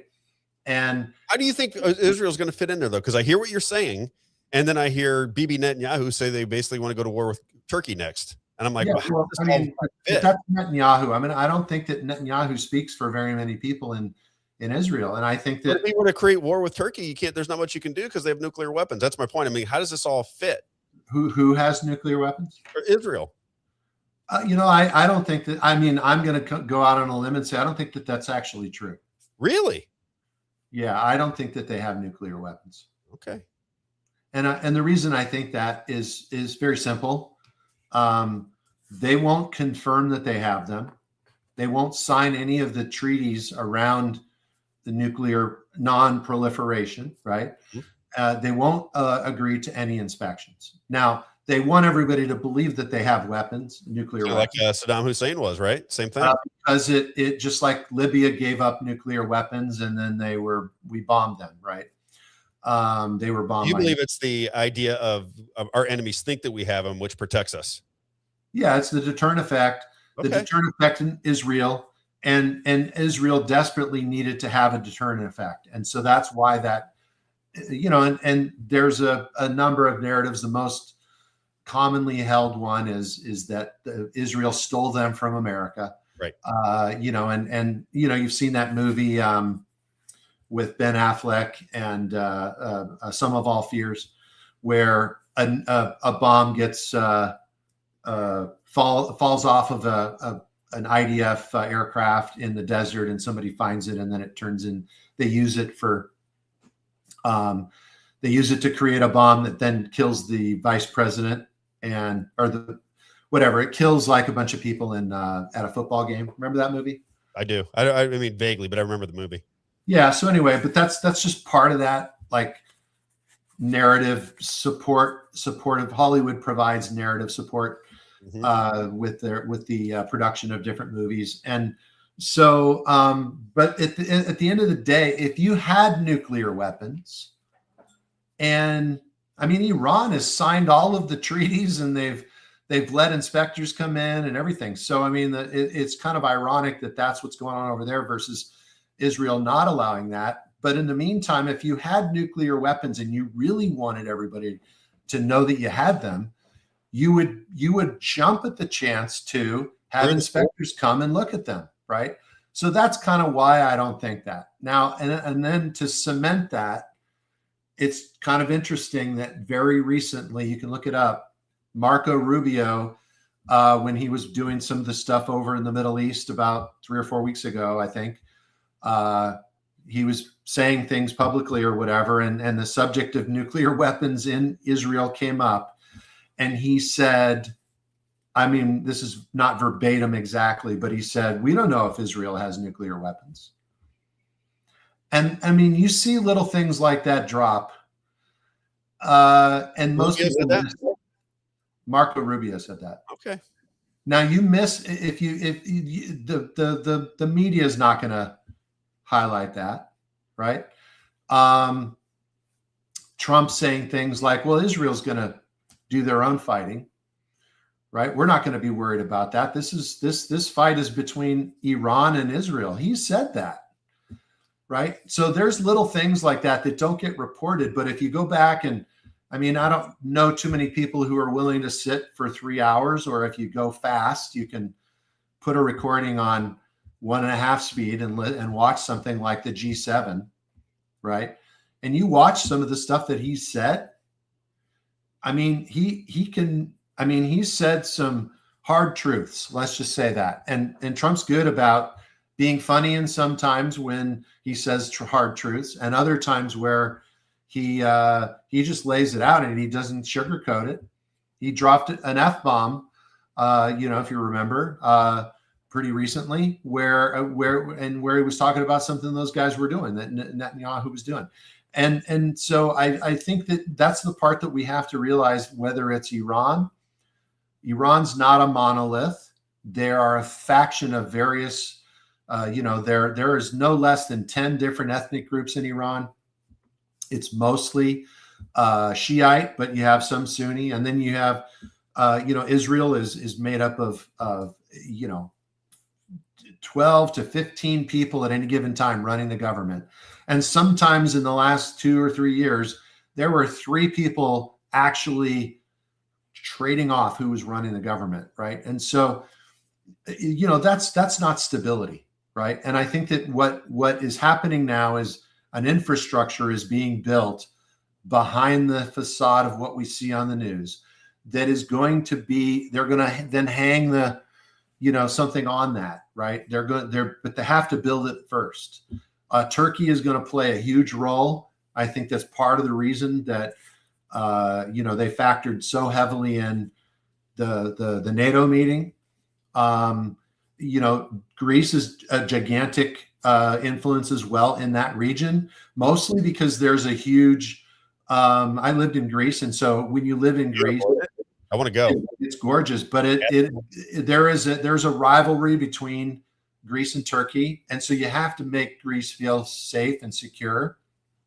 And where do you think Trump's been moving the NATO, our military equipment that's been leaving Poland and leaving different parts of Europe, right? We've been moving it to Greece. Why? So that Turkey is now feeling like Greece is strong enough that they can't really threaten Greece anymore, because they've always been. If you lived in Greece, I lived in Greece at various times in the 90s, and there was always this threat of invasion from Turkey.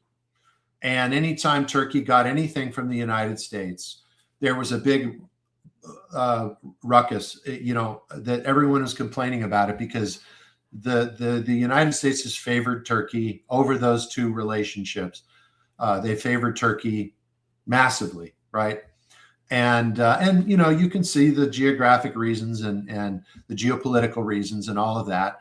But nevertheless, Turkey should be kind of brought down. They have the largest military in that region. I mean, it's gigantic. And so in order for everybody to feel safe, you kind of have to bring Turkey down a notch, bring a few of the other places up. You have to fix what's going on in Iran, which is to cut off the imperialistic pipeline that comes from City of London directly into the IRGC and is funding that army, which is that's really the whole cause of all the Middle East problems, is coming right out of the IRGC and Muslim Brotherhood, but that's principally what's going on. And that's why you have this reaction from Israel all the time. And I think that by getting rid of that particular, and I mean, the City of London is funding both. So understand that that's classic, right? So if we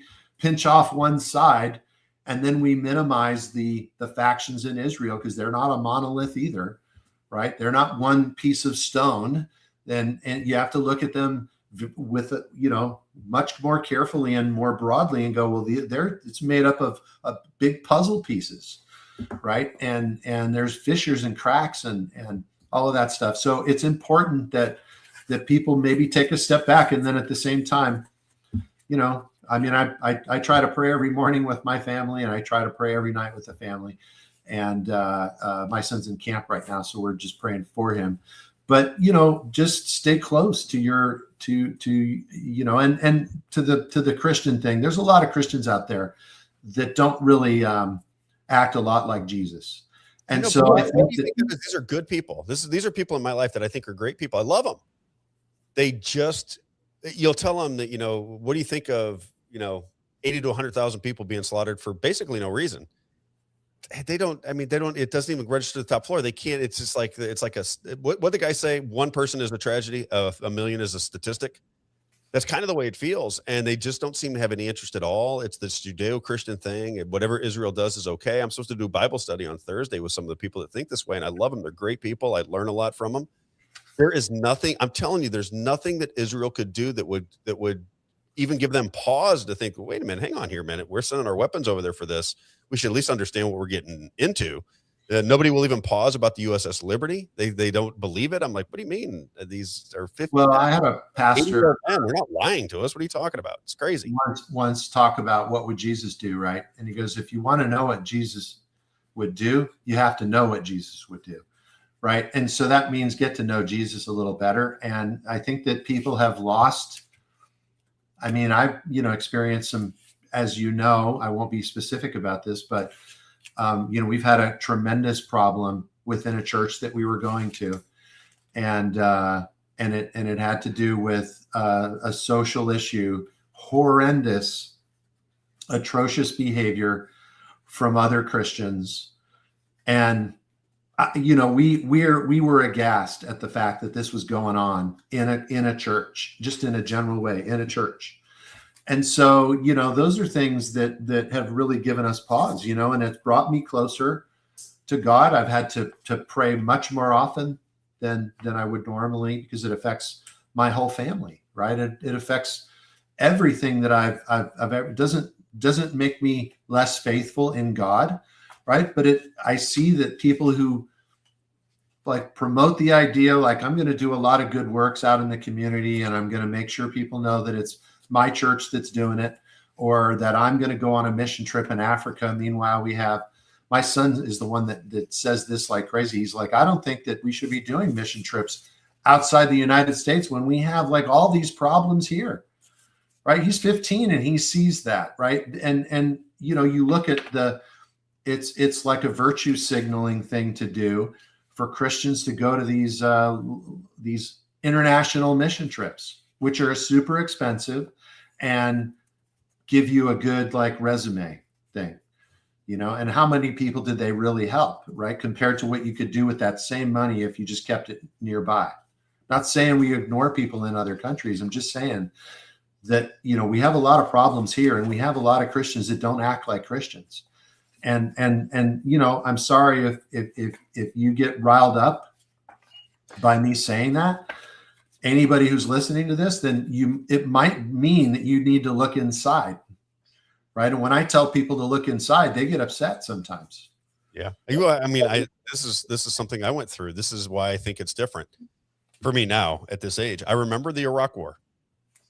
That happened. The original Iraq War, the Gulf War, was 91, I believe. I remember I was 21 years old. It was the first time I'd seen war on TV, and CNN was covering it, and they were showing the bombs dropping on Iraq. And I remember cheering on America because I thought this was a just war. If you remember, this is when Iraq went into what would they go into? Kuwait. They go into Kuwait, and we have to push them out of Kuwait because I don't know why. And all of a sudden, I'm watching this war on television, and this is Isaiah. What year were you born? 92. So this is the year before you were born. And I'm watching this on television, and I'm cheering these bombs. I'm watching this, and I remember watching. I had my buddy Mark over. Is when it first happened. The first time they're showing it on television. I'm watching this happen. And I remember we were both excited to watch it like it was a video game. And it never even dawned on me that my country might not be doing the proper thing. It never dawned on me that underneath those bombs that we were watching explode on television for the first time I'd ever seen it, that there were people inside of there that may have done nothing wrong, fathers, mothers, brothers, sisters, uncles, and so forth. It never even dawned on me. I was completely immune to it. I was excited and rooting for it. And now as I get a little bit older, I start to not trust my government as much. And then when I see that, I have compassion for the other side, but for the grace of God go I, right? I'm thinking to myself, what would it be like if I'm in a smaller country where I don't have the power of the United States military? I don't have that kind of power, but I'm a good person, I'm trying to take care of my kids. I'm trying to raise my family. I'm just trying to be a good person to everybody around me. I'm decent and good. But because the American government dislikes what's going on with my government, they're able to drop bombs on me. And then I have the other people cheering it on, right? It just seems so awkward and odd, and something I'm looking at now as I get a little bit older and going, should we constantly in America be promoting war all over the world? Is this something that we should be just immune to? Is this just something that is okay? And this is just what, if Lindsey Graham wants to bomb Russia, we should bomb Russia. If he wants to bomb Libya, we bomb Libya. If he wants Yemen, we get Yemen. If he wants Iraq, we got Iraq. If he wants Iran, he wants Iran. If he wants to bomb Venezuela, we'll bomb Venezuela, Greenland, Canada, Mexico, China, wherever we want to go, we just start bombing people. And I think the American people over the course of the past 50 or so years have become immune to the idea that our country is complicit in a lot of war, good, bad, or indifferent, a lot of war. A lot of people are dying at the hands of American bombs dropping. And doesn't that at some point, Rick, have to come back and bite us in the ass? Is that okay? I mean, is it okay to just continually be at war with everybody and then have people like Mitch McConnell go, I don't understand what the problem is, everybody. We're dropping bombs, we're killing Russians, and all the money from the bombs are coming right back into America and supporting American industry. And I'm thinking, who could say that out? The term is blowback. So yeah, blowback is real. Again, people might not. I think that there's psyops about Russia. There's psyops about China. There's psyops about the social credit system in China. Right there, that's a British. That is a British Empire system, social credit system. When we start to look at it, I think that the good actors in this situation know that or believe that Russia is not a threat. They believe that China is not the real threat, right? They believe that and certainly now we don't even need nuclear weapons. I think that none of the war that I don't think there's a circumstance that I can think of other than somebody getting their hands on a nuclear weapon that's a terrorist or something. I don't think that we're going to see the carpet bombing of the world with nuclear weapons. I don't think that that's a real risk anymore, although they want to make it into a risk because they want to keep the fear. They want to keep that stasis. Right. If you remember me talking about stasis, stasis is this extended period of conflict.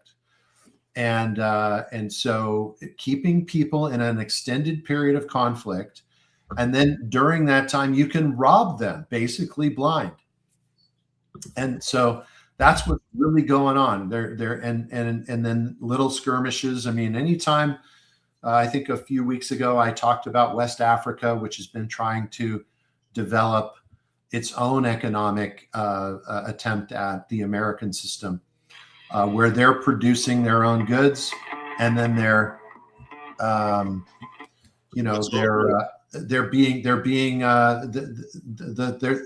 thumb is being placed on top of that area by the International Monetary Fund, and then what's the very next iteration when you go down through the banking?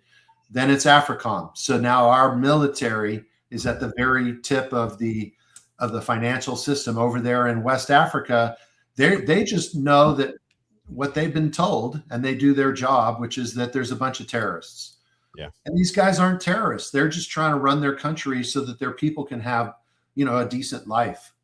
They're trying to be good fathers to their children, to bring back the idea of godliness, right? They're just trying to live fruitful lives, be creative, try to come up with ways to pursue happiness, let's say.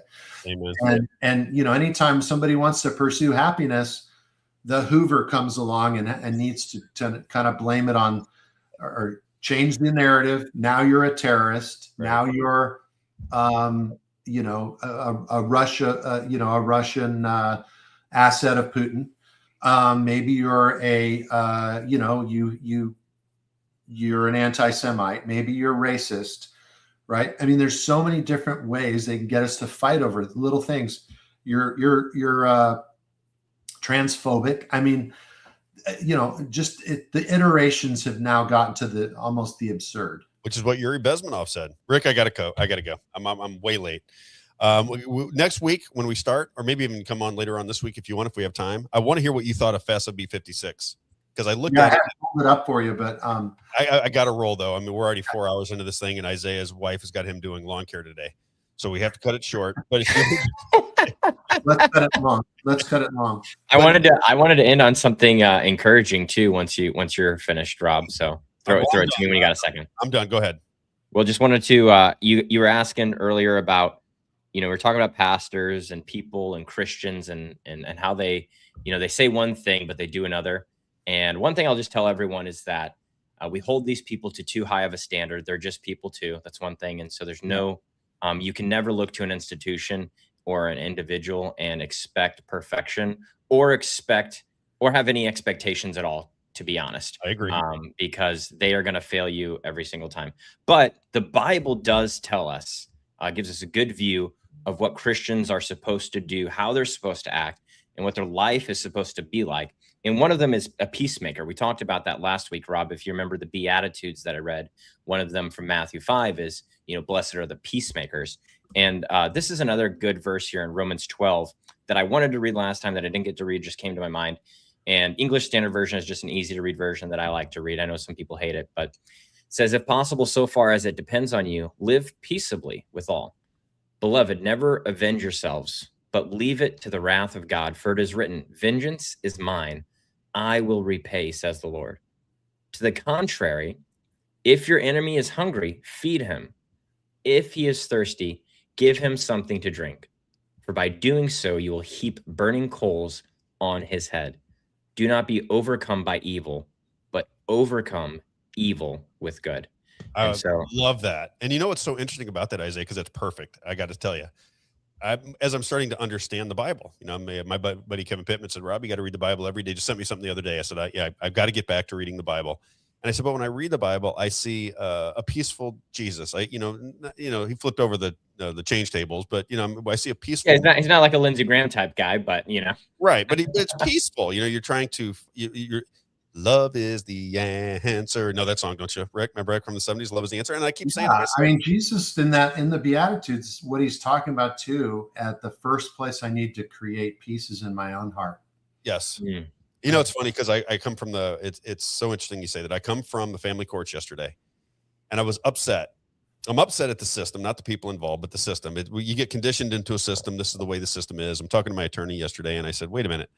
This is an easy case, right? You're going back to family court. This is an easy case. There's a contract here, right? I won't get into it, but there's a contract. If somebody does not adhere to their end of the contract, then the contract now is null and void.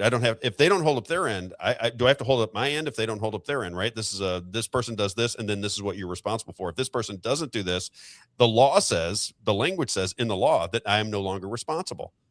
I said, this is a 5-second case. Instead, this has taken me a year. I've been back and forth from Florida 6 or 7 times. And when I left, I even said to him, I said, is this the law or is there justice within the law? He said, Rob, this is the law. It has nothing to do with justice. And I thought, well, isn't that interesting that even my own attorney says this is really not about justice. This is just the way the law works. And I was irritable, angry. Driving home, I get home, I'm talking to my son, and I'm ranting and I'm raving and I'm aggravated. And I remember the reason I read the Bible and the reason I try to give my life over to God and the reason I'm so in need of Jesus in my life is as soon as I said, you know what? Jesus, you got to take this from me, because I was aggravated. I was going to have a bad night. It's not going to have a good night. So Jesus, got to take this from me. Whatever it's supposed to be, it will be. I got to leave it in your hands. Just guide me in the proper direction. And then immediately I felt good. I was relaxed. I mean, like within a minute, I come downstairs and I watched Jordan Walker win the home run contest and had a great night with my son. I was hoping you're going to mention that. Right? Why you didn't open the show with the Jordan Walker win. Jordan Walker wins the home run derby last night for the St. Louis Cardinals. It was absolutely spectacular. Probably the best one they've ever had, and it happened to be a Cardinal who won it.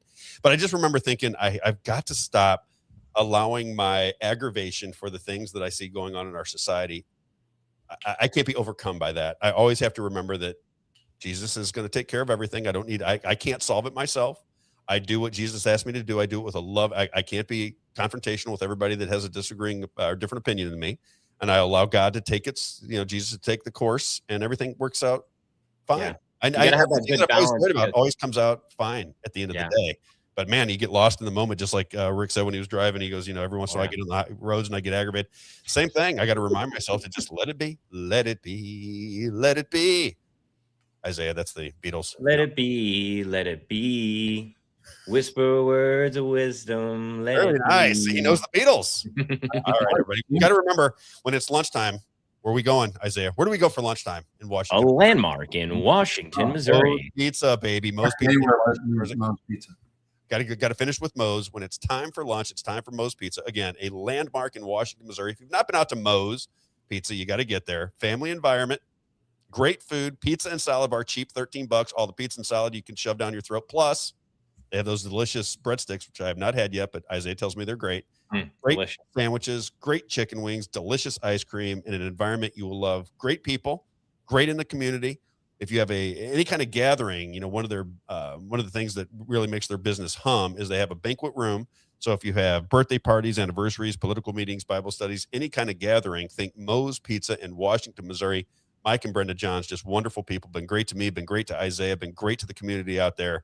When it's time for lunch, any day but Monday, it is Moe's Pizza, a landmark in Washington, Missouri at the corner of Grand and 5th Street. As he likes to say, God owns the place. He just works there. All right, everybody, that's all we got for you today. Rick, thanks for the time, my friend. We'll talk about FASB 56 next week or maybe later on this week. I spilled coffee when they were playing a clip. Next week, I'm going to be in Florida, by the way. So, Oh, that's right. You were telling me we were going to get together in Florida. I said, you're in Florida and I'm in St. Louis. Yeah, so we'll have to get together this week or maybe do an episode this week, later in the week, just because I might be available on Tuesday. I'm not sure. Okay, well, let me know. I was going to tell you guys just a little funny story that you guys didn't see here. So when the guy was playing the clip, CJ Grisham, when you were playing the 5-minute clip, I shook the table a little bit and my coffee spilled all over the place. I thought you went to the bathroom. I was wondering what was going on. All over the place. So I was able to clean up the coffee off the floor, off the table, get everything reset, and come back and sit down and act like it never happened. Huh? Just like that. That's why you got to play the clips. You know what I mean? Just so you can have those quick moments. No, I was cleaning up coffee for myself. Exactly, Rick. It was hard for me. All right, everybody. We'll see you tomorrow morning. Got a big show for you tomorrow. I'll promo it on social media tonight. We've got a big show for you tomorrow. We'll see you tomorrow morning at 9 a.m. on the Rob Carter Show. Isaiah, Rick, have a great day. We'll see you soon. Bye now. See you guys.